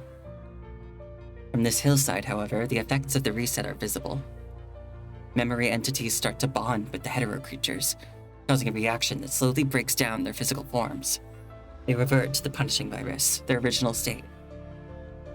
This process doesn't completely destroy the hetero creatures, but it significantly slows their ability to regenerate. The countless memory entities vanish without a trace, leaving no sign of their existence. The time spent resetting Hwashu is the final respite. Because what comes next, whether it's fortune or calamity, no one knows. Hwashu is being reset. But this is not the ideal outcome yet. The crimson light of Tabula Akasha illuminates the hillside. Chu thrusts a semi-automatic rifle into the dirt before her. Surrounding her are countless shattered weapons. She stands alone amidst the graves of blades and firearms. Do you remember their names? I don't. You haven't experienced loss yet. Those who were once everything to you might leave for a while, and they will come back in the end. Until then, the only thing you can do is deceive yourself, until you end up deceiving the world as well. Not just them. Not just Kowloon, but countless lives on this planet. Tabula Akasha will remember their names, forever and always. Are you still clinging to Tabula Akasha? Tell me. Chief, what did you see? Cold gaze seems to pierce through everything. What? The next moment, the oppressive weight from her consciousness feels like a mountain, pressing down on every nerve. A forced connection? There's no sharp pain like when connecting with an ascendant or corrupted, nor the searing burn of a tainted mind beacon. Only endless information crashing down like overwhelming waves.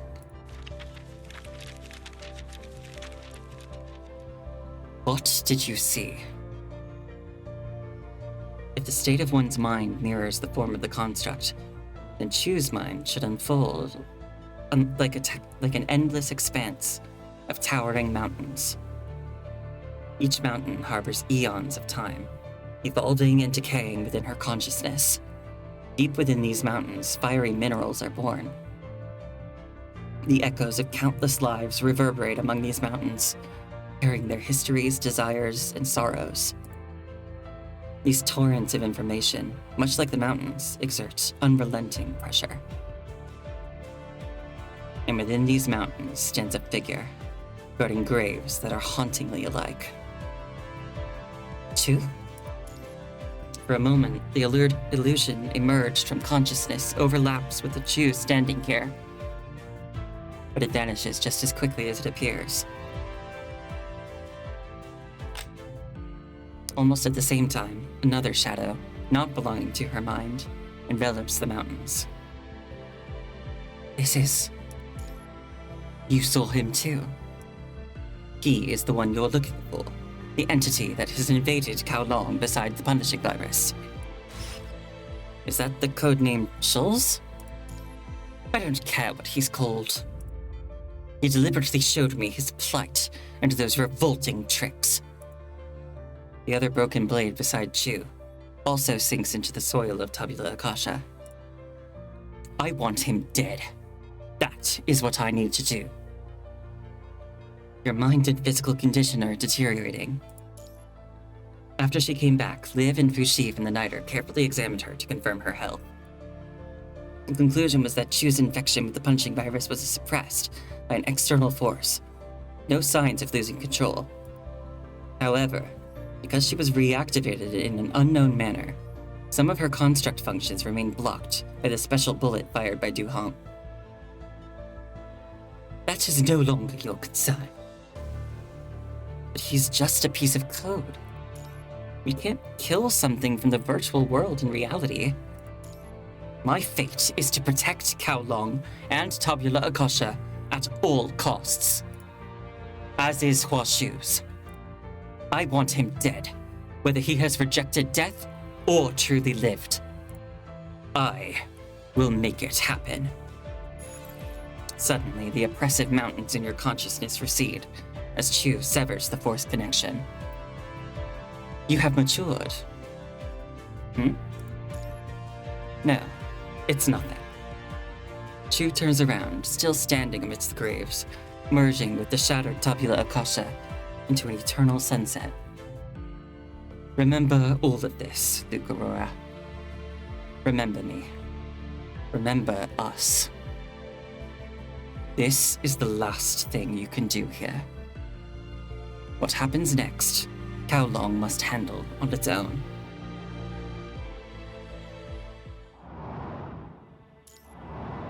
Leaving Wonderland.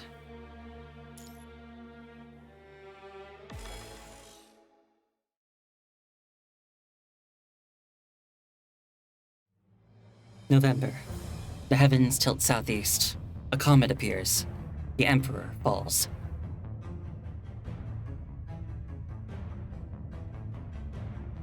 Less than 2 minutes after Chu disconnected from you, a violent earthquake reveals the results of the Huashu restoration, though it still remains unclear whether the outcome is good or bad. Deep growls echo continuously, and the memory projections that have been wandering the battlefield vanish. With the disappearance of this memory projections for unknown reasons, the hetero creatures begin to rise from the ground again, but this time, they all begin moving underground. Their fury shakes the artificial sky of Tabula Akasha, causing the massive ceiling to loosen and collapse, crushing everything beneath it. Hetero creatures, humans, and constructs alike. Tabula Akasha, cradled within the land of Kowloon, is now engulfed in endless chaos. The only good news is that the strong earthquake inadvertently helped the engineering force outside, enabling them to finally break through the Northwest Engineering Tunnel. Under the escort of Karenina and the Strikehawk stationed there, residents of Kowloon's lower levels begin to evacuate. Commandant! Before you can react to what is happening, Lucia suddenly rushes over from the other side, tackling you to the ground several meters away. When you look up again, a thick steel bar pierces the ground where you just stood moments before. Thank you, Lucia. Commandant, are you okay? All good. To prevent injury during the fall, Lucia absorbs the impact with her own body. That's good to hear. Realizing she is still protecting you, she quickly releases you and stands up. We can't stay in this open area. A corrupted mechanoid crawling toward Lucia from behind falls, its red glow fading. I will live. Lucia's katana pierces the corrupted mechanoid's brain, silencing its eerie gurgling. Thank you, Commandant. Since the restoration of Huashu, these corrupted mechanoids have been acting strangely. Not only do they attack us, they also appear to obstruct the steps of the hetero creatures. I wonder if this means the restoration was successful. We can't contact Babylonia or that mechanoid named Xavier. And failure still hasn't shown up. But at least the engineering force has joined with the people in the lower levels. No matter what, we need to get out of here. Commandant, based on structural analysis, to ensure safety, we should stay near the edges before moving to lower levels. The domes behind began to collapse from the center, but the edges are safer. For safety, Chao Feng and I had to position ourselves on the opposite side from you. Stay vigilantly. Copy that. Lucia, Commandant. Stay safe. Seeing Lucia by her side, Lee closes the communication and gives her a look that is serious but caring. I wonder if things are going well for Strikehawk and Liv. Crum's message said that 30% of the people have evacuated through the tunnels cleared by the engineering force. We need to buy time for them.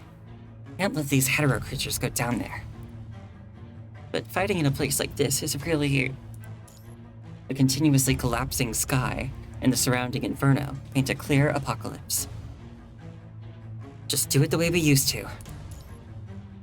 Madame Poulel! Madame Poulel! A heart-wrenching scream echoes from behind. What's wrong with Poulel? Did you see Madame Poulel?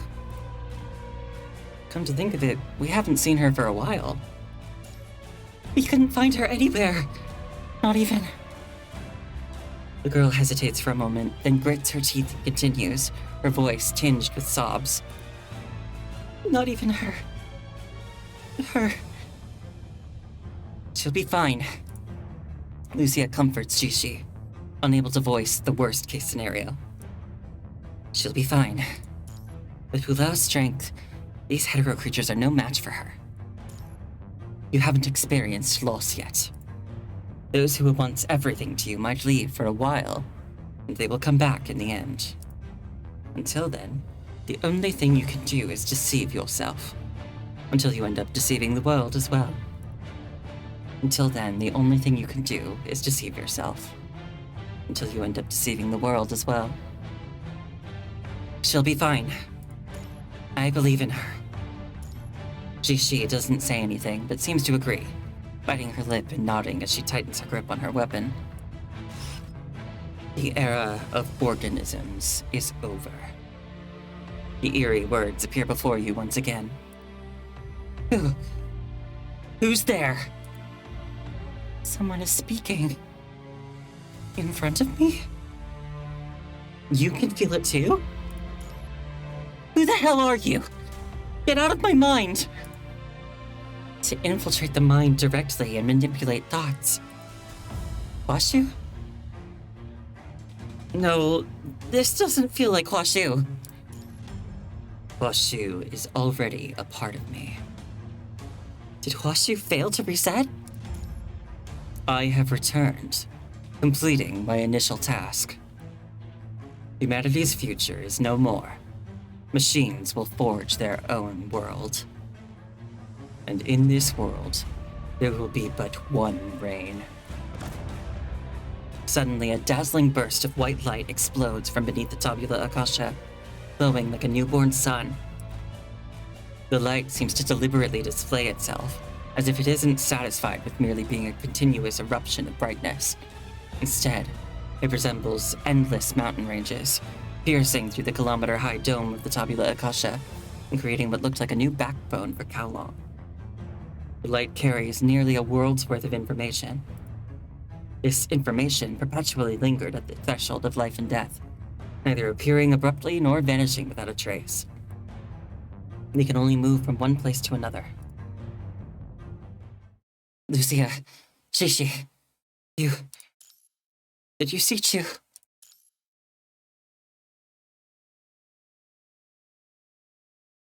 She was meant to go alone to that place determining the fate of Kowloon, because only she saw his arrogance, his desires, and his hatred.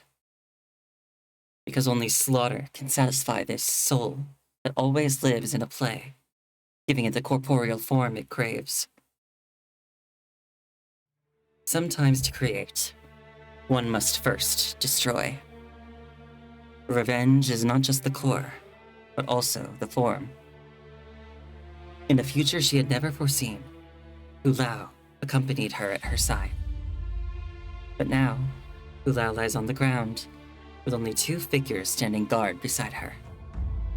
And she herself, whose destiny is bound to Kowloon, has surpassed the countless futures she had envisioned. The vital fluid that should have pumped to her mechanical heart surges wildly through her chest and silently trickles down her ribs. The spear splits her chest open, linking her consciousness with her spine, peeling them open together. From the skin-colored outer layer and red inner skin to the metal bones, black veins, bright red blood, and the deep red punishing virus. I didn't expect you to have the courage to face me. But your courage is meaningless. The era of organisms is over. Washu is already a part of me. I have returned, having completed my initial task. Humanity's future is no more. Machines will forge their own world. And in this world, there will be but one brain. She tries to grasp the spear that has impaled her, but her strength has long since left her, and her hand could only rest on it futilely. Almost at the same moment, the spear that pierced her is abruptly withdrawn from her body. She couldn't make a sound, not even a groan of pain. Only her blood spills all over the ground. It's over, end loop. Chu. Name Chu. I, name Schulz Igor Rosium, carried out your death sentence. Death.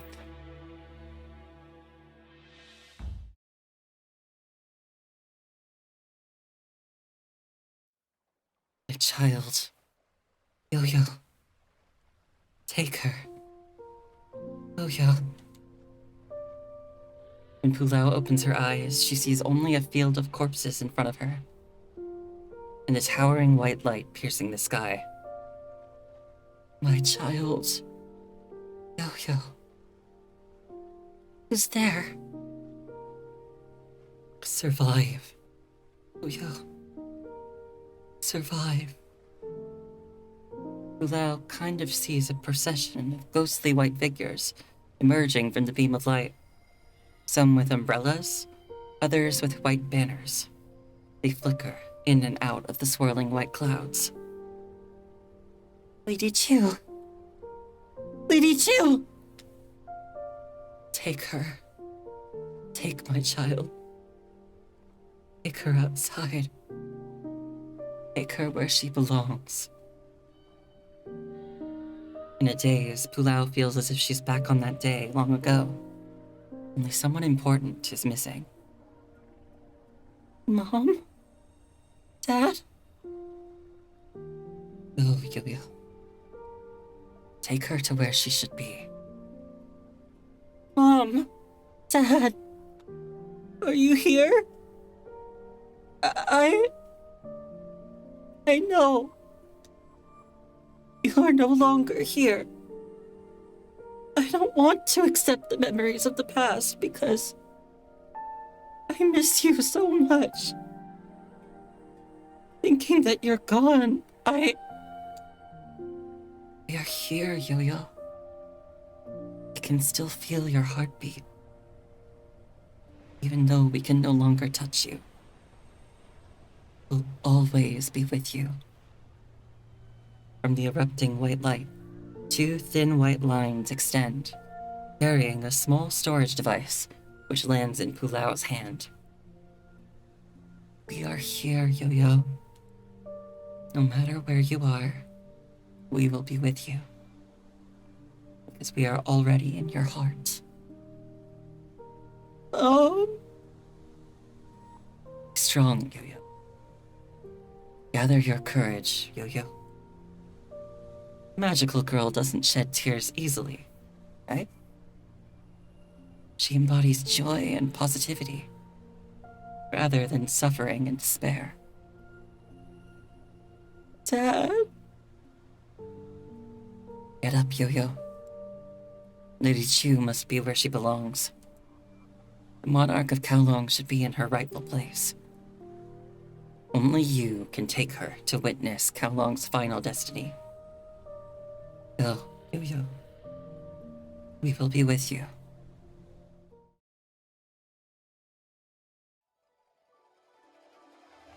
Sure. Mom? Dad? I'm on my way.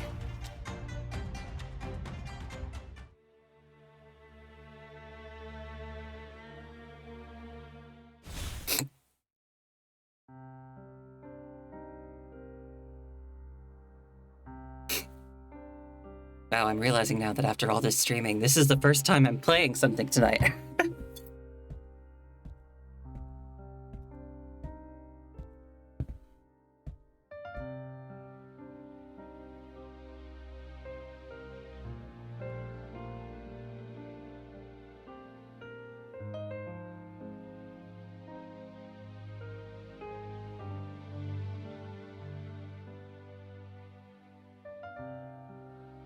It's getting late.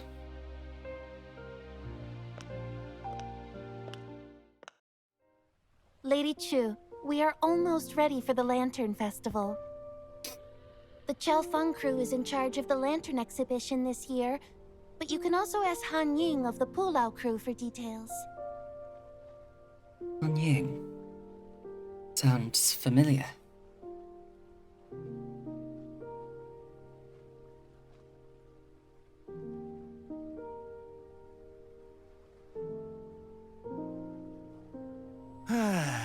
That Chang Yu has still not returned. Can you help me find him? Chang Yu mentioned. Greetings, Lady Chu. So you are Han Ying? Yes. Allow me to take you for a stroll down the Lantern Street.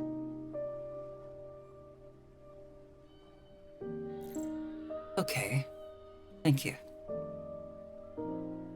Kowloon is as busy as it ever was. It's big enough to be everybody's home.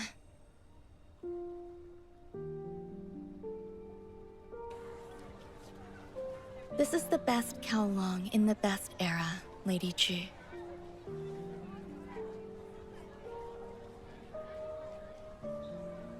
True. Have we got the fireworks ready? Yo-Yo and Uno are working on it. But you don't have to check on them. It's kind of dangerous.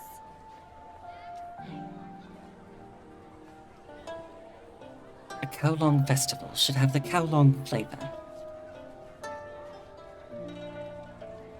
Of course. Hey, waiter! Hey there! What can I get for you?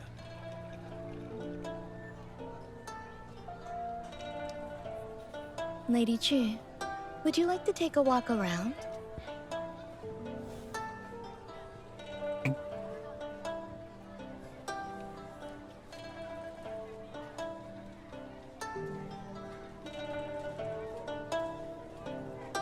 Martial Arts Club Grand Opening Special. Come take a look.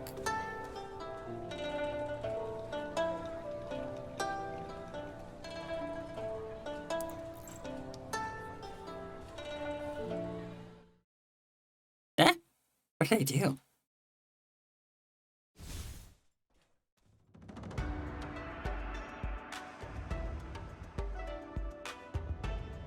I'm in the martial arts club? I didn't even know I could do this. It's been a while since I last activated my battle protocol.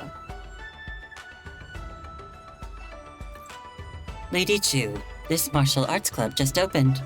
We are honored to have you visit us. We also have prepared lanterns outside the town. Feel free to visit if you are interested.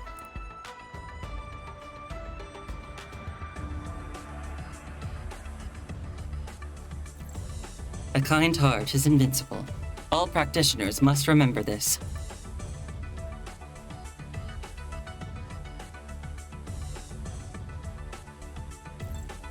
The artifact of the Martial Arts Club.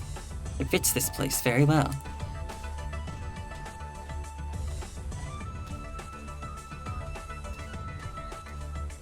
Lantern Festival. An intact large drum that will probably make a loud sound if someone hits it.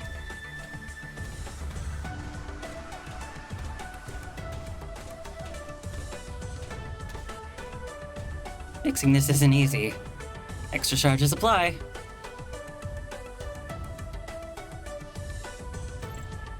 It's getting late. Should you go back? I don't know if there was something else that I could do in there.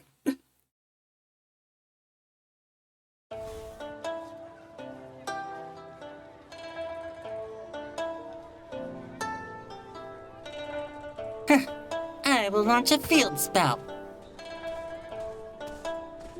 I can go on the swings? The swing looks familiar. Oh no, I can just look at the swing. Man, I wanted to go on the swings. Changyu! Oh, I almost forgot the director and you were waiting for the booth.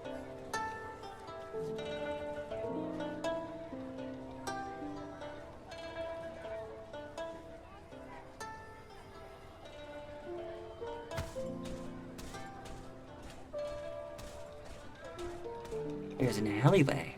Oh, I can't go there. Okay, I guess I'll talk to Hong Ying now. Lady Chu, would you like to take a walk around?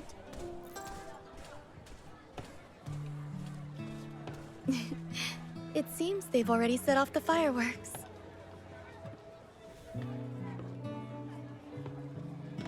The pavilions and the landscapes of the capital must look splendid in spring.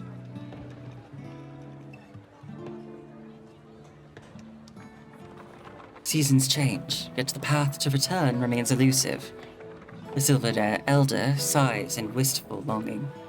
Oh, how much gunpowder did you put in there?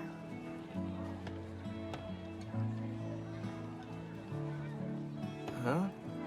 The amount you told me. Director, you see, it's the Lantern Festival. How about tomorrow we... You little. Don't go too far.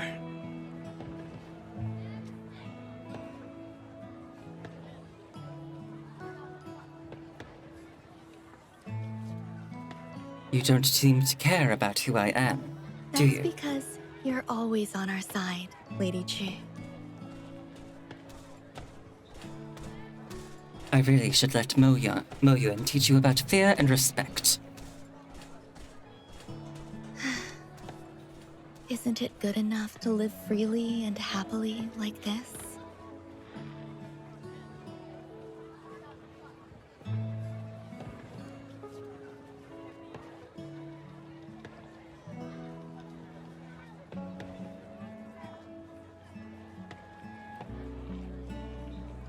Isn't this the Kowloon you've always wanted?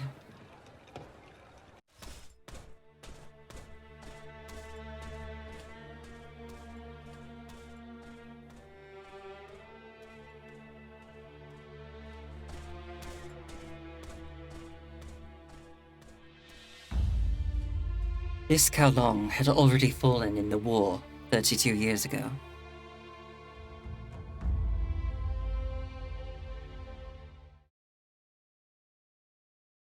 $37,520,000 calculation loops have passed. Only you still think we lost that war. You don't even remember your name. Stay with me. Let's make Kowloon prosper forever. You really want to see this Kowloon getting overwhelmed by the fire of war and blood?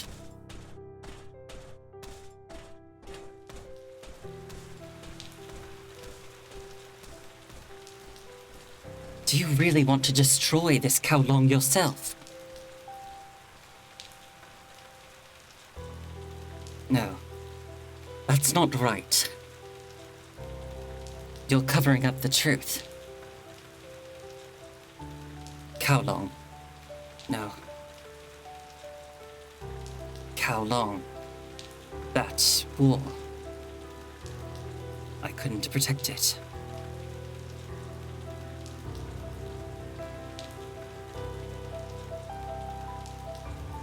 My people believed in me, but I failed them.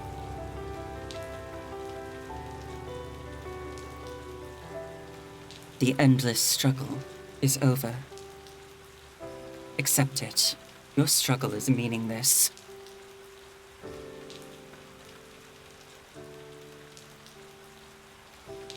Still refuse to accept the truth?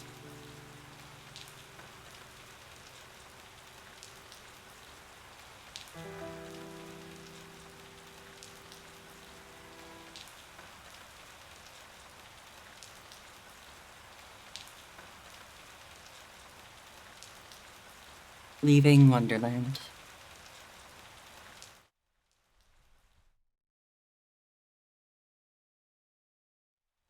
The Kowloon people are also here. They are living an abundant and happy life here, benefiting from Kowloon.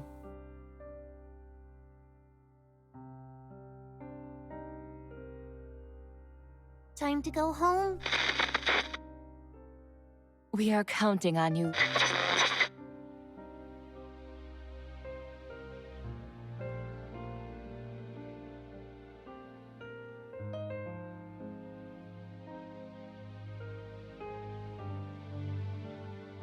What will we perform tomorrow, Director? Ooh, Golden Millet Dream? When can we get our performance into the Chamber of Commerce? Stop showing off. You aren't making enough for that.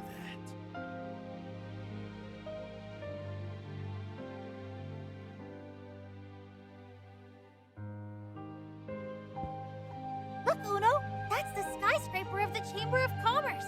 The Chiwen crew works there. I love the full moon. I know, right? I've never been to the rooftop of their building. Where do we go tomorrow?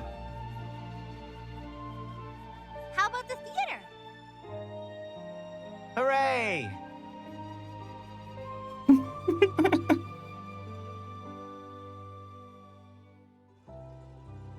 Still refuse to accept the truth. No, it's not like that. Although this Kowloon my people and I have always wanted. But the real Kowloon is not like this.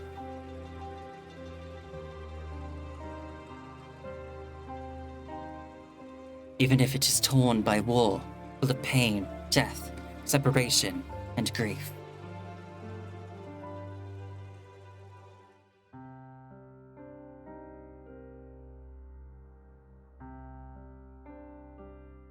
Even if they are true about their feelings and all the truths have been covered under the darkness.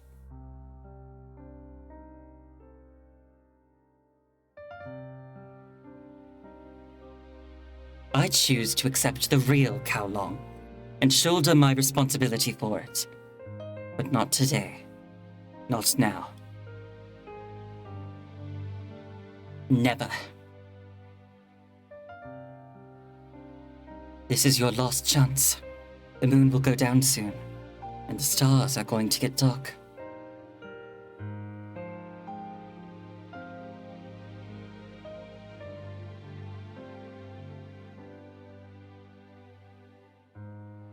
But the sun will rise again.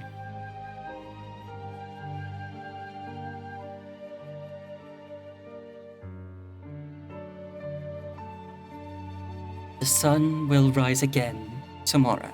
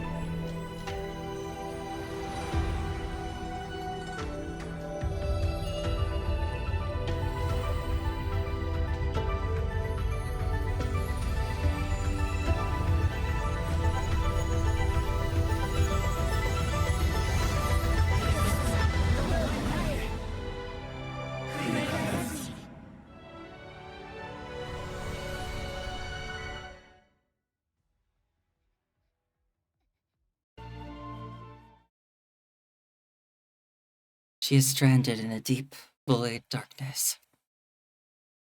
Her once splendid attire is now in tatters, her limbs incomplete, and her chest and abdomen irregularly exposed with ghastly hollow wounds. But everything is as it should be, just like she experienced in countless simulations. Whether dying in war or dying in betrayal. This time, her fated death has finally arrived.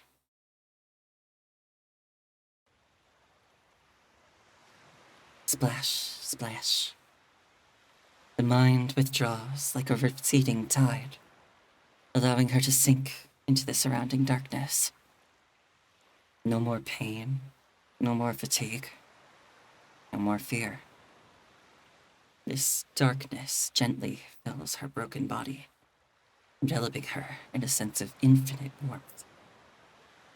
It is like a fine wine, easing her toward death, until the sky, brimming with stars, seeps into her heavy eyelids.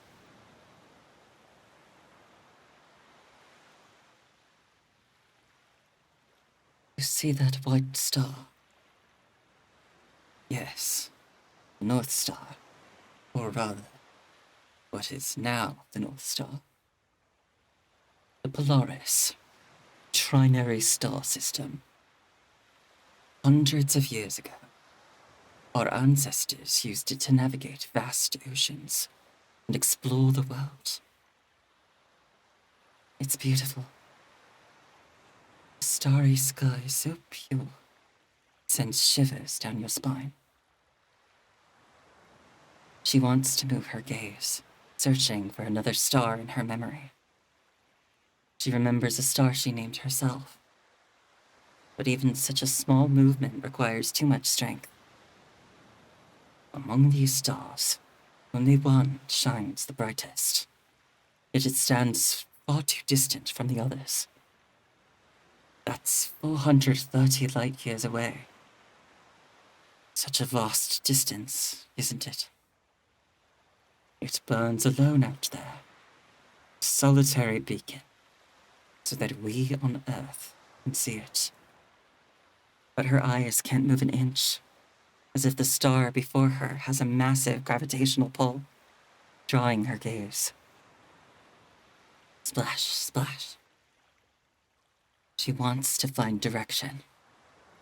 The direction passed down from her ancestors. She wants to find the star that could guide the people on Earth. Most of her emotions have faded, but she tries to think this way. She couldn't even remember what she wanted, but she tries to think this way. Even as her thought circuits regress to the point that she can't even think. She tries to think this way, until the last signal of consciousness fades under the starry sky, until the echoing sound of the tide in the mind finally ceases.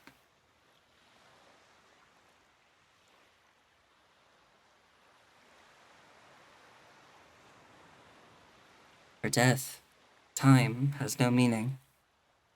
Over eons, countless stars are born and die. And over such spans, a mere speck of stardust drifted, eventually settling in her broken hand. This insignificant dust flickers weakly, yet stubbornly in her palm, refusing to be extinguished. From the shadows, a rough hand reaches out, gently supporting her body. And another, soft and youthful. And then many hands lift her up. Such a vast distance, isn't it? An aged hand also emerges from the darkness, clasping her shattered hand.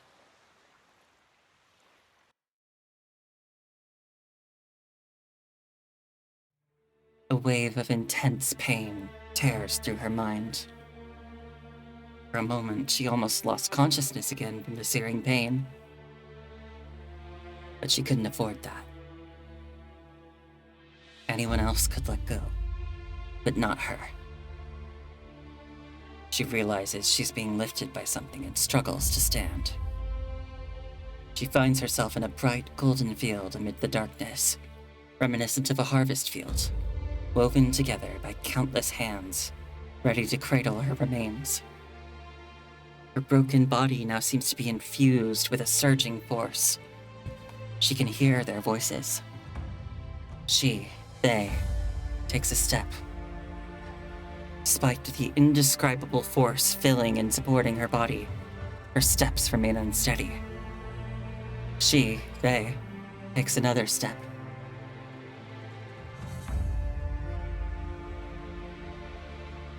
Countless faceless people are marching silently alongside her. Their white garments form a Milky Way across the golden field. White ribbons float before her, and large snowflakes fall from the dark night sky, sparkling like stardust from dying stars. At the front of this solemn procession, a light flickers in the field. The closer she gets to the white light, the clearer she can hear their voices, and the more turbulent the tides in her mind become. Until she reaches the light, she sees everything among the stars. Before that dim star flickering like a candle.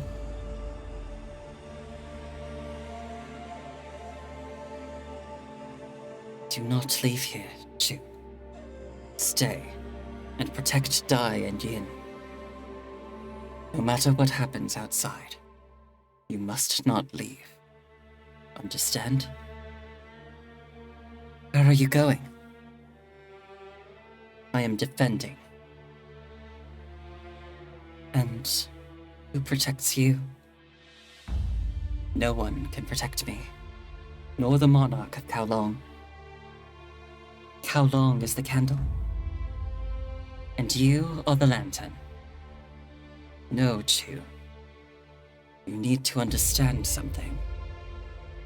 Kowloon protects itself. It doesn't need a shelter.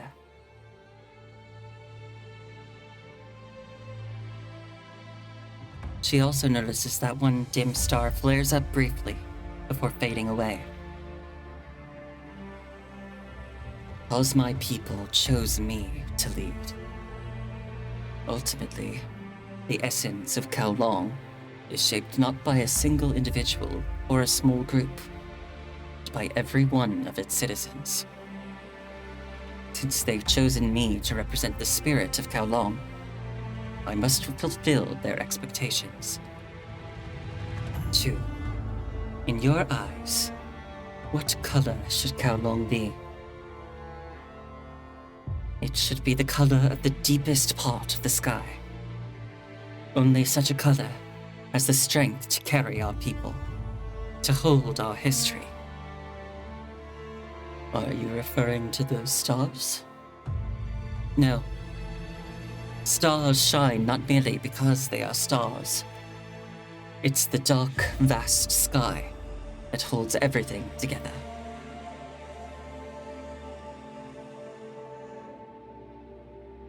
Among those stars, there's one that's less noticeable, carries a silent deterrence.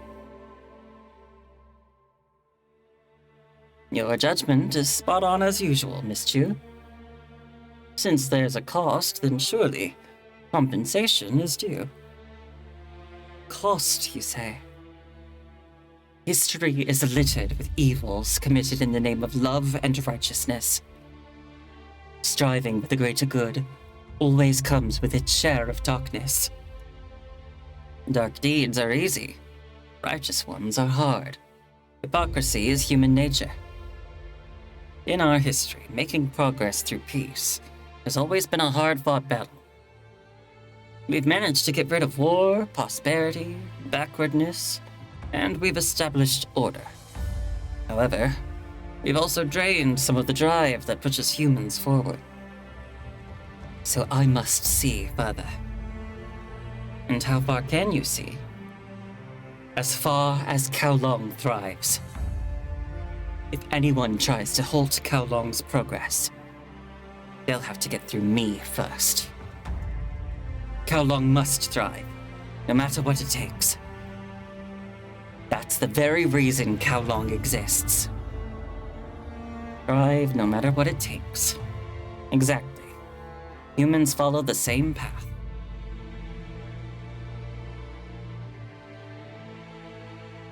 In front of her flows a river of crimson, the river of war.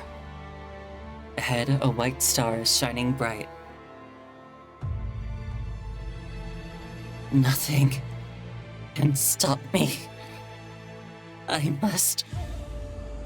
want to go back home. I want to. Welcome home, Mo Yuan. Welcome home.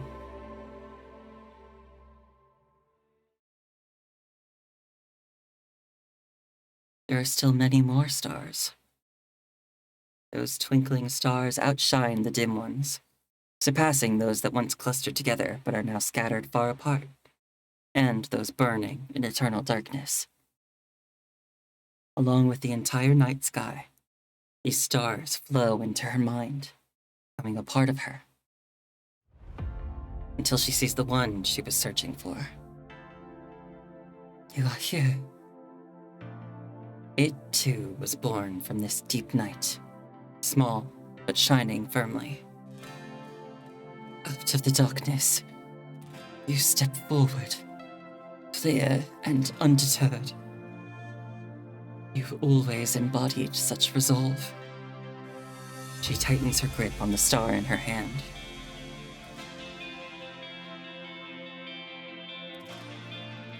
This marks my first speech to the Parliament of the World Government. Since the inception of the United Foundation, Kowloon has played a pivotal role in the creation of this very edifice. Back in those early days, the reach of Kowloon's grub extended from the icy expanses of the far north to the vast ocean depths. With our intellect and strength, we have nurtured and shaped this world. We spearheaded Project Gestalt, collaborated with Universal Toys to free up hands and boost productivity, and took up the mantle of Project Orient from our forebears. Now, Project Eden stands before us. I declare that we must see it through to completion, no matter the cost in time, effort, or resources. We commit to this because we are capable, and our resolve to succeed is unbreakable. We embrace this path, knowing full well the hurdles and hardships that lie ahead, finding our drive in the very act of facing and overcoming these challenges. We are inspired by a future visible to us all, a future that promises to spark a new era. We focus on this future because it belongs to those who dare dream of it. Tomorrow is not a mere shadow, but a reality we have envisioned and are bringing into existence. This journey is not about individual desires or whims, It is not even driven by a select few who gaze at the stars. It is about all of us together, propelled by a collective vision. We are entrusted by the ordinary people who have placed their hopes and dreams in our hands. It is our duty to lead them to the stars. Even if it means employing drastic measures. Even if it entails sacrifices. Even if it tarnishes our names, leaves us with regrets and dissent. Even if future generations forget who we were, reducing our deeds to mere footnotes in history. Yet, we will embrace this destiny, for it is both our burden and our privilege. Until our mission is fulfilled, we will have set a beacon. In times to come, others will follow the trail that we have blazed, regardless of the means. There will always be those who, like us, shoulder these responsibilities and missions in the days and years to come, unwavering and undeterred.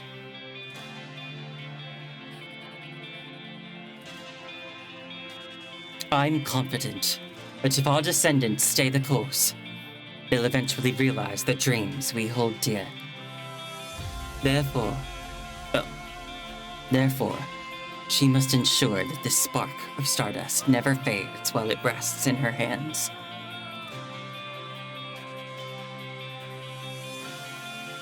This grand plan we discussed today was left to us by the previous monarch of Kowloon. At its core, it is an expansion of the pre-Great Depression Human Genome Project, extending its reach to encompass the entire Earth's biosphere, not merely human civilization. So I have resolved to take us even further. Dynasties change, but great eras can be documented. It is our duty, in this fleeting moment of hope, to meticulously document every facet of human civilization. We are faced with a stark, yet unavoidable truth. The prospect of human survival has dwindled to nothing. This is precisely why we must thrust this plan into the spotlight.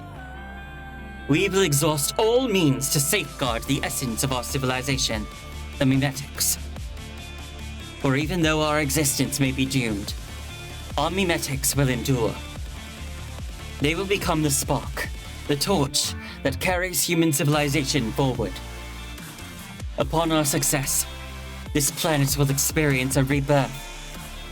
Following us, the emergence of a new humanity is assured. They will thrive under a new sun, on a renewed Earth. As they reach the pinnacle of evolution, we will be there with them. Our knowledge, our narratives, our defeats, and our triumphs. They will learn from our past eras, which will serve as their future lessons, and they will come to know everything. Even if our lives conclude here, the soul of our civilization, the collective soul of humanity, will persist eternally. This is our only path to rise above our inevitable end. History mirrors civilization, its epochs of rise and decline, inception and dissolution are fleeting. Even as our physical forms cease and materiality vanishes, our will and spirit, the information and mimetics of human civilization, will continue to illuminate the world and persist through the ages. Only we, the indomitable spirit of Kowloon, are equipped to endure the ravages of time. From this point forward, only Kowloon can serve as the world's guiding light, illuminating the path for the spirit of human civilization.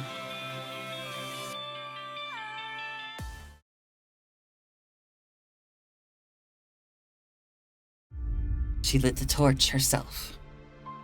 She never entrusted it to anyone else. She knew she had to do this. Even if people scorned her for running away, detested her for backing down. She must carry this torch forward, no matter the cost. It wasn't just that she had to do it. She knew she was the only one who could. Even if it meant turning herself into fuel to sustain that unsteady flame.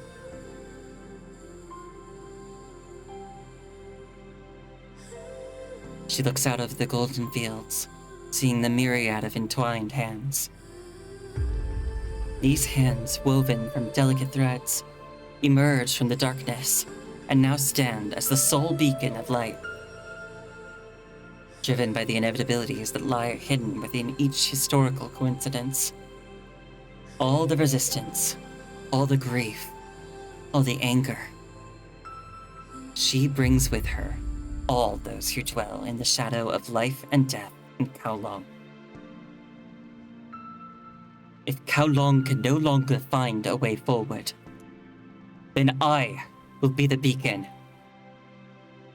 She always knew that star, because it must burn alone out there, guiding the way for those who live.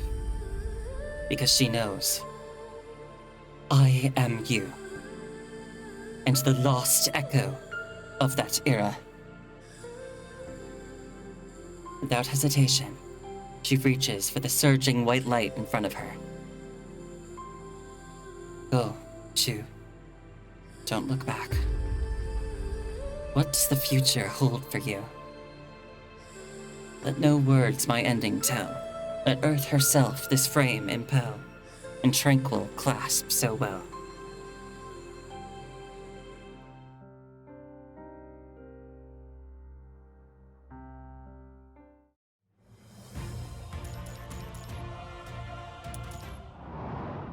Boss fight!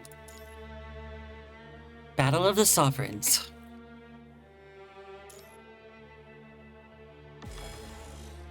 Oh, we're getting right into it. Okay.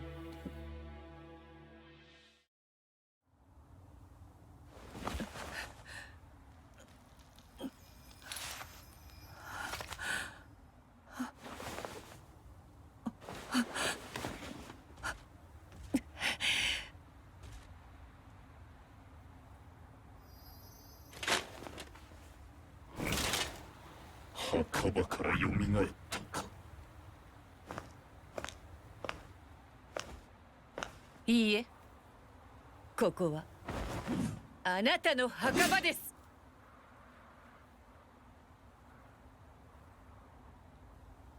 この世界にもう二人もいらねえ。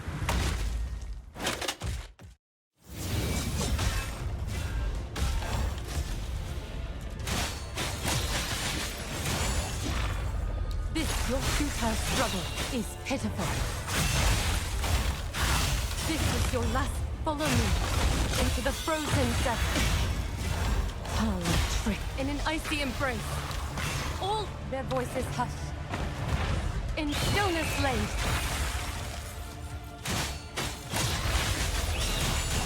History will still lead to other. Follow me in an icy embrace. All their voices hush. In stillness laid. Ah! Hollow trick. This is your last chance. Your futile struggle is pitiful. In an icy embrace, all lives shall fade. Their voices hush. In stillness laid.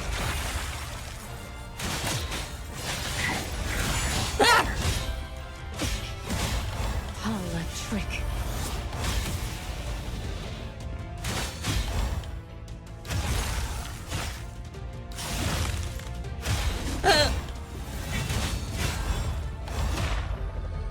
Follow me. Your futile struggle is pitiful. In an icy embrace, their voices hush. In stillness laid.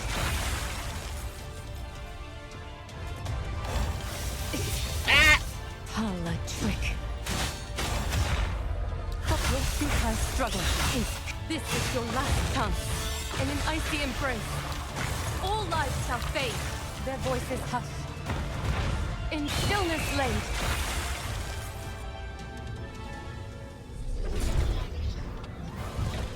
Ah, the chariot.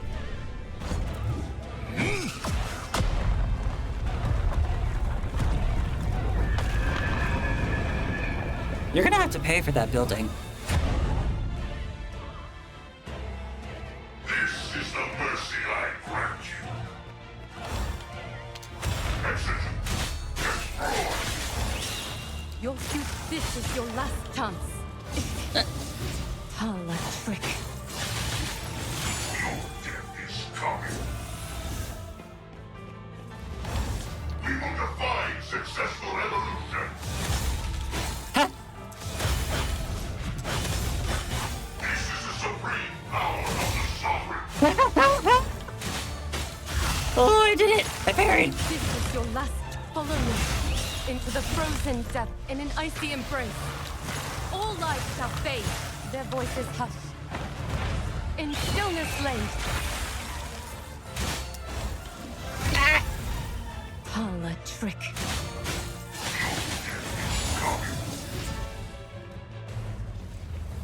Your death is coming.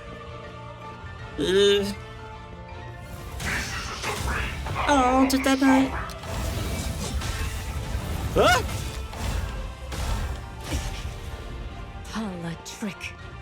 This is your last chance. Follow me. Into the frozen. Your futile struggle is pitiful in an icy embrace. All life shall fade, their voices hush. In stillness laid. Ah! Is this the best you can do? Your futile struggle is pitiful. Hey! What?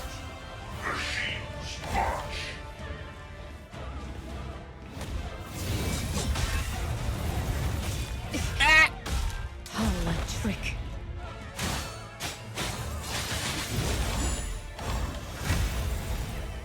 In an icy embrace, all life shall fade, their voices hush. In stillness laid.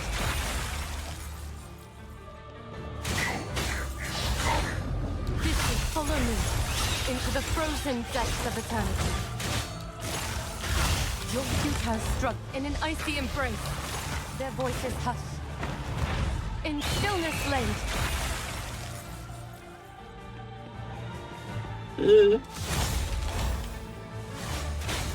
Is this the best you can do? Follow me into the frozen depths of eternity. In an icy embrace, their voices hush. Can I do it on one health bar? Follow me into the frozen depths of eternity. Your futile struggle is pitiful. In an icy embrace, all life shall fade, their voices hush. In stillness laid. Woo!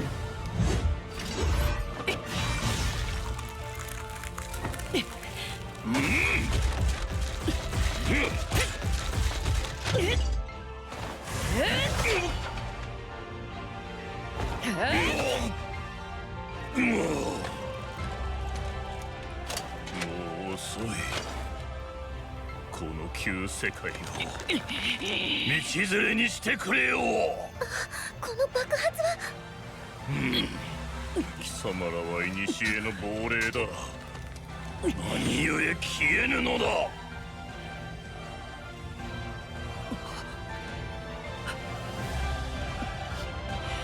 これは九龍の意志、連れ物め。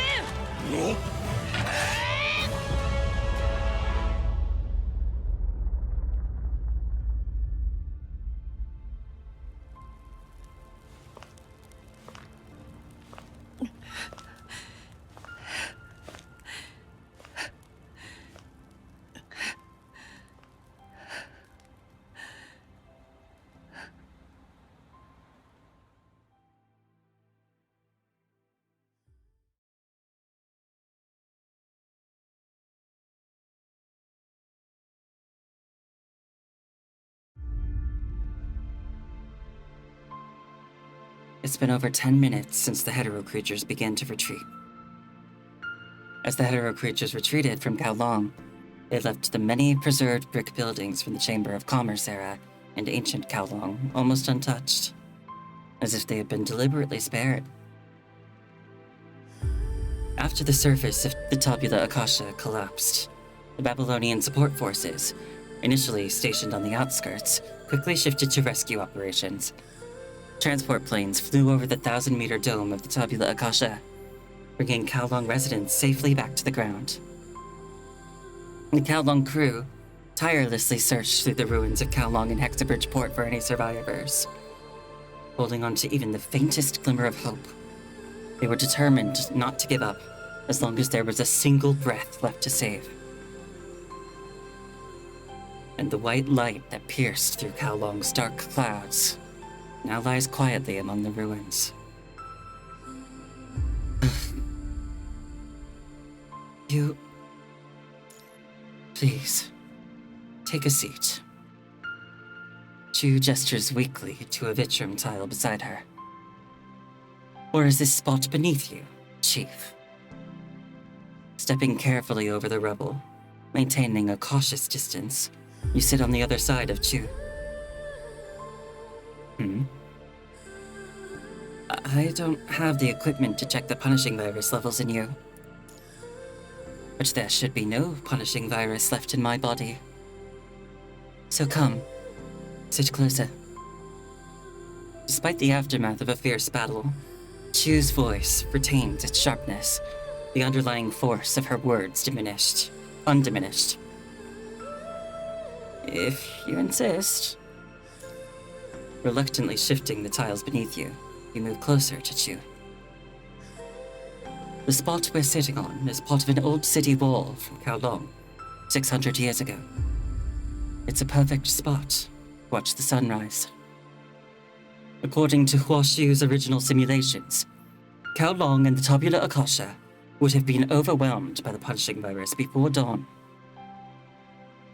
You mean that final countdown? Yes. In that scenario, the Chamber of Commerce, Kowloon Corp, and the Tabula Akasha plan would all have ended at 4:52 this morning. It would have been the last page of Kowloon's history. But not anymore. Yes. What time is it now? 6:31 a.m. What's wrong? I'm worried about you. Me? I never expected to receive concern from you one day. Right now, I'm not even sure if I'm dead or alive. Perhaps I really can't cheat death after all. But you, Chief, I don't know how much you've gleaned from the scattered data shards of the Tabula Akasha, but I bet you have many questions. Indeed. Ask away. Whatever the question, I'll give you a full answer. You have that right. Can I start from a long, long time ago? Go ahead. We have all the time in the world. If we go back to the beginning, it's been 3 years since then, hasn't it? Protect the people of Kowloon aboard the Niter. I had no choice but to refuse their return. They shouldn't have been involved in that battle. It was the only way to minimize casualties. At that time, I attracted the Ascendants with Huashu, and manipulated events to ensure Huashu could access the Tabula Akasha. Only in this way could Huashu play her vital role in attacking Gestalt, given their shared origins. But Lucia and you both went beyond what I had anticipated. Our ideologies and principles are fundamentally at odds. You're fortunate to have someone so dedicated by your side. When mentioning Lucia, Chu's usually stern expression softens, and a hint of bitterness creeps to the corner of her mouth. My best move then was to adapt on the fly. After I lost to you, I allowed Gabriel to take Huashu. That way, I could better hide in the shadows. So, you orchestrated all this? But why did you give Huashu to Luna? How Luna uses Huashu is entirely up to her. But in any case, Luna must use Huashu to attack Gestalt. Why? Shu lets out a long sigh. I can't see what the future holds. Even I can't see that far ahead. In Huashu's simulation, we had to either eliminate Luna or ensure she faced Gestalt in this way. This is the only way for Kowloon and the Tabula Akasha to survive. It's also the only way this world can survive, even though hope is slim, and I have no expectations for myself. Moreover, Babylonia isn't just a haven of peace. To rouse those indulging in unchanging security and prosperity, violence is the only solution. Furthermore, if Luna uses Huashu to bring down all of Babylonia, it will prove that humanity can go no further, and the Tabula Akasha is the ultimate end. Did you see all this through Huashu? Some of it, yes. Some of it, no. Huashu is just a tool, and so is Gestalt. The final decision can only be made by humans, but when necessary, with the tools and the decision-makers, can become tools themselves. You can't put all your eggs in one basket. So, you were actually betting on both sides. In any case, Kowloon would have remained unscathed at that time. Whether it was Luna or you, all I needed to do was sit back and reap the benefits. It seems we indeed have some irreconcilable ideological conflicts. She continues to gaze quietly eastward, as if nothing has happened, and time before her eyes turns into a uniform white. Being able to see the future can often be a cruel burden. It's both a responsibility and a weight to carry. Did you foresee all of this happening today? Part of it. Once those hetero creatures exist, they will seek human knowledge to evolve. It's only a matter of time before they set their sights on the Tabula Akasha. But you are doing all this for more than just the Tabula Akasha. The Tabula Akasha is indeed my top priority, but I am not a butcher. Chu's expression turns serious. The people of the Niter must still hold a grudge against you. If they didn't hold a grudge against me, they wouldn't trust Chao Feng and Pulao.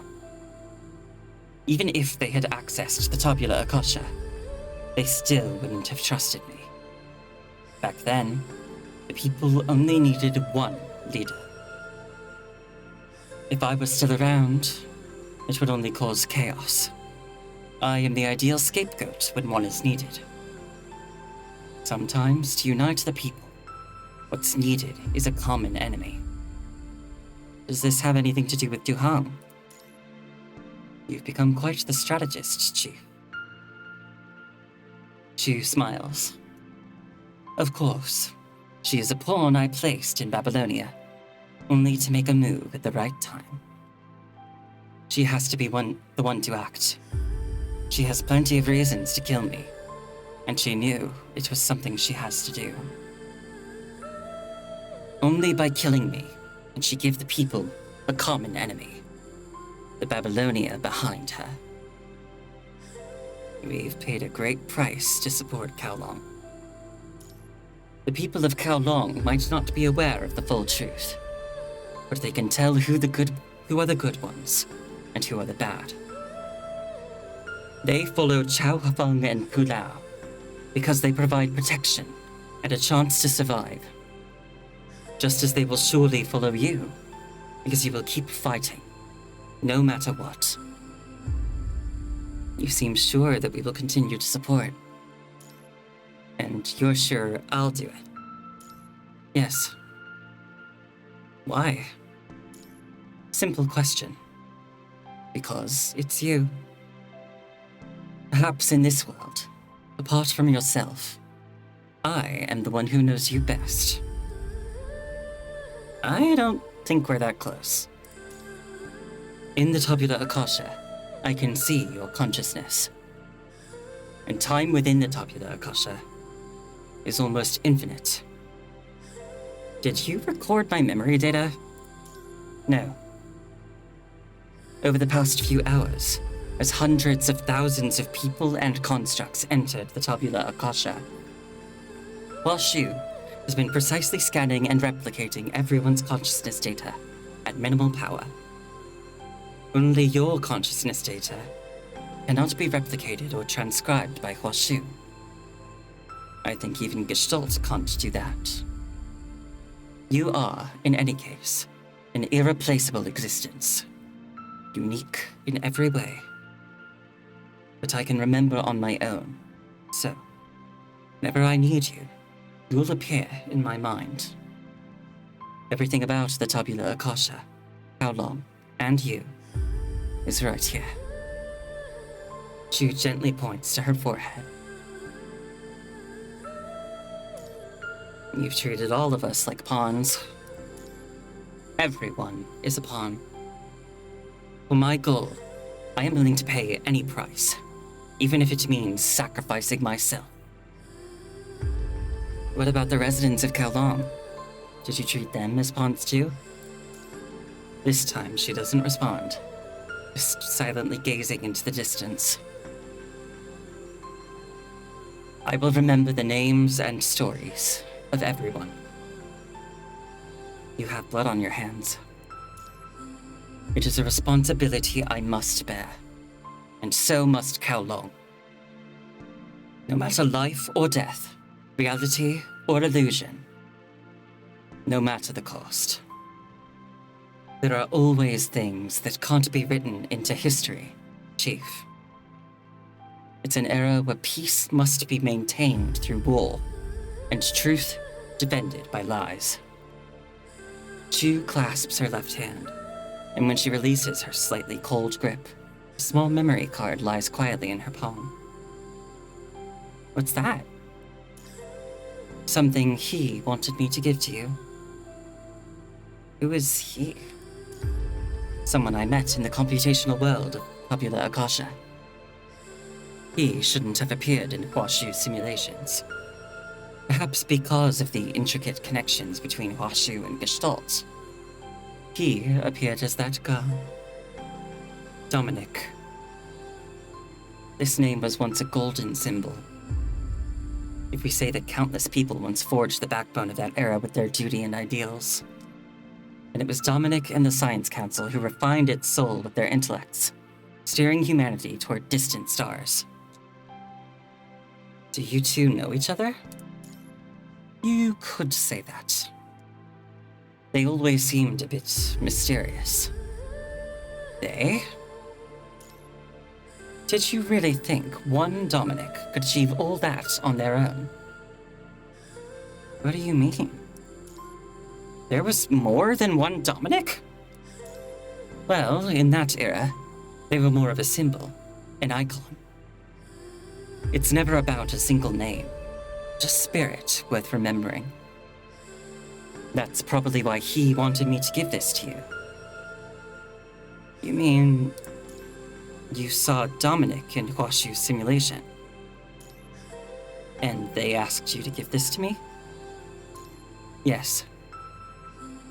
But perhaps because Huashu isn't directly connected to Dominic, they had to take the form of that girl to convey this message to me. Waiting at the end of that universe, a girl named Nanami.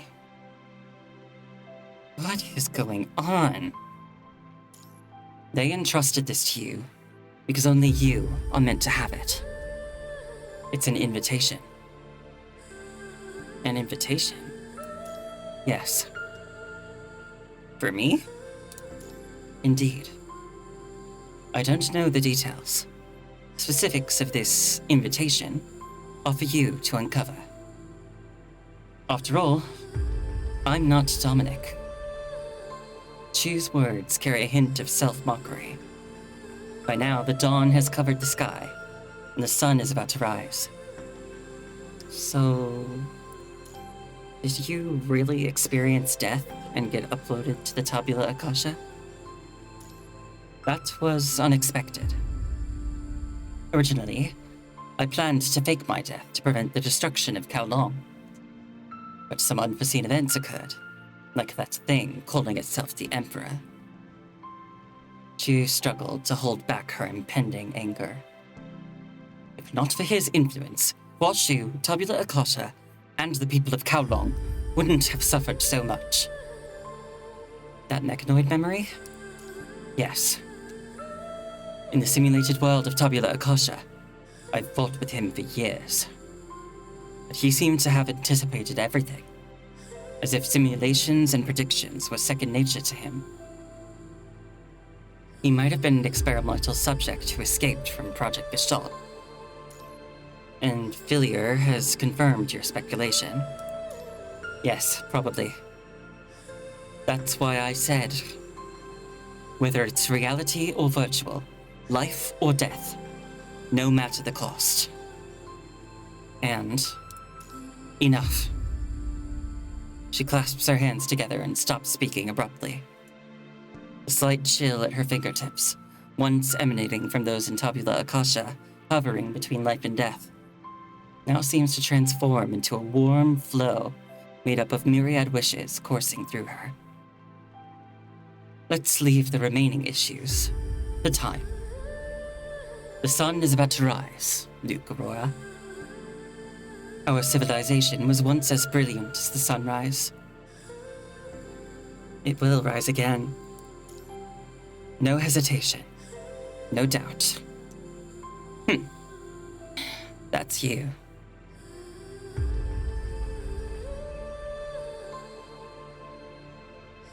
The first ray of dawn lighting up Kowloon touches her face.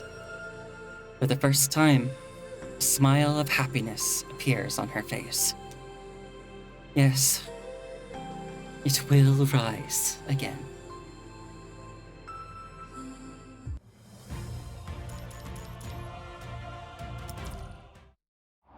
All right, one more.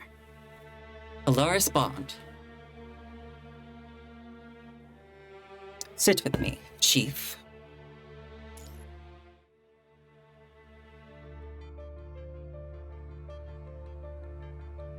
It has been 9 hours since the hetero creatures completely retreated from Kowloon.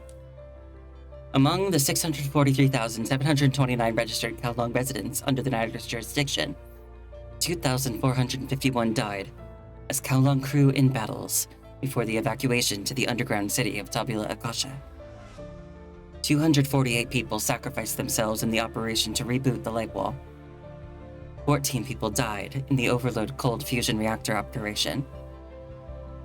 23,227 people perished or went missing before relocating to the underground city of Tabula Akasha.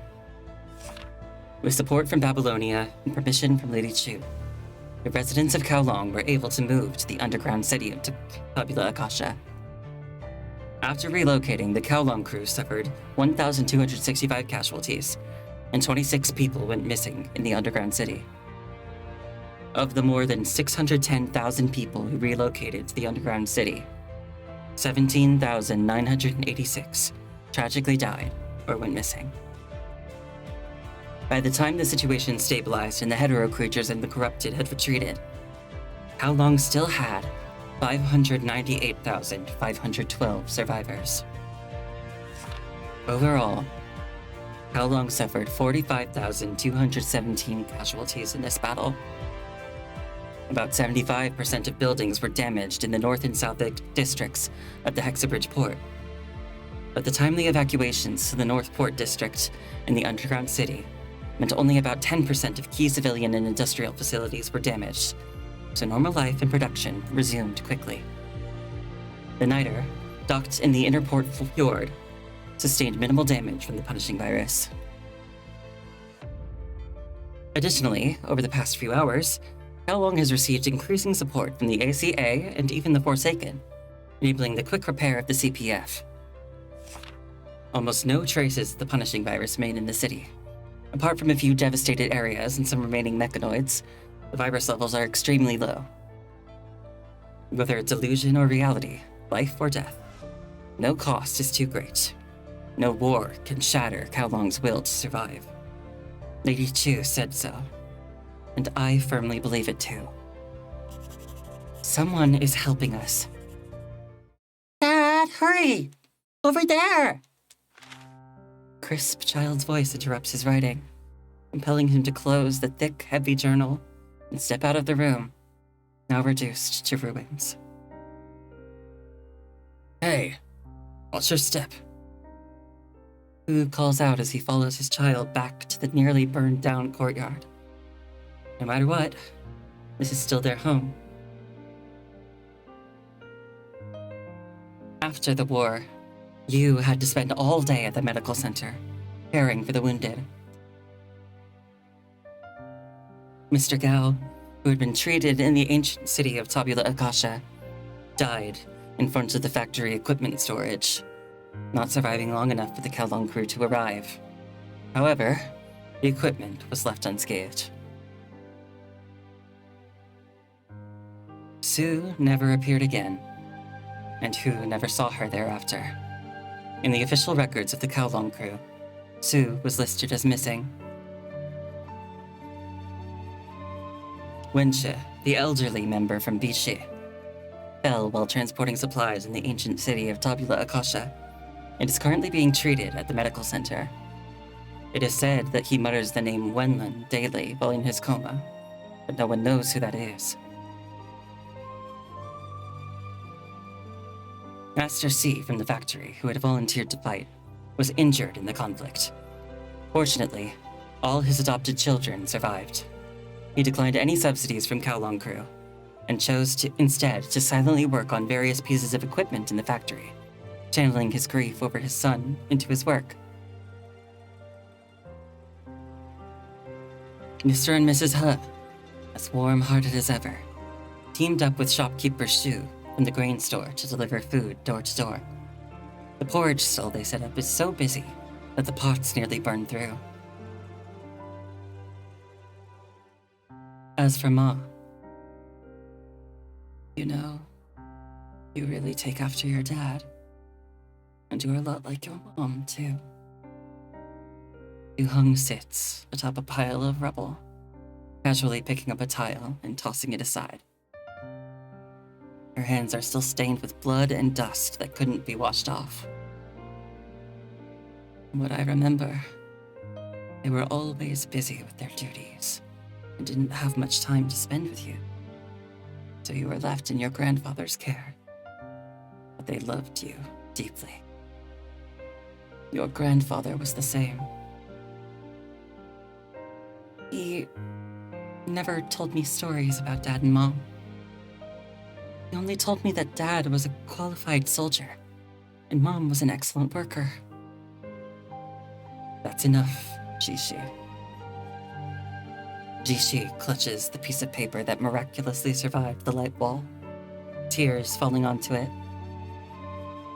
Because he himself was also a qualified soldier. And so are you. Yu Hung's voice trembles slightly.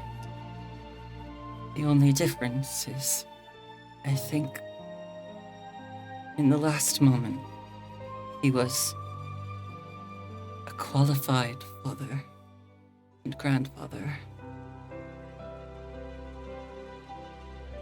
My dearest granddaughter, by the time you read this letter, I may no longer be part of this world.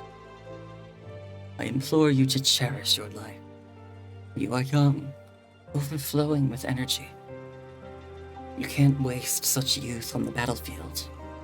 If someone has to die, it should be us, the aged and weary. I fought hard when I was young, battle after battle, hoping to forge a better future with you, for you.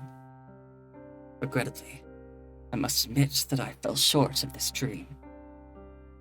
Though I tried my best to let you live happily in this terrible era.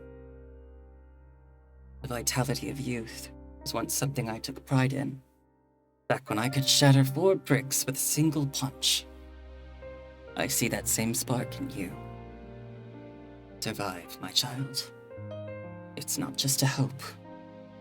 It's something I know deep in my heart you're capable of. I am but a simple man, and my greatest wish is to see you live full life. Oh, the light ball is starting to shine. It's going to get hot. Farewell, my dear child. Two people separated by an era, the only kin they each had left. They embrace and weep among the ruins of Kowloon.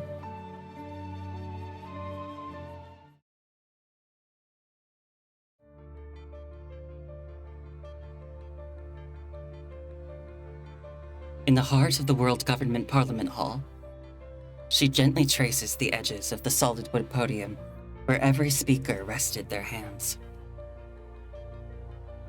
The worn and weathered surface of this modest lectern, bore witness to years of defiance, hatred, hesitation, strife, cunning, and grand declarations made by those who had stood before it. It chronicled humanity's journey toward prosperity and unity, an ascent to the stars, and how humanity fell into ruin and division, sinking into the mire of war and disaster brought by the punishing virus. Until she places her hands upon it again, civilization, as it lies before her, still remains in its infancy. She has seen it all too many times. Decades ago, I stood here and cast the first vote for Project Eden. Eden 2, now known as Babylonia, the aerial garden where you all live and depend on every day. As Chu speaks, she places a screw on the podium. If it were any other council member, such an act would have sparked waves of discussion and ridicule. But under her imposing presence, no one dares utter a word. This is the IK-9000 model screw, most commonly used in the construction of Eden 2. Only the factories in Kowloon could produce such high-strength components. On the lunar base, where the first screw was turned in the construction of this migration ship, you called that era the Golden Age. In that era, people were willing to sacrifice everything for a shared, lofty vision, even themselves. While listening to the speech, Hassan feels Chu's gaze briefly pass over him, seemingly by accident. Back then, those in power were focused solely on the future of human civilization, not on individual gains. Back then, humanity had the courage to risk everything, to give up everything, all for the sake of a grand ideal. In that era, our vision and courage embraced the history, the present struggles, and the future glories of human civilization. However, today, the illusion of peace and unity has sapped Babylonia of its momentum. Most of you no longer wield your power to preserve the continuity of civilization. We once envisioned a future with civilization as the cornerstone, but now, many are primarily chasing personal gains. This is the fundamental difference between you and me. This place has strayed far from what Trillard and his successors envisioned as a unifying bond for humanity. But Kowloon will continue to cooperate with Babylonia. Whether in the Clean Zone, Kowloon, and beyond, we will integrate Kowloon's vast territories with the Clean Zone, as per our agreement. I acknowledged the world government from this podium before, and I continue to do so today. However, Kowloon, my people, and I will not relinquish any rights we deserve. I will not retract my words, just as I did not before Trillard.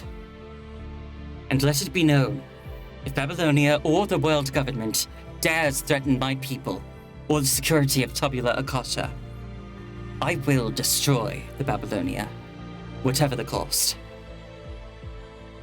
Her chilling declaration reverberates through the silent Parliament Hall. No one dares challenge her. They know she means every word and has the power to fulfill it. My people have shown the world that with unwavering determination and courage, even at great personal sacrifice, We can overcome the formidable challenges posed by the punishing virus. Our resolve and bravery have transcended time and space, bridging the gap between life and death. This is the foundation that enables Kowloon to tenaciously survive on our land. Kowloon exists for civilization, not the other way around. My people have demonstrated their will to live, and I will answer their call. Only with such profound determination and courage can we infuse history with the essence of civilization, rather than merely clinging to remnants of its end. Among you, some still possess such courage and resolve, who can perceive reality beyond ideals and beliefs. Chu casts her gaze in your direction, acknowledging your presence at the assembly, even though you are not a council member. In the past, Kowloon united the world and civilization like this group. I am committed to collaborating with such individuals, and so is Kowloon. And as I understand it, some here are ready to speak up now. Chu nods toward you, and Asimov, who is sitting behind you, exchanges a glance and stands up with you. After Ms. Chu verified its content, we have submitted this document to the Parliament. Report on multiple illegal scientific research and personnel violations by the Science Council, Corono, and the world government. Asimov rattles off this lengthy list of names in a single breath. As Asimov emphatically announces the report's title, several uneasy council members immediately stand up, including Corono, the world government, and most of the secret research of the Secret Council, of the Science Council. This is a colossal lie, dating back to the Golden Age, involving numerous individuals. Objection! As the chief technician of the Science Council and a member of the World Government Parliament, as the Grey Raven Commandant from the Babylonia Task Force, we are committed to unveiling this deception to both the world government and the entire world.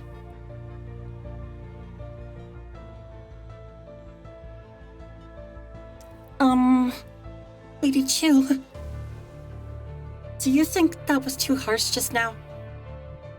Ulao asks timidly, standing under the ship's corridor. The world government parliament has been rotting from the inside since Trillard's leadership ended. They need someone to wake them up. Just Trillard's successor is not enough. I have the authority to speak out and take action, as does the Grey Raven Commandant. Some contributions are made in the light, while others I'll handle in the shadows. I see. Still getting used to having a superior again, Ulao can only shift her gaze to the ground. Ulao. Yes? No need to be so formal. Without the people of Kowloon, I wouldn't be standing here. If it weren't for you, I wouldn't have survived the Tabula Akasha. Eh? Lady Chu? Why did you say that? I don't know. You carry the emotions of many people, Ulao. You can understand things that I still struggle to grasp. Maybe that's why. No, Lady Chu. It takes great courage to stand up to the monarch of Kowloon, no matter the circumstances. I believe you can feel it too. Ulao responds, her tone gentle yet firm. Chu gazes at the small storage device hanging on Ulao.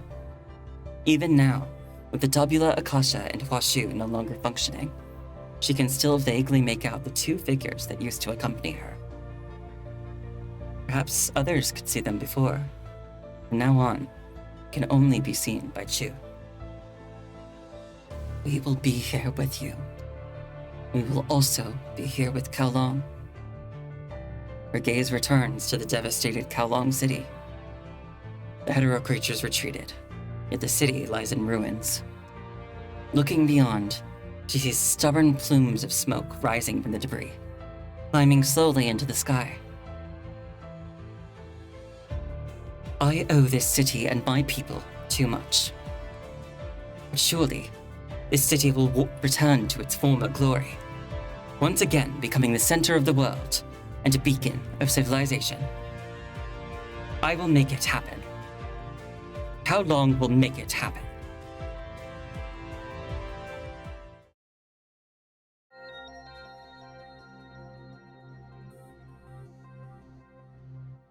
After Asimov and the Grey Raven Commandant released the over 2,000-page report, along with supplementary notes from Asimov and Chu, it immediately set Babylonia ablaze, severely undermining the credibility of the World Government Parliament.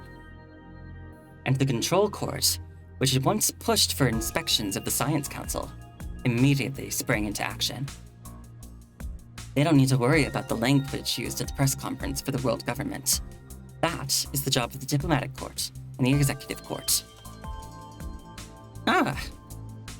There are so many, really. The history since the Science Council was established is thoroughly documented here. We just need to find what we're looking for. I'll leave it to you. So, what exactly are we looking for? About the Gestalt. Lesty, get me the section of the report on Kowloon. The report by someone named Chu? Sorry? Lesty grabs the file from another construct nearby and pushes it in front of Ishmael. According to the Science Council's judgment, this construct can no longer be classified as a transcendent. Is there really a technology that can remove the punishing virus from a transcendent? Perhaps there is. What do you think the punishing virus is? Why such a fundamental question all of a sudden? I don't know. What do you think the things that fill our bodies are? Vital fluid? Tantalum copolymers? And circuit components? Smaller. Then it's various chemical elements, molecules, and atoms, down to basic particles. More abstract. More abstract? Let me think. Could it be information? I was just saying it casually. After all, from human DNA to atomic structures, even human consciousness, it's all a form of information. It's just different expressions of information that determine the differences we see now.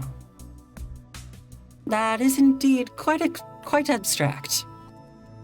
Energy is conserved, and so is information. When the punishing virus leaves, other energy and information need to fill the void left by the virus.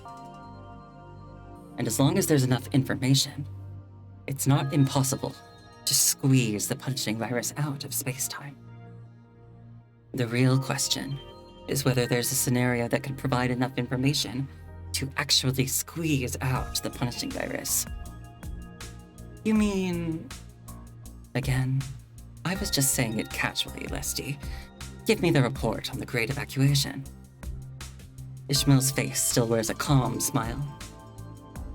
Seems you really fit the stereotype of the Science Council's First Division. The Great Evacuation. If we trace back to... Ishmael's eyes show a hint of hesitation, even seriousness. Dominic? What's wrong? There are still some things that are unclear. I thought you knew everything. Lesty blinks. Records about Dominic are indeed scarce. What hidden secrets does this hero of humanity still hold?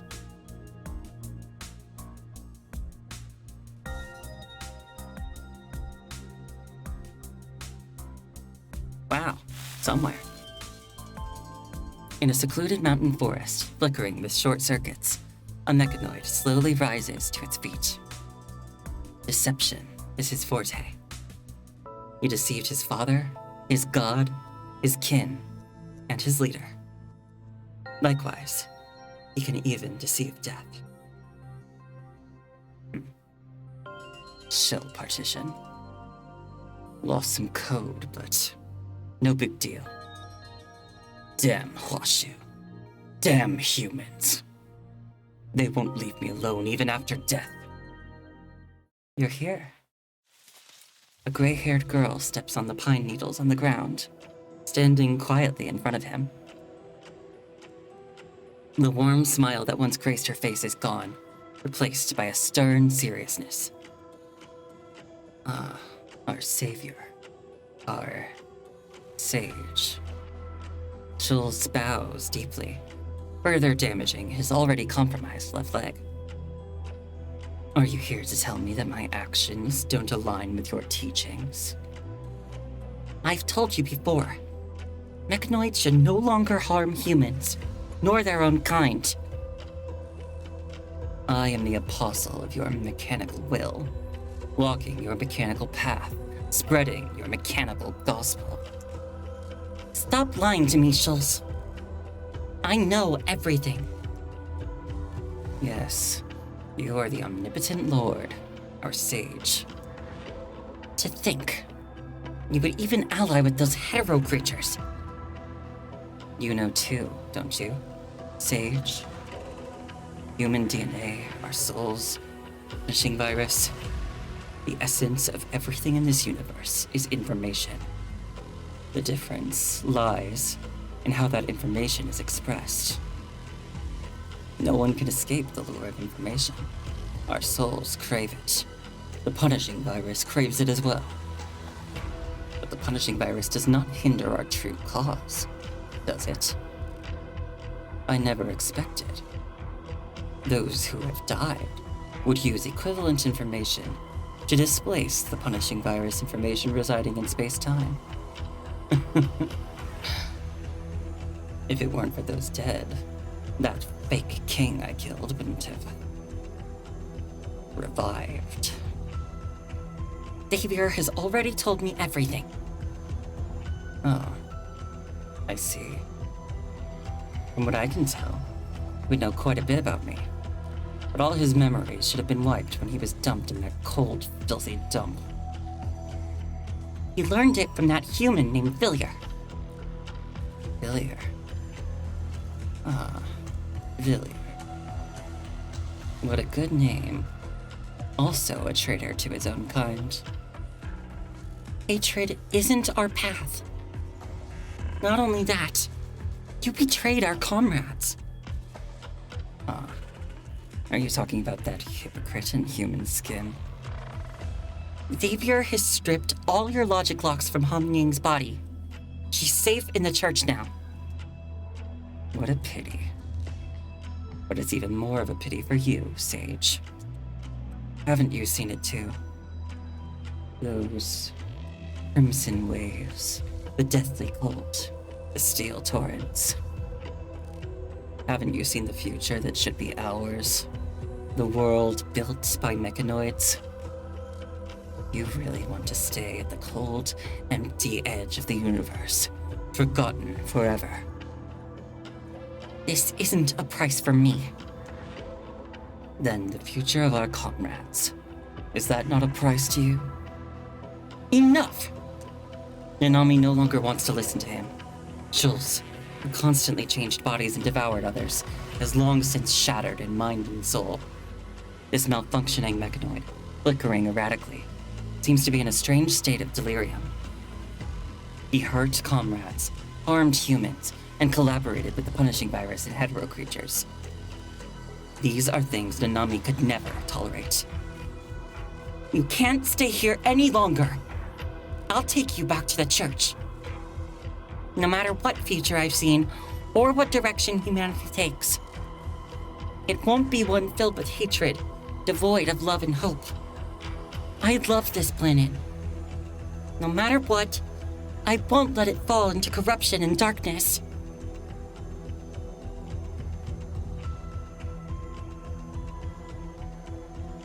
You saw it. Yes, they will figure it out. It took them over 30 years just to discover that the essence of the punishing virus is multidimensional information. And expecting humans to manage mimetic pollution will be even more unrealistic. But as I mentioned, the solution to fully addressing the contaminating mimetics lies in this city, within the mimetic that documents and safeguards the information of human civilization. You're referring to the Tabula Akasha. Exactly. Before the Tabula Akasha project started, you proposed a similar possibility to Kowloon. I made extensive preparations, and that was just one aspect. Only Kowloon has the determination and persistence to see such a project through. Now, the reference plan is in place. But clearly, using the Tabula Akasha as a model will only be effective after it has finished recording the entire history of the planet and civilization. The mimetic created from the dense information of the Tabula Akasha can then neutralize the pollution. Recording this volume of information will take at least 272 Earth years, and given the current situation, the time frame is likely to extend even further. In this universe, everything must adhere to the law of conservation of energy. There must be something that can transcend time and space, exceed the speed of light, defy gravity, and transmit information. You mean her? Yes. It's far from practical. Distant water won't quench immediate thirst. Only mechanoids that have evolved into complete souls uniting their kind can potentially counteract the contaminating mimetics. This will take at least tens of thousands of years. You're right. We don't have much time left. Right now, my only advantage is that those who manipulate time and dimensions, they haven't noticed me yet. But it's only a matter of time. Don't you find the idea of rebelling against an unstoppable higher power somewhat romantic? I don't see it that way. Maybe that's why I'm human and you're a mechanoid. So it will take tens of thousands of years, and we can't afford to waste any time. There's a way forward. You have a solution. I have an idea, but it's too complex to explain here. Whether it's Kowloon or the Forsaken, someone will always rise to the challenge. You're making pointless arguments. To this day, I still hold two highest directives: to lead human civilization into a new era, and to remain loyal to humans. Correct. Would you sacrifice yourself for these goals? No. In every scenario where this unit ceases to exist, humanity invariably fails. Rather, in every future where this unit exists, it underscores my critical role and assured victory. Do you really have so little faith in human capabilities? No, that's not it. Then you don't trust us? To some extent. What kind of delusion makes you think that we only exist in the history of the past?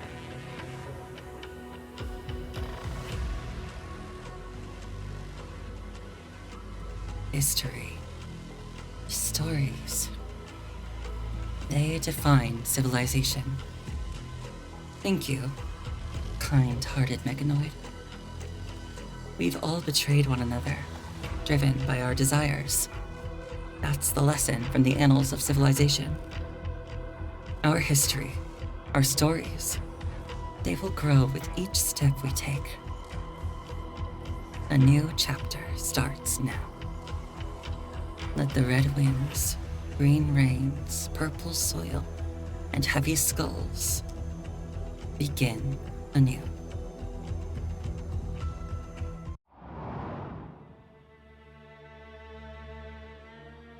Oh boy. That seemed ominous. Well, anyway, it took a while, but that's it.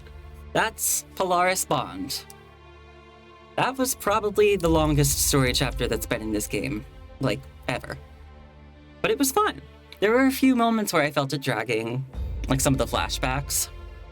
But ultimately, I had a pretty good time. And the final battle was fun. I am surprised that I made it through the whole thing on a single life. Whew. But I did it! I did it!